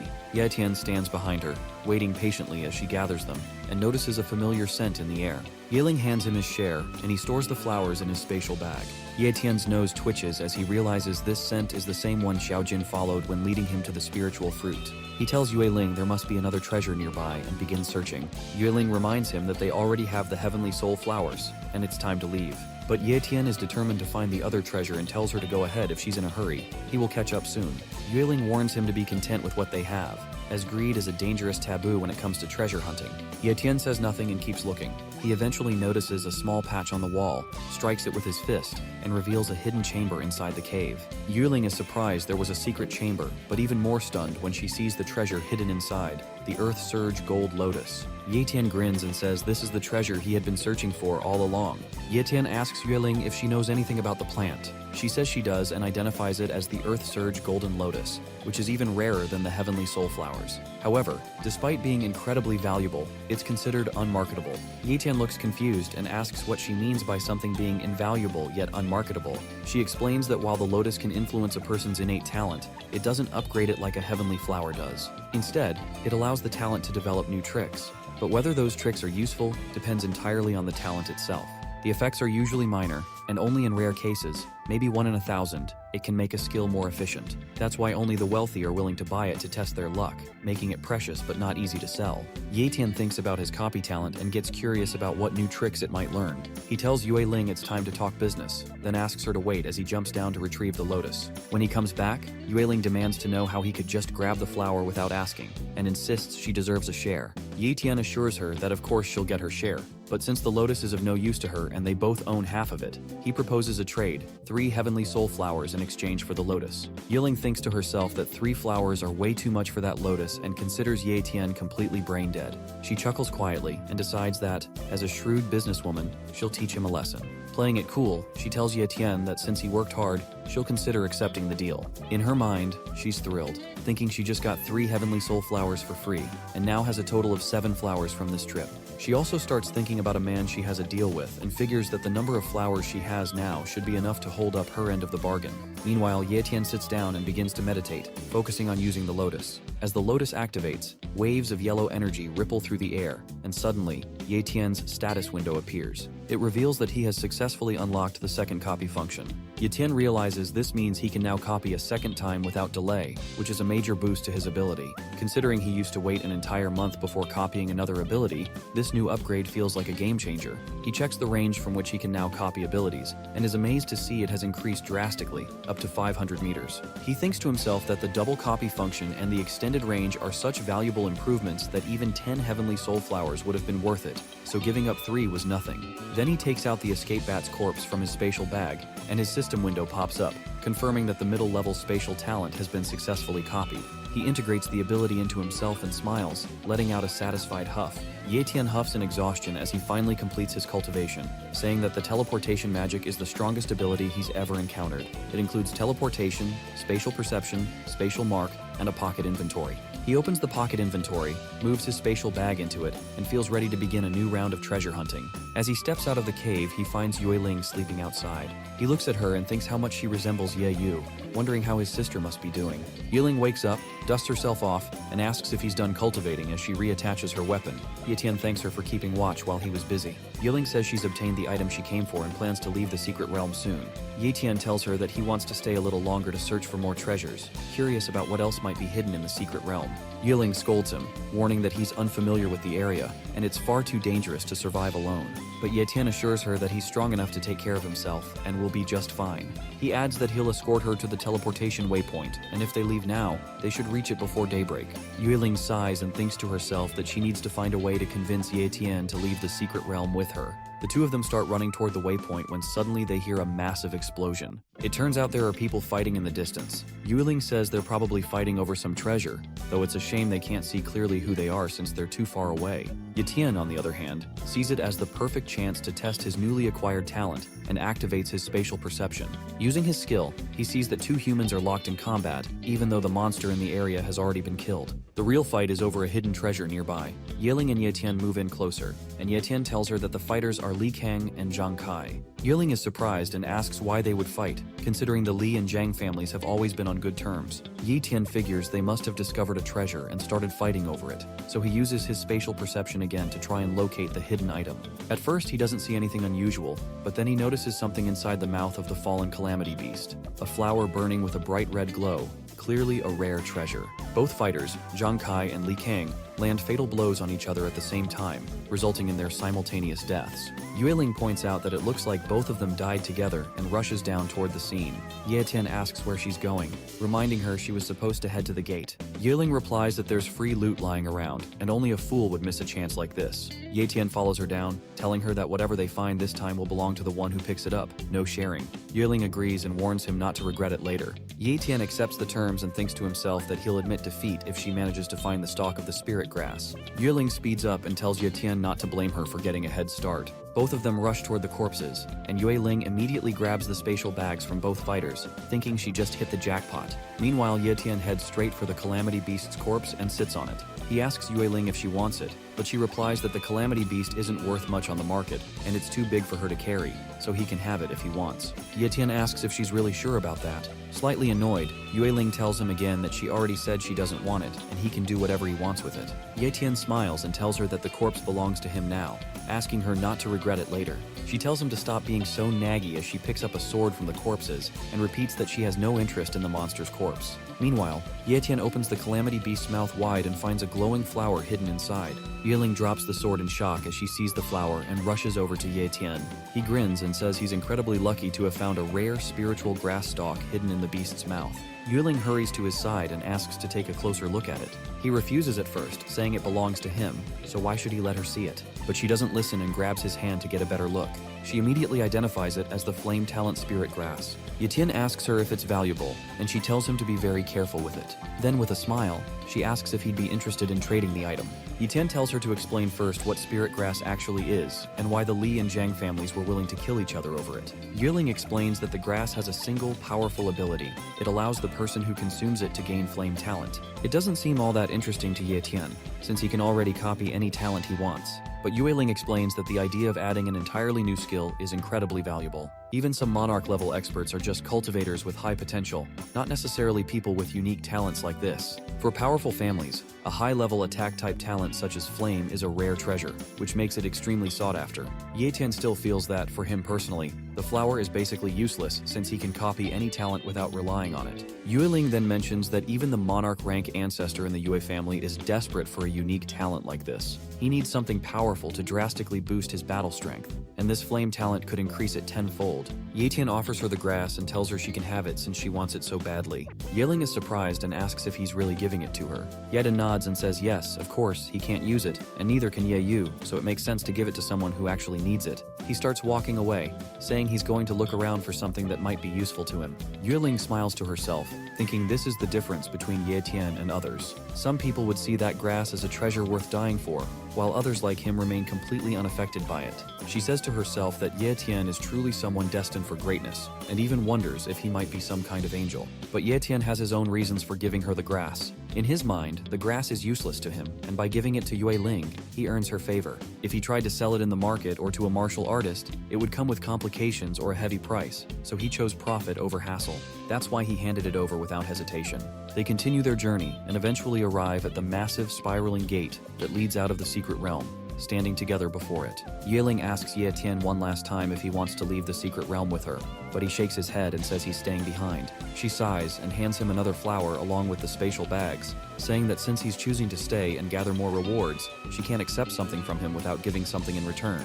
She reminds him that there's a limit to how long he can remain in the secret realm, only 1 month. After that, the teleportation gates will be heavily guarded by stronger monsters, making it far more dangerous to leave. Just as she gets ready to step into the gate, she remembers something and turns to warn Ye Tian about the Yun family. She tells him that if he ever comes across them, he should run as fast as he can, because their family has a monarch rank expert. She says goodbye and tells him she'll be waiting for him on the outside. Ye Tian smiles and waves at her as she jumps into the gate and begins traveling through it. Along the way, she glances back at Ye Tian and thinks to herself that it won't be long before he surpasses her. That's why she can't afford to slack off. She has to grow stronger too, or she'll be left admiring him from a distance. Ye Tian watches as Yue Ling finally disappears into the gate, then smirks and says the dead weight is finally gone. Now he can farm treasures to his full potential without holding back.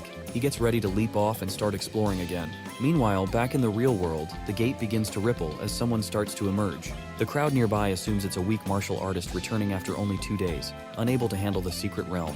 Suddenly, something crashes violently to the ground. 2 thugs glance over and spot the figure, thinking there might be valuable treasures to steal from whoever just returned. As they move closer, they realize it's Yue Ling, now badly injured and barely conscious, her body lying almost lifeless on the ground. Just as the thieves get ready to rob her, Uncle Ben pushes through the crowd and rushes to her side. Recognizing her immediately, he kneels beside her and urgently asks what happened inside the gate and how she ended up in such a critical state. With a weak and fading voice, Yue Ling whispers that he should take her to the clan first. Meanwhile, Yunho stands on a nearby rooftop, watching the scene below with a wicked grin as he waits impatiently for his so-called cash cow to appear. Back on the ground, Uncle Ben looks at Yue Ling in shock and asks about her injuries. She calmly explains that the wounds are superficial and she isn't seriously hurt. She faked the condition because many experts lurk around the gates, waiting to ambush raiders coming out of the secret realm to rob them of their gains. Her act was meant to make her look weak and empty-handed so she could slip away unnoticed. She then drinks a health potion and begins healing her minor wounds. Curious, Uncle Ben asks if she found anything valuable inside. Yue Ling nods and reveals the flame talent spirit grass. The sight of it sends a chill down Uncle Ben's spine as he stares at the rare treasure capable of granting a talent to its user. Yue Ling tells Uncle Ben that she needs a favor regarding the flame talent spirit grass. Uncle Ben, clearly impressed, says she's made an incredible contribution to the Yue family by obtaining such a rare treasure and asks what she needs. She tells him that she wants to meet the family's ancestor in person. She admits that she understands the gap in their status means she normally wouldn't be allowed such an audience, but insists it's very important and hopes Uncle Ben can help her. She adds firmly that if she's not allowed to see the ancestor herself, she will never hand over the flame talent to the family, even if it means destroying it. Uncle Ben tries to reason with her and asks if there's any other way she'd be willing to part with the grass, but Yue Ling refuses. She says her only condition is meeting the ancestor, no matter what. After a moment of silence, Uncle Ben agrees and says he'll make the necessary arrangements. Later, at the Yue family penthouse, Yue Ling steps out of the bath with a towel wrapped around her body and another in hand to dry her hair.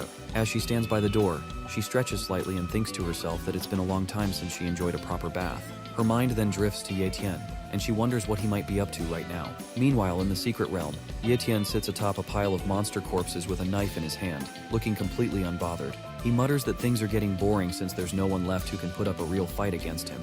Back at the Yue family mansion, a maid enters Yue Ling's room and informs her that Elder Ben has summoned her to the meeting hall. She gets dressed and makes her way there. Inside the hall, the ancestor Yueji is seated calmly, sipping tea. He looks at her with a composed expression and says she has done well in obtaining the spirit grass, then asks what kind of reward she would like in return. Yue Ling stands silently for a few moments, then raises her eyes to meet his and says she wants permission to meditate and attempt to comprehend the Enlightenment Stele. Uncle Ben is stunned by Yue Ling's bold request and asks if she truly intends to comprehend the Enlightenment Stele. He warns her that the stele is the very foundation of the Yue family, and that even he doesn't have the authority to approach it, much less comprehend it. He tells her plainly that her request is far beyond acceptable limits. But Yue Ling looks directly at Yueji and reveals that she obtained 6 stalks of the divine soul flower from the secret realm. She offers to hand them over to the family's disciples, on the condition that Yueji grants her access to the stele. She tries to strike a deal, determined to negotiate. Yueji's expression darkens as he tells her to make another request, calling her demand absurd. But Yue Ling refuses, saying she isn't interested in anything else and won't back down. Yueji's patience snaps, and with a flick of his aura, he sends Yue Ling flying out of the building. She crashes onto the ground and coughs up blood, her body barely able to move. Yueji rises to his feet, his voice filled with fury as he shouts how dare she try to bargain with him. He begins walking toward her with heavy steps. Struggling to rise, Yue Ling breathes heavily and says that no matter how much she cultivates, her level won't surpass Grandmaster. She isn't content with her current potential. She wants to become stronger, to break her limits and rise beyond what fate has allowed. Yechi floats in front of Yue Ling, towering above her as she looks up with fear in her eyes. He gazes down coldly and releases his monarch-level aura. The pressure slams into Yue Ling like a mountain, forcing her to the ground. The earth beneath her begins to crack from the sheer force and she struggles to breathe. Her limbs feel like lead, and fear slowly creeps through her body as she realizes just how terrifying a monarch's aura truly is. Uncle Ben rushes in, alarmed, and pleads with Yueji to stop. He falls to his knees and begs, saying that Yue Ling is still young and has made a mistake, but it isn't worth lowering himself to punish her like this. Yue Ling, barely able to move, grits her teeth and tells Uncle Ben to stay out of it. With pure willpower, she starts to lift herself, inch by inch, defying the crushing weight of Yueji's aura. Her body trembles, blood still at the corner of her lips, but she pushes through and stands once more. She declares with unwavering resolve that she must comprehend the Enlightenment Stele, no matter the cost. Yeji watches her in silence, his eyes narrowing as surprise flashes across his face. Despite being under his full aura, she's still standing. With a casual flick of his arm, he sends a wave of wind that dissipates the pressure around her. He descends slowly to the ground. Yue Ling drops to her knees for a moment, catching her breath, but quickly realizes that the crushing aura is gone. She steadies herself and rises again, her eyes filled with determination. Uncle Ben bows his head and thanks Yueji for showing mercy to Yue Ling. Yueji looks at Yue Ling and tells her that just as there are laws in this country, there are rules within their clan that must be respected. He says he cannot and will not break those rules lightly, not even for her. But after a moment of pause, he raises his hand and summons a small glowing plaque. He tells her that this is his personal secret plaque, an item of rare authority, and with it, she will be permitted to comprehend the Enlightenment Stele. He extends it toward her. Yue Ling's eyes widen as she reaches out to take it with both hands. Relief washes over her face, and for the first time in a while, a gentle smile appears. She finally holds the ticket to what she's been chasing, a chance to comprehend the stele and break past her limits. After some time, Uncle Ben enters Yueji's chamber carrying the divine soul flowers and the flame talent spirit grass. He tells Yueji that Yue Ling sent someone to deliver the items personally, fulfilling her promise. Yechi nods and instructs him to place them on the table. As Uncle Ben carefully sets the flowers down, he looks at Yueji and asks why he changed his mind about letting Yue Ling approach the Enlightenment Stele when he had been so firmly against it before. Yueji dips a spoon into a wooden bucket of water and casually waters a nearby plant as he replies with a faint smile. He says that he admires her stubbornness. It reminds him of himself in his younger days. Meanwhile, deep in the secret realm, Ye Tian is up on a mountain when he spots another spirit plant. With a grin, he yanks it out along with its roots, but in his excitement forgets where he is and tumbles down the slope, landing in a river with a splash. He pulls himself out, soaked and dripping, and activates his spatial talent. Using his pocket inventory, he pulls out the plants he has collected so far and lays them out. Looking them over, he counts each one and grins, thinking about how lucky he's been to find so many spirit flowers in just a few days. The potential profit from these, plus the bonus from selling calamity monster corpses, makes him feel like he's struck gold. Glancing down, he wrinkles his nose as he realizes he smells awful. Remembering Yeyu's nagging, he pulls out clean clothes from his inventory and changes on the spot. Unbeknownst to him, a monster hidden in the distance watches his every move. Ye Tian finishes changing his clothes and stores all the spirit flowers back into his inventory. His stomach lets out a loud growl, reminding him that he hasn't eaten in a while. He grumbles to himself and decides to hunt something edible before continuing his exploration. Just then, a boar-like monster crashes out from the brush, snorting aggressively. Ye Tian stares at it with wide eyes, momentarily startled, but a few minutes later, that same monster is sizzling over a fire, turned into a mouth-watering barbecue. Ye Tian slices off some meat and starts devouring it eagerly, savoring the flavor. Suddenly, out of nowhere, a rat dashes in at lightning speed, snatches a piece of meat from his hand, and bolts off into the forest. Ye Tian freezes for a moment, then shouts in disbelief and jumps up to chase the rat. After a long, winding pursuit through the woods, the rat finally stops and begins munching on the stolen meat. Ye Tian crouches in the bushes nearby, glaring at the thief and preparing to strike back. Just as he's about to leap, his system window suddenly pops up with a message. The rat possesses a high-tier treasure-seeking talent. Ye Tian lunges at the rat, hoping to catch it off guard, but the creature is lightning fast. The moment it senses danger, it darts into the forest. Ye Tian watches it go and smirks, saying there's no escape now.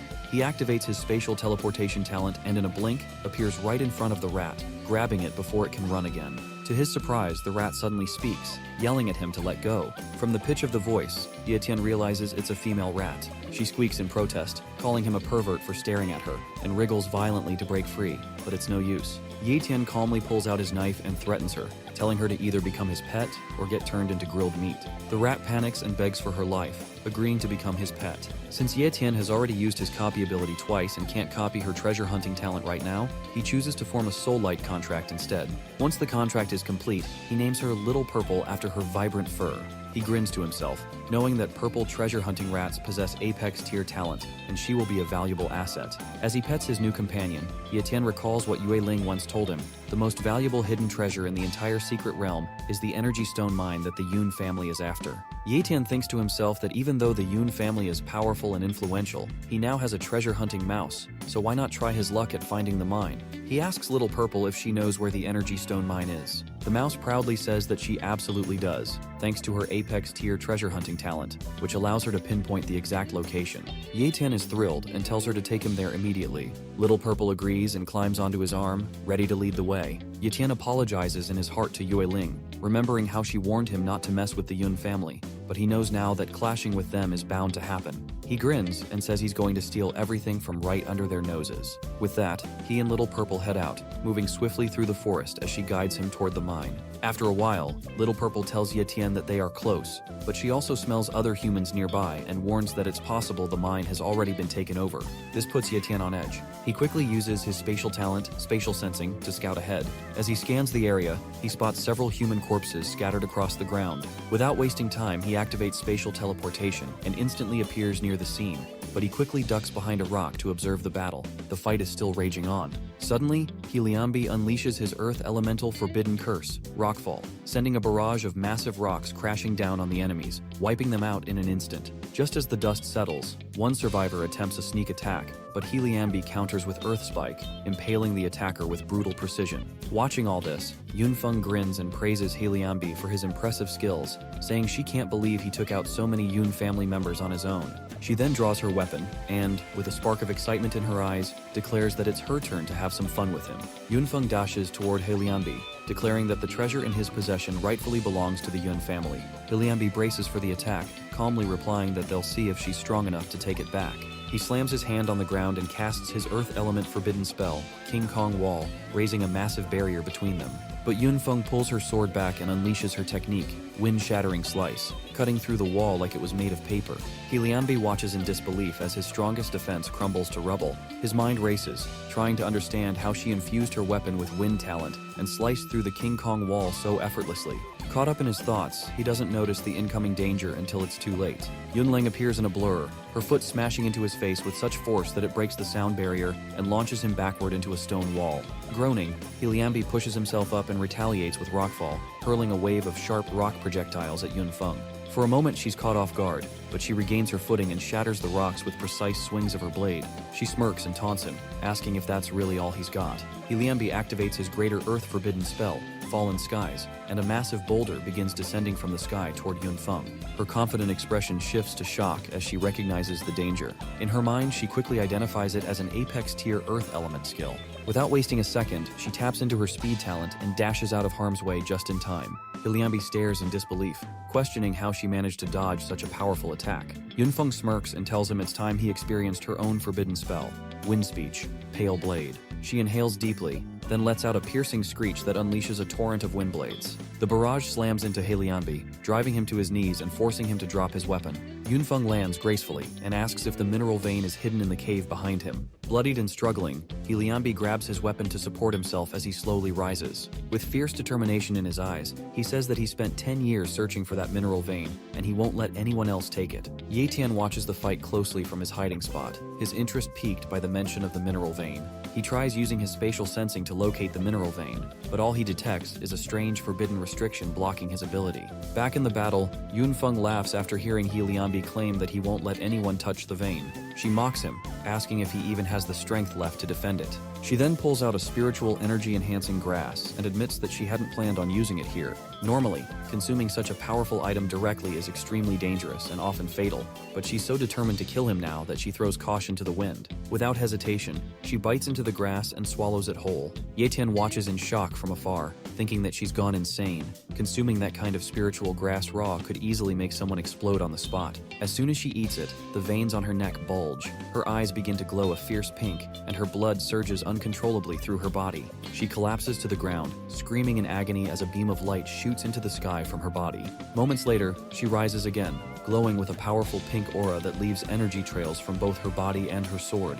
Hyliambi is gripped with fear as he realizes her cultivation talent has skyrocketed to transcended tier. Yunfeng smirks with new confidence, her expression wild and hungry for battle, as if her fangs are ready to tear through anything in her path. Ye Tian opens his status window and is stunned to confirm that Yunfeng's cultivation talent has truly jumped to the transcendent tier. Yunfeng looks down at Hyliambi with a wicked smile and says she might consider leaving his corpse in one piece if he gets on his knees and begs for his life. Hyliambi's eyes burn with rage as he snaps back, demanding how she dares speak to him that way. He says that even if her talent has improved, it doesn't guarantee victory. He begins forming a powerful spell, but before he can finish, Yunfeng vanishes and reappears beside him in a blink. Her blade flashes multiple times, cutting through him so fast he doesn't even realize he's been struck until blood pours from his mouth and he collapses. Yunfeng coolly stands over him and says her current stats include a high-tier speed talent combined with an apex-tier wind talent, and that he completely underestimated the power boost she just received. She mocks him, calling him a washed-up genius whose battle instincts have dulled, nothing more than trash from the once proud Hylian family. Struggling to lift his head, Hyliambi says that all cultivators walk a path filled with rivals, and that even if she defeats him today, one day she'll be nothing more than a stepping stone for someone even stronger. Yunfeng narrows her eyes and tells him to shut up.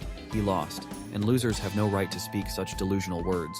She also mentions that the Yun family is the strongest in the entire Demon Sea base, with even a monarch rank expert among them. She says that in the face of absolute strength, there are no real enemies. With that, she heads into the cave to search for the mineral veins. Outside, Hyliambi lies battered and bleeding, staring up at the sky as he wonders if this is how his journey ends. Just then, Ye Tian appears and asks if he's okay. Hyliambi is surprised to see him and asks who he is, but Ye Tian replies that it doesn't matter and offers him a potion. Hyliambi says it's useless, as Yunfeng's last attack shattered his internal organs and his time is running out. He then asks Ye Tian if he's here for the mine as well, and Ye Tian confirms it. Hyliambi chuckles and says at least Ye Tian is honest. When Ye Tian asks about the mine, Hyliambi explains that if it were an ordinary ore cave, he would have mined it long ago. He says this cave has an apex-tier calamity beast guarding the vitality stone ore, and that the beast has tunneled the cave full of passages to confuse intruders. Anyone who enters is bound to get lost unless they have a purple treasure hunting rat, which possesses a rare talent for tracking hidden treasures. He says such rats are incredibly rare, and that he's searched the secret realm for the past 10 years and still hasn't found one. Ye Tian shows him Little Purple and asks if this is the kind of rat he was talking about. Hyliambi's eyes widen in shock as he coughs up blood and stares at the purple rat. He can't believe Ye Tian not only found one but also managed to tame it and form a soul contract. Little Purple hops onto Hyliambi's knee and lets out a soft squeak. Hyliambi looks at the rat with a faint smile and says he never imagined he'd actually see one before his death. He slowly reaches out a trembling hand toward the rat and says it feels foolish now, realizing he spent 10 years in the secret realm chasing a dream that someone else accomplished by chance. Just as his fingers are about to touch the rat, Hyliambi exhales one final breath. His body goes still and lifeless, and in his last fleeting thought, he reflects bitterly that fate has truly made a fool out of him. Yunfeng walks deeper into the cave, carefully exploring the winding paths. She comes across a wall riddled with holes, each leading to a different tunnel. Surprised by how many there are, she mutters that this place is like a maze, then picks a tunnel at random and heads in. Meanwhile, Ye Tian quietly buries Heliambi beneath the rubble and places his weapon upright in the ground as a makeshift tombstone. Back inside, Yunfeng reaches another tunnel, confused by how the cave seems to twist endlessly. Just then, the ground beneath her feet cracks open, and a massive worm-like monster bursts out, lunging to swallow her whole. She manages to leap out of the way just in time, landing a short distance away and staring in shock at the towering creature. She realizes it's a top-tier predator, something that was never mentioned in any of the intelligence reports. The monster starts to charge a powerful energy beam, and a thunderous sound echoes through the cave. Outside, Ye Tian hears it and smirks, saying it looks like the fight has already begun. He thanks the Yun family for holding the beast off for him, then turns to Little Purple and says that everything depends on her now. The rat hops off his shoulder and begins sniffing around, darting back and forth as she starts to search for the real entrance hidden somewhere in the maze. Ye Tian figures the maze of caves must be interfering with Little Purple's senses too, but after a short while, she perks up and tells him she's found the real entrance. She leads him toward a river, and Ye Tian realizes the network of tunnels was just a clever trick to mislead intruders. The true entrance is hidden in what looks like an ordinary pool of water. He mutters that without the purple treasure-hunting rat, he would have definitely been fooled. Kneeling beside the water, he checks it and tells Little Purple that there's nothing wrong with it. Without wasting time, the two of them dive in and begin exploring the pool. As they swim deeper, Ye Tian finally spots it, a hidden tunnel carved into the rock at the bottom of the pool, and immediately heads into it. Yunfeng feels completely powerless, standing before the monstrous beast. No matter how fiercely she fights back, her strength simply isn't enough to match its overwhelming power. Realizing she has no other choice, she reaches into her storage ring and pulls out a monarch rank magic tool, her last and only hope. With fierce determination, she launches another attack, aiming to make the beast taste the power of a monarch's weapon. With the every ounce of energy she's got left inside her, she manages to activate the monarch magical tool somehow, piercing that nasty monster with this pillar of condensed energy. Let's switch the perspective to our boy, who senses the collapse of the mine. The wave of energy he just felt is so strong that it couldn't possibly belong to that girl from the Yun family. Nonetheless, he activates his speed talent and flashes out of the place to get his hands on the treasure he's been searching for, before things get even crazier. Meanwhile, that giant monster has been pierced through and through, with no strength left to stay upright. As for the lady, her condition doesn't seem much better than the monster's either. She's barely hanging on, with no idea if she'll even survive to fulfill her purpose. Back underwater, Ye Tian finally spots something that makes his eyes widen with surprise and excitement. He sees the vitality stones, huge, glowing, and scattered all over the mine. It's an incredible discovery, and he can hardly believe his luck. Without wasting a second, he starts collecting them, knowing how valuable they are to the Yun family. Little Purple, his spirit beast companion, warns him that the vitality stones are extremely hard and will require care while harvesting. Ye Tian nods, unfazed. Breaking them isn't an issue for him. He activates his strength talent, and his muscles begin to glow with raw power. With focused energy, he starts smashing the stones into smaller, manageable pieces. Time is running short, so he calls out to Little Purple and asks for help, telling him to start collecting everything he's broken so far and store it in his inventory space. Little Purple quickly jumps into action, using his own strength to push the stones one by one into Ye Tian's spatial inventory. Working together with speed and efficiency, the two of them make quick progress through the mine. While working, Little Purple suddenly stops and starts heading in another direction, yet notices and frowns. Little Purple looks back and tells him to follow quickly, saying he's found something really important. Without hesitation, Ye Tian rushes after him, curiosity and a hint of anxiety pushing his pace. As they move deeper into the mine, Little Purple explains that he's picked up the scent of a treasure, something possibly tied to ancient legends. His serious tone grabs Ye Tian's full attention. They eventually reach a hidden chamber glowing with soft, radiant light. In the center of the cave rests a luminous object pulsing with deep golden energy. Little Purple points to it and says it's the vitality core, the very heart of the entire mine. Every vitality stone was formed from this source. Ye Tian stares at it, completely stunned. The vitality core shines with a powerful aura unlike anything he's ever encountered. This isn't just a rare find, it's the most valuable treasure in the entire secret realm. Ye Tian is stunned to learn the vitality core can raise him to monarch level, one of the continent's strongest ranks. Excited, he approaches the glowing, pulsing core, awed by its power. But just as he reaches out, Little Purple blocks him, warning that the core's energy is too intense and could destroy his body. Ye Tian begins to feel the heat and pressure, his skin tingling and sweat dripping. But he's not afraid. He remembers the powerful talents he copied back at the Demon Sea base, especially the endurance and defense ones. Those abilities help him stay calm and hold his ground even in the face of danger. He activates them instantly, and a glowing shield of energy wraps around his body, easing the heat and pressure. Little Purple is stunned again. He never realized Ye Tian had copied so many high-tier talents. His respect for Ye Tian grows even deeper. With steady hands, Ye Tian reaches out once more and touches the Vitality Core. The moment his skin connects with it, a surge of energy blasts through his arm like a bolt of lightning. The power is overwhelming, shaking his entire body. Even his strongest defensive talents begin to falter. His skin starts to crack, and a wave of intense pain shoots through him, threatening to knock him out. But Ye Tian doesn't let go. He knows this is a once-in-a-lifetime chance, and no matter how painful it gets, he has to push through. He activates his recovery talent, quickly healing the cracks and burns forming across his body. The power of Vitality Core gets so overwhelming that our boy had no choice but to activate one of his spatial talents, known as Pocket Inventory, to absorb the excess heat before he is burned to crisp. Eventually, the power finally subsides, and he is flung backward, hitting the wall behind him. At last, all that suffering he went through pays off when he finally takes hold of the Vitality Core. Even that little one is so proud of his master. Suddenly, the place begins to collapse. The core's energy was keeping the structure stable, and now with it removed, the cave starts to collapse. Rocks crash down from above, and deep cracks race across the walls. Without hesitation, Ye Tian scoops up Little Purple and makes a run for it. Using his spatial teleportation talent, he dodges the falling debris and slips through the crumbling tunnels. After a tense and chaotic dash, they finally make it out into the open, just as the entrance caves in behind them. Far away, Yunfeng feels the ground tremble beneath her feet. She glances around, startled by the sudden shift. The mine is collapsing, and she starts to wonder if someone has taken the Vitality Core. She didn't realize anyone else had entered the cave, and now her curiosity is burning. She wants to know who it was. Meanwhile, Ye Tian stands just outside the cave, looking back one last time.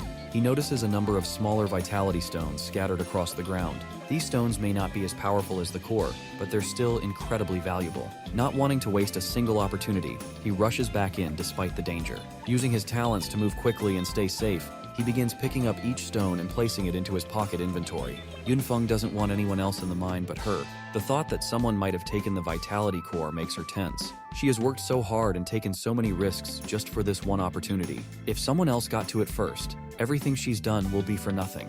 Her heart races with anxiety as she walks deeper into the mine, her face set with determination. Suddenly, she comes across a large stone wall blocking the path. Wasting no time, she steps forward and unleashes her strength. Her hands glow with energy as she punches the wall over and over, breaking it down piece by piece. Rocks crash to the ground, dust fills the air, but she doesn't stop until there's a hole big enough to pass through. She steps into a new chamber and immediately notices the air feels colder and more hollow. Her eyes land on a small piece of Vitality Stone lying on the ground. She picks it up quickly, her thoughts racing. If this fragment is here, then this might be where the rest were stored. But as she scans the room, her heart sinks. The chamber is empty. There are no other stones, nothing left in the walls, just bare rock. She brings the small stone close to her nose and picks up a scent. It smells like a human. That means someone was already here. Someone beat her to it and took all the Vitality Stones. Every single one. Sweat starts to drip from her forehead. Her hands begin to shake, and a sharp pain stabs through her chest. Her legs give out, and she falls to her knees, completely crushed by the realization that everything is gone.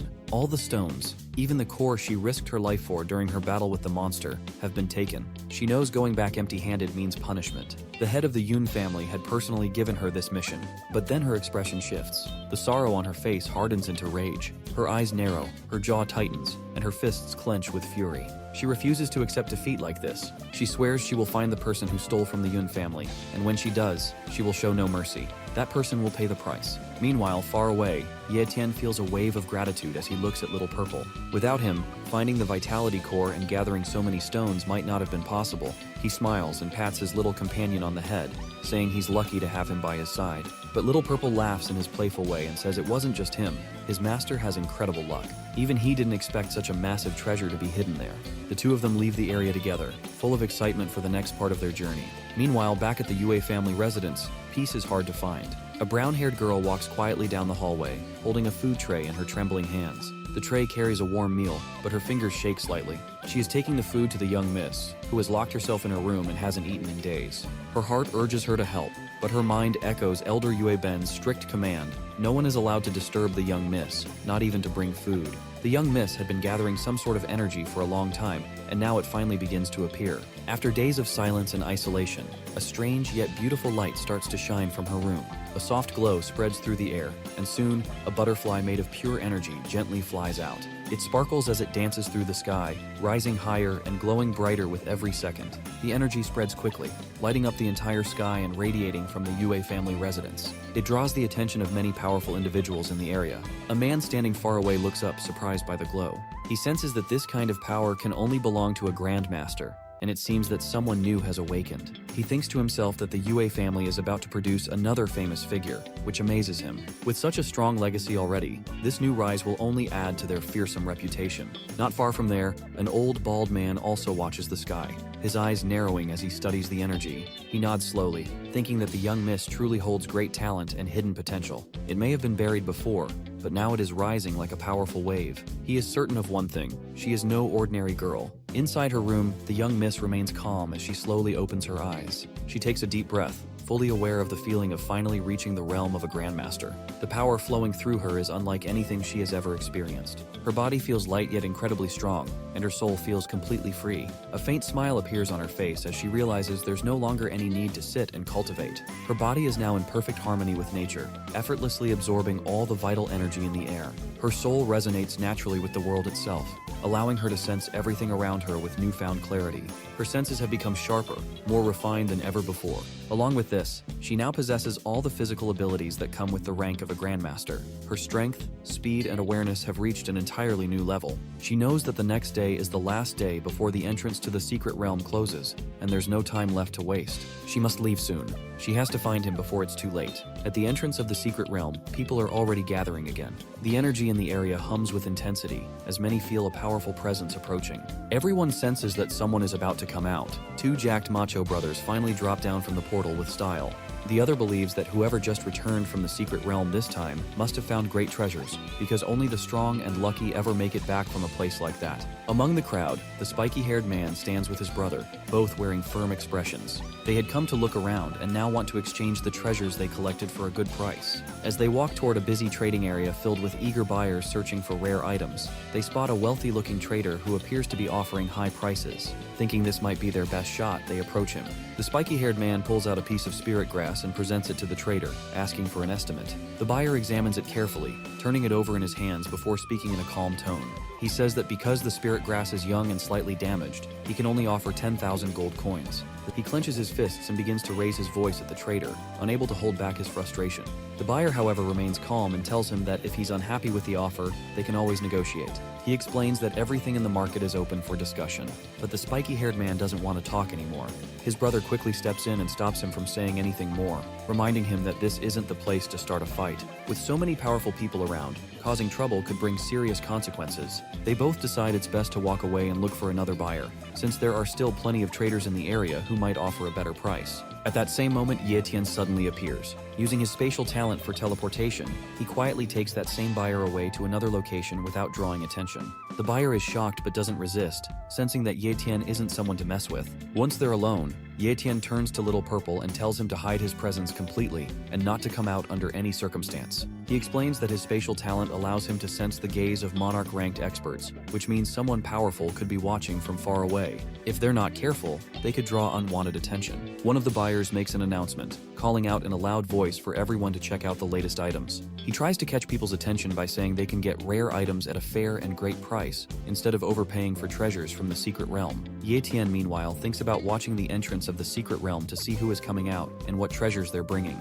but then he considers visiting the Yue family instead. With that thought, he makes up his mind and teleports away without another second of delay. The people around him are left stunned. Just moments ago, a calm and powerful man had been standing there, and in the blink of an eye, he vanished into thin air. Some bystanders rubbed their eyes in disbelief, unsure if they saw it right. The spiky-haired man is thrilled, confident that he and his brother will get rich from the treasures they took from the secret realm. He's already dreaming of gold and fame. But his brother stays cautious, warning him to keep quiet. Boasting in a place like this could attract dangerous attention. Suddenly, the two macho brothers step onto a transportation circle and arrive in a shady, danger-filled place. The mastermind behind their teleportation is none other than King Yunhei, who brought them here to interrogate them about the treasure they've managed to obtain. They freeze on the spot and exchange a nervous glance, both silently wondering the same thing. Why is a monarch rank expert like King Yunhei interested in them? King Yunhei continues to stare at the two brothers, his sharp gaze filled with suspicion. He's trying to figure out what kind of treasure they could have possibly brought back from the secret realm that would be worth his attention. For a monarch to personally appear like this, something out of the ordinary must be going on. Meanwhile, far from the crowd, Ye Tian is wandering through the massive demon sea base, trying to find the Yue family's location. He quickly realizes how difficult the task is. The base is huge, almost like a city within a city, filled with countless sects, clans, and merchant stalls. He regrets not asking for exact directions beforehand. Then, out of nowhere, something unexpected happens. Someone crashes into him with surprising force, and he stumbles, caught off guard by the sharp hit to his side. He grips his ribs, wincing slightly as he tries to understand what just happened. In his mind, he's confused. He hasn't offended anyone in the Demon Sea base, so why is he being attacked while simply walking? He turns his head quickly, ready to confront whoever hit him, and is stunned when he sees Yue Ling standing there in front of him. Ye Ling notices Ye Tian's surprised expression and feels a flicker of guilt. She quickly steps forward and apologizes, saying she didn't mean to hurt him. She explains that her sudden attack wasn't out of anger but because she needed to test his strength. Ye Tian listens in silence, trying to absorb her words. The shock of hearing that she has advanced to the Grandmaster level hits him hard. That's no small achievement. It marks a massive leap in power and ability. But Yue Ling doesn't act proud or arrogant about it. She simply says she was lucky to reach that stage, as if it were nothing extraordinary. That quiet humility leaves Ye Tian even more surprised. Ye Tian glanced at Yue Ling beside him, the rain now reduced to a light drizzle as the clouds began to clear. He admitted quietly, more to himself than to her, that he hadn't expected her to become a Grandmaster so soon. He was genuinely surprised, not out of envy but out of admiration. She explained that she had only managed to break through after using a considerable number of natural treasures provided by her family. It wasn't as easy as it seemed, she added. She told him not to feel discouraged or think he was falling behind. According to her, his pace was impressive, and he would surely catch up before long. Ye Tian smiled faintly but didn't say much. He quietly reflected on her words, thinking that her family must have incredible resources, but even with that kind of support, it wasn't just about the treasures. What truly mattered was her talent. Without her natural ability, all those resources would have gone to waste. She had both the foundation and the backing, and now she had the cultivation rank to prove it. Just then, a small movement near his chest caught Ye Tian's attention. Purple popped his head out from Ye Tian's robe pocket, blinking a few times before speaking up and saying he was hungry and wanted barbecue meat. Ye Tian's eyes widened slightly as he quickly pushed the little mouse back into his pocket, whispering for him to stay hidden, but it was already too late. Yue Ling had caught a clear glimpse of the creature. Her expression shifted immediately,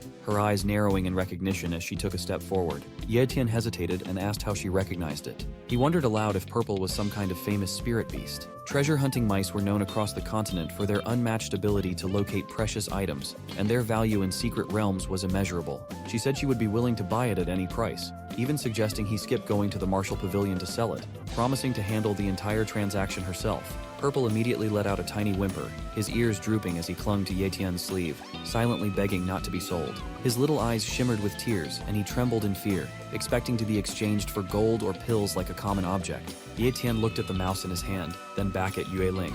He apologized and told her gently that Purple wasn't for sale. He was his spiritual pet. Yue Ling smiled softly and said she understood.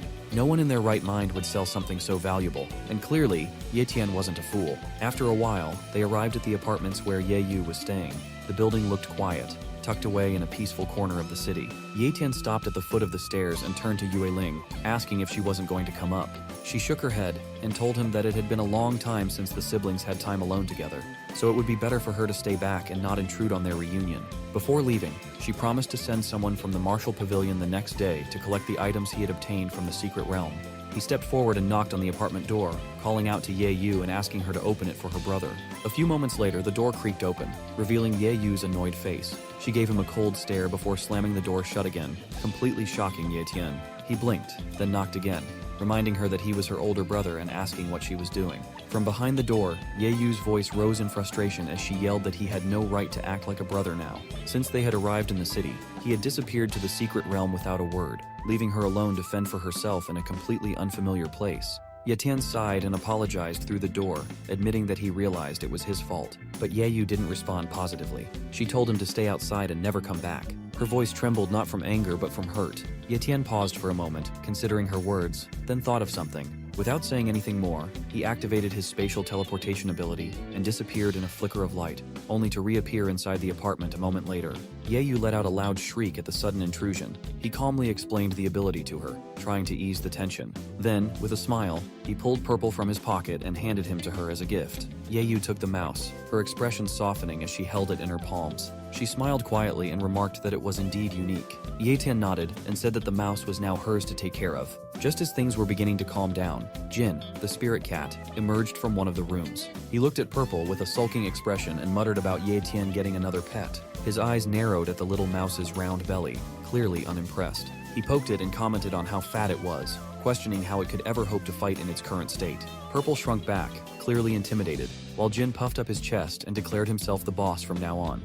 Later that night, Ye-tian stepped into the shower and let the warm water run over his tired body. The events of the past few days spun through his thoughts as he leaned against the tiled wall. He knew that Purple would be happier and safer with Ye-yu. She needed something to keep her company, and Purple's personality was oddly compatible with hers. After drying off, he wrapped a towel around himself and sat on the bed, muttering to himself that he would begin copying Purple's treasure hunting talent now. If he could combine it with the other abilities he had copied so far, he would gain another edge against the danger surrounding him. By the end of the night, Ye-tian had successfully copied the high-tier treasure hunting talent, which now joined the ranks of the other powerful abilities he had obtained. Meanwhile, at the Yun family mansion, tension hung in the air like a thundercloud. The silver-haired girl flinched, trembling where she knelt on the floor. He shouted at her, calling her useless and trash, his voice booming as he demanded to know how such a simple mission could end in failure.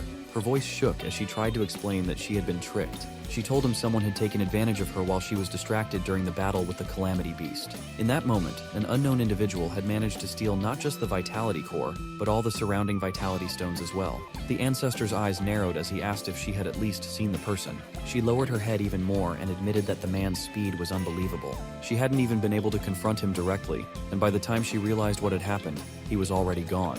Enraged, the ancestor screamed again, accusing her of being blind and incompetent. He roared that she hadn't even been able to confirm the thief's gender. Stepping forward with his face twisted in anger, he grabbed her by the hair and yanked her head up, snarling as he asked how she could still call herself the Demon Sea Base's #1 genius among the younger generation after delivering such disgraceful results. He asked her if she truly believed she still deserved to be alive or remain at his side. The girl gasped, fear flooding her eyes, and immediately begged for another chance. She insisted she would find the Vitality Stones no matter what. After a long moment, he released her and pushed her aside. He muttered that the thief might be someone from a major family, given the boldness it took to steal from the Yun family. He ordered her to start investigating which noble families had sent their disciples into the secret realm, and warned her that if she failed again, the punishment would be far worse. Without another word, he turned and walked out of the hall. The next morning arrived with a calmer breeze. Ye-tian and Yueling stood outside the Martial Pavilion headquarters, the enormous building towering above them like a monument of power and authority. Yueling warned him in advance not to be too surprised at the scale of it all. Ye-tian nodded silently, though his thoughts were elsewhere. Now that he had copied Purple's talent, this was the perfect place to put it to use. Inside a structure filled with rare and ancient items, the treasure hunting ability would serve as a sixth sense to guide him toward the most valuable finds. The hall inside was spacious and filled with display cases, each glowing faintly with spiritual energy. Rows of weapons, pills, books, and artifacts lined the area, neatly organized in tiers and sections. Yeling mentioned casually that he could even try out the items if he wished. Ye-tian browsed through them quietly, scanning each one while letting his newly gained treasure hunting sense awaken. He took note of the colors, their glow, and the quality. Blue glows indicated mid-tier treasures, and there were many of those. He picked up one of the blue-colored swords and weighed it in his hand. At first glance, it looked fine, but the moment he pressed its edge against a training dummy, it chipped slightly. Alarmed, he quickly placed it back on the rack before anyone could notice the flaw. Just then, an older man stepped out from the side corridor. Yueling greeted him right away and introduced him as her uncle, the man in charge of the Martial Pavilion's marketplace. He nodded at her with a warm smile and then turned to Ye-tian, introducing himself with polite formality. Welcoming Ye-tian with surprising warmth, he told him to take his time looking around and even offered a discount if anything caught his eye. Ye-tian gave a respectful nod and continued browsing. Then, out of nowhere, a strange scent struck his senses. It was distinct, golden, powerful, and pure. His treasure hunting talent lit up immediately, like it had been waiting for this exact moment. His eyes snapped toward the source of the signal. In the far corner of the hall, tucked away almost too neatly, sat a small glass case. Most people wouldn't have noticed it, but Ye-tian's instincts zeroed in on it. The name etched beneath it read, Heavenly Warrior, Blood Dragon. Yueling smacked Ye Tian on the shoulder, snapping him out of his daze. He blinked, realizing he had zoned out again, and quietly apologized, admitting he'd been lost in thought. She narrowed her eyes, half amused and half concerned, and told him to hurry up with his choices since her uncle was a busy man. Ye Tian gave a small nod and turned to Elder Yue, boldly stating that most of the items on display were low-ranked, and that he was looking for something more valuable, something fitting for someone with his needs. He added that money wouldn't be a problem. Elder Yue let out a hearty laugh at the boy's confidence, clearly entertained. Yueling, standing beside them, murmured under her breath, wondering when Ye Tian had learned to bluff so smoothly. Elder Yue reassured him that the martial pavilion had everything: natural treasures, cultivation techniques, and even transcendent tier divine weapons, and as long as Ye Tian had the funds, he could get anything he needed. Without hesitation, Ye Tian reached into his storage and pulled out a shimmering vitality stone, holding it up for the elder to see. Elder Yue's eyes widened in surprise and admiration, praising the stone and emphasizing just how rare it truly was. Yueling, just as stunned, immediately asked where Ye Tian had managed to acquire such a treasure. He scratched the back of his neck and answered casually that he'd gotten lucky and found it in the secret realm. Elder Yue, clearly intrigued, asked what he was hoping to exchange for it. Ye Tian explained that he was looking for a high-tier cultivation technique, one that would let him grow all the way to the Grand Master realm, and a weapon similar to a short sword. Elder Yue beamed and nodded enthusiastically, confirming that just one vitality stone was enough to cover those requests. Ye Tian found it a little unbelievable that a single stone held so much value and couldn't help but wonder just how priceless the entire vitality stone core in his storage must be. Before he could fully process it, Yueling suddenly stepped close, cornering him with a sharp look. She demanded to know where he really got the vitality stone from. Her intuition told her he was hiding something, and Ye Tian could only look away. He told her, almost guiltily, that telling her the truth might put her in a dangerous position. That only made her more upset, and she insisted on knowing. Eventually, he confessed. He told her he had stolen the stones from the Yun family. Her mouth dropped open in sheer disbelief. She immediately raised her voice, exclaiming that he must have lost his mind. The Yun family had been guarding that treasure for ages. She suggested returning the stone immediately, maybe even begging the ancestor for mercy. She asked, half panicked, how many stones he had taken. Ye Tian replied in a low voice that he had obtained a mine's worth of vitality stones and stored them in his spatial inventory. Yueling's legs gave out slightly as she slumped onto a nearby bench, holding her head in her hands. She murmured to herself, saying they were doomed for sure. The Yun family was bound to investigate, and once they connected the dots, she feared the consequences for both of them. Ye Tian, trying to be reassuring, told her he'd made sure to cover his tracks completely. He didn't believe there was any way the Yun family would trace the theft back to them. She warned him in a trembling voice that the ancestor of the Yun family was someone no one could afford to offend. He wasn't the type to forget or forgive such humiliation. She added that if anything happened, Ye Tian better not blame her. Despite her sternness, her concern was clear. While they were talking, Ye Tian's eyes wandered across the shop. Something golden glimmered faintly on one of the shelves, and intrigued, he walked over and reached for it. Elder Yue soon returned with the requested items, the purple cloud body refining technique, and a short sword that once belonged to a monarch-level expert. The technique was known for strengthening the practitioner's physique to a formidable level, and the sword was said to have been recovered from the grave of a forgotten monarch, surrounded by treasures. Ye Tian held the sword, examining it with a practiced eye. Activating his copied talent to identify hidden strengths, he confirmed its apex tier classification. The weapon hummed softly in his grip, pulsing with latent energy. It felt right. He nodded and accepted both the sword and the manual, placing them into his spatial storage with satisfaction. Elder Yue, clearly pleased with the transaction, handed him a black and gold VIP card embedded with shimmering runes. He explained that the card would allow Ye Tian free access to all Martial Pavilion branches and grant him a generous 70% discount on all items. It was a mark of both respect and investment. Ye Tian then asked about the golden item he had seen earlier. Elder Yue followed his gaze with a smile, walked over to the shelf, and picked up the object. It was a red gold egg resting in a protective casing. He told Ye Tian that it was a fossilized dragon egg, once sold to their pavilion by a wandering cultivator. The pavilion had tried countless methods to hatch it, but none had worked, so it had ended up as a decorative piece. Given Ye Tian's contributions today, the elder decided to gift it to him for free. The gesture surprised Ye Tian, and he asked why he was receiving a transcendent tier treasure so easily. Yueling responded before the elder could, explaining that the egg was no longer considered useful. However, she also hinted that the pavilion hoped Ye Tian would keep bringing rare treasures like vitality stones their way. Ye Tian took a closer look at the dragon egg. Despite what the others believed, his treasure hunting talent had identified it as a high-tier item, which meant it still held potential. He could feel something faintly pulsing inside, something ancient and powerful. He realized it wasn't defective. It had simply chosen not to hatch yet. A quiet determination rose within him. Ye Tian, calm as ever, gestures toward the modest path leading up to his home. With the subtlety of someone who rarely asks for company, he offers her a chance to join him for a meal, mentioning that Ye Yu, his sister, is an excellent cook. Yue Chao, standing at the gate like a sentinel of misplaced pride, had intercepted them with venom in his words. He had accused Ye Tian of scavenging and collecting pitiful remnants by slaying weak beasts. His insults were sharp, but his intent was sharper. Without waiting for a response, Yue Chao had launched into an attack. All of his energy had been poured into a single strike, aimed to overpower and humiliate Ye Tian. Yet, what followed was not the display of dominance Yue Chao had expected. Ye Tian, with a calm steadiness that bordered on eerie, raised a single hand, one hand against all of Yue Chao's might. The clash ended before it truly began. Yue Chao's full force, driven by pride and fury, could not push Ye Tian back even a step. It was like trying to move a mountain with a breath of wind. Shock had painted itself across Yue Chao's face, disbelief draining the color from his cheeks. For a moment, he saw not Ye Tian the disgrace, but something far more formidable, something terrifying. Wei Ling had seen it too. She had stepped forward then, her voice rising to cut through the tension. She had called for restraint, reminded them where they were and what consequences might follow. Her words hung heavily in the air. For a moment, even Ye Tian's gaze softened, tempered by her plea. In the silence that followed, Ye Tian had acknowledged her intervention. He had not spoken much, but the appreciation was evident. She had understood then that he was not merely gathering scraps. He was walking a road far different from the one others assumed. Back in the present, Ye Tian made his way toward his home. Inside, the home was quiet and warm. The scent of home-cooked food lingered in every corner.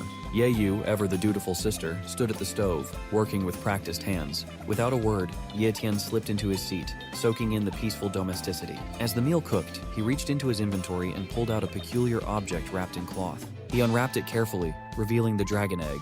As the dragon egg stirred again in his hands, Ye Tian's heart skipped a beat. The motion wasn't random this time. It was subtle, rhythmic, like a pulse. He leaned in, holding it closer to his chest. A heartbeat. A faint but unmistakable heartbeat. The realization washed over him like cold water. Suddenly, his small black cat, Little Jin, bolted from the edge of the bed where it had been curled up. Startled, the cat leapt to the floor and began darting wildly around the room, eyes wide and tail fluffed in panic. A soft voice chimed from his side. It was Little Purple, his tiny, ever-curious treasure-hunting mouse. The little beast blinked up at him, clearly unsettled. The question came innocently. Why exactly did Ye Tian have a dragon egg in his possession? Ye Tian replied in thought, recalling how he had picked it up from a group of rogue cultivators who were discarding it, claiming it had no value. Little Purple, after studying the egg, commented with an unusual level of seriousness. Dragon eggs, he explained, carry an innate aura of dominance. Even in slumber, they exude pressure, an instinctual warning that triggers fear in lesser creatures. This presence was not ordinary. It was tied to the hierarchy of beasts, and dragons, it seemed, stood far above the monarch-ranked ones. Ye Tian listened carefully, asking if there truly existed a rank above monarch level. If dragons surpassed that tier, then what lay beyond the known ceiling of cultivation? Little Purple shook his small head, admitting he didn't know what the official rank was called, but he was certain dragons were beings of a higher order, possibly tied to realms few dared to even name. The conversation halted when the egg stopped moving again. The Martial Pavilion had been firm in their appraisal. The egg was worthless, yet it now pulsed with vitality. What had changed? He decided, for now, to return it to his inventory, unwilling to risk exposing it to further danger. But just as he activated the storage spell, the egg twitched once more, this time even stronger. Before he could react, Little Purple suddenly hopped up, eyes wide with realization. He exclaimed the connection between the egg and the vitality crystal core. That revelation stunned Ye Tian. He had stored the egg and the crystal in the same pocket space, thinking nothing of it. The contact between the two must have awakened the dormant life within the shell. The vitality crystal core, after all, was an exceptionally rare item, a condensed life force born from eons of natural energy accumulation. Even the smallest trace of it could reinvigorate dying plants, extend life, or apparently stir the heart of a slumbering dragon embryo. Ye Tian now understood. He hadn't simply awakened the egg by accident. He had jump-started it. The dragon inside was slowly absorbing the essence of the vitality core, feeding, regaining strength. The bond had begun. Turning to Little Purple, Ye Tian praised his knowledge. When he asked what to do next, Little Purple advised caution. The vitality crystal should continue empowering the egg, and any interference might halt the awakening process. If left undisturbed, and if the dragon truly belonged to a rank above monarch level, Ye Tian might end up with a beast companion of unimaginable strength. The aroma of food drifted through the house, snapping him back to the present. Ye Yu had finished preparing dinner, and as Ye Tian stepped toward the table, she reminded him to wash his hands first. Later that night, long after the dishes were cleared and the moon hung high above, Ye Tian sat alone in his room. His thoughts turned to the purple refining technique. It was known to be one of the rarest and most complex techniques in existence. To truly master it, one needed not just a transcendent tier talent, but a second, complementary talent that allowed for perfect body cultivation, a rare combination that few in history had achieved. Yueling came to mind then. She had only possessed a top-tier cultivation talent, far from transcendent, yet through sheer determination, she had reached Grandmaster rank, surpassing expectations and gaining respect even from the powerful Sun family. He reached for the ancient manual again, thinking that perhaps the technique needed to be broken down into smaller, manageable phases. Bone refining first, then body refining, followed by skin tempering, then the essence cleansing, and finally, ki refinement. Divided this way, he could build a more stable path, where each phase could be trained independently, allowing even those without godlike talents to eventually ascend. As he spread the ancient papers across his desk, something caught his eye, a faint shimmer on the corner of one scroll, a spatial mark. He leaned closer. The ink pattern wasn't ordinary. It pulsed faintly with hidden energy, a kind of seal that masked something beyond the physical realm. As the phrase escaped his lips, a sudden explosion of light burst forth. Space bent violently, the room twisted, and in a heartbeat, Yetian was gone. The world around him was different, dim, but not dark. Strange hues of violet and crimson bled through the air, and beneath his feet, the floor felt alive, like a breathing organism crafted from ancient blood steel. He was inside the purple blood refining realm, a secret place sealed away by one of the technique's original creators. Finally, up ahead, he saw movement. As Ye Tian sees that long purple-haired guy, he freezes. Upon the arrival of his successor, Ye Tian, that purple head smirks and introduces himself as the divine immortal of the striking thunder. Meanwhile, a man riding the horse through the dark forest rushes towards a temple where a silver-haired lady is sitting. He informs her that they finally find that person who she asks for. He is someone from the Yue family. They had an outsider enter when the secret realm was opened, and his name is Ye Tian. She asks with concern about who this guy is who manages to get connected with the Yue family. The man explains that he doesn't know about their connection, but Yue Ling brought back this guy from the Yue family from the Linhai Base 15th Academy. He also discovered that Yue Ling achieved the rank of Grandmaster yesterday. She is shocked and asks if he is sure about that news, to which he confirms it, as everyone in the Demon Sea Base knows about it already, and according to them, she is the current #1 genius in the Demon Sea Base. The lady asks him if he is also happy hearing that news. He hesitates and refuses immediately. She kicks him hard, claiming herself as the #1 genius among the younger generation, and commands him not to further investigate this matter. Helplessly, the man acknowledges it as he is lying down on the ground. She also adds that she will go meet Ye Tian herself, and if he really snatched the Vitality Stone core, then even the Yue family won't be able to protect him. Back there, a purple-haired guy sarcastically praises the capabilities of Ye Tian as he comes here. He mentions that the current he is nothing but a mirage left behind by his engraving talent, even though this whole place was formed by his engraving talent. Ye Tian wonders about him, and if he could be of a monarch rank. Just then, the purple-haired guy says that he will stop nagging it, as it is not funny, and instead suggests eating something.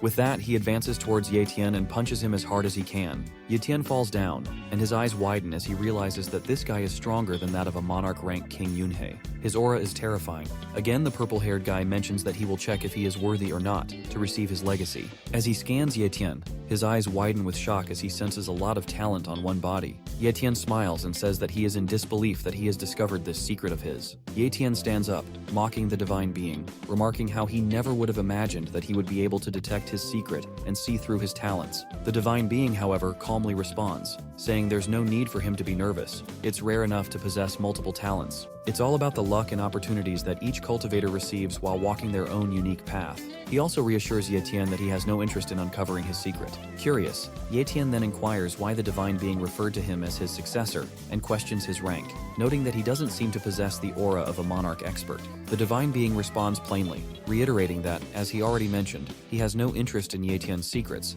and thus Ye Tian doesn't need to know his either. He then explains that the only prerequisite to discovering the engraving he left within the book was the possession of a rare talent, such as spatial talent. He states that he has only one piece of advice for future generations: to have some level of talent. Ye Tian, having multiple talents, far surpasses this standard, and is therefore qualified to receive guidance toward ascending to the Grand Master level. The divine being proceeds to explain the nature of Ye Tian's talents. Many of them are low to mid-tier. He states that only true experts, forged through life and death battles, are capable of fully harnessing apex-tier talents to push through tougher challenges. Fighting with a low-tier talent, he warns, could prove dangerous. Ye Tian realizes that relying on a low-tier talent in combat could expose critical openings, especially during life-or-death situations. From now on, he knows he must be careful when copying talents. The divine being continues, pointing out that having an abundance of low-tier talents can hinder one's growth. If Ye Tian wishes to advance further, he must take a new route by leveling up all his talents to the apex tier. When Ye Tian questions whether this is even possible, the divine being affirms it, explaining that with sufficient combat experience, even low-tier talents can evolve to the apex level. Raising his hand, he says he'll help him just this once, and with a snap of his fingers, everything changes. The scenery shifts into the engraved spatial room, a space where the flow of time is reversed. Ye Tian expresses his shock at seeing yet another spatial room. The divine being explains the difference. 1 hour in the outside world equates to an entire month in this room. Ye Tian is stunned by the immense time disparity. He then tells Ye Tian that this room can only be used once. If he chooses to leave, he will never be able to re-enter. Ye Tian contemplates the situation and concludes that the most critical goal right now is to reach the Grand Master level. If the Yun family discovers the Vitality Stone, only by attaining that level can he protect Ye Yu. Resolute, he agrees to remain in the engraving room to train and level up his talents. In his mind, the divine being praises Ye Tian's determination. As Ye Tian turns to speak again, the divine being vanishes into thin air. His voice echoes in the room, saying that once Ye Tian reaches the monarch rank, he may have the chance to meet his original body. He then informs Ye Tian that he has summoned a worthy opponent for him. Suddenly, with a loud bam, a monster at the Grand Master level appears. As it strikes, Ye Tian narrowly dodges the attack and retaliates, only to find his own attack ineffective. He quickly realizes that the beast is both powerful and incredibly fast. Then, a memory strikes him. When he entered the room, only 6 hours remained before sunrise. He must finish this trial before dawn to avoid making Yu Ye worry. Cracking his knuckles as his power surges within him, Ye Tian steps forward with resolve. Facing the monster head-on, he declares that he must defeat it within half a year. The sun rises as birds begin to chirp, filling the sky with the soft sounds of morning. The bustling market awakens. Vendors set up their stalls, selling everything from medicinal plants to refined pills. Meanwhile, adventurers continue their relentless hunts, still immersed in their killing sprees. Amidst the noise and motion, Yu Ye whimpers softly, calling out for Ye Tian. Elsewhere, Ye Tian remains locked in a fierce battle with the Grand Master-ranked beast. As time dwindles, he charges toward the monster, shouting that he's reached the brink of madness. With a burst of power, he fully activates his apex tier strength talent, his fist tearing through the monster's defense and sending it hurtling across the room. As he strides forward to deliver the final blow, his long, unkempt hair flows behind him, a silent testament to the months he has endured in the room. The monster, refusing to fall easily, makes a desperate final move and hurls a large rock at him. Without hesitation, Ye Tian activates his sword control ability, slicing the incoming rocks in a single elegant motion. He then raises his hand and strikes with shadow assassination, piercing through the beast's core. As he gazes at the monster's motionless body, a faint smile appears on his lips. He finally won, he whispers in triumph. Outside, the sun now hangs fully in the sky, its radiant glow announcing that morning has truly arrived. Ye Tian jolts awake in his room, momentarily disoriented, thinking he has returned to reality straight from that engraved spatial room. As he tries to gather his thoughts, the door opens and Ye Yu walks in, asking if he's awake because it's time for breakfast. She casually mentions a breakfast shop nearby that serves pretty good food and suggests they go there to eat together. Ye Tian walks over to her and, without saying a word, hugs her tightly. Ye Yu, surprised, asks if he had a bad dream. He shakes his head and replies that it just feels like it's been a long time since he's seen her. Ye Yu blushes slightly and playfully slaps his chest, telling him that even though they are siblings, he can't just say such cheesy things and embarrass her like that. She shoves him away as he quickly apologizes. With a huff, she mutters that she shouldn't have come to wake him up and storms off, reminding him about breakfast. Trying to salvage the moment, Ye Tian calls out after her and suggests that they go shopping today as well, mentioning that he never got the chance back when they were in the Demon Sea base. Hearing the word shopping, Ye Yu's ears perk up. She turns back with a gleam in her eye, asking if he's seriously offering to take her out shopping. Ye Tian smiles and assures her that he will treat her and buy anything she wants, explaining that he managed to save quite a bit of money from fighting in the secret realm. Excited, Ye Yu tells him to wait while she changes her clothes. As Ye Tian waits, he feels energy surging through his body. He reflects on how raising his talent to the apex tier has increased his strength tremendously. Now he only needs a little more progress before reaching the Grand Master level. Later, they roam the bustling marketplace of Demon Sea Base. The streets are alive with people and activity. Ye Yu suggests he call out Yue Ling and Xiao Yu, offering to prepare a feast at their house as a gesture of thanks. Ye Tian agrees, and adds that he wants her to get to know them better, since they'll all be living together in the Demon Sea base. Meanwhile, Jin and Purple peek out curiously from Ye Yu's bag as the two shop for fruits and clothes. Ye Tian watches from behind as Ye Yu haggles expertly with the vendors, her eyes sparkling with determination. As they continue to explore, Ye Yu notices a fountain and pauses, her eyes filled with childlike wonder. She turns to Ye Tian and tells him this is her first time seeing one in real life. They eventually settle into a cozy inn for breakfast. As they eat, Ye Tian takes a sip of alcohol and remarks that it's been a long time since he's had the chance to drink properly. He advises Ye Yu not to follow his example, reminding her that she's still underage. Ye Yu rolls her eyes and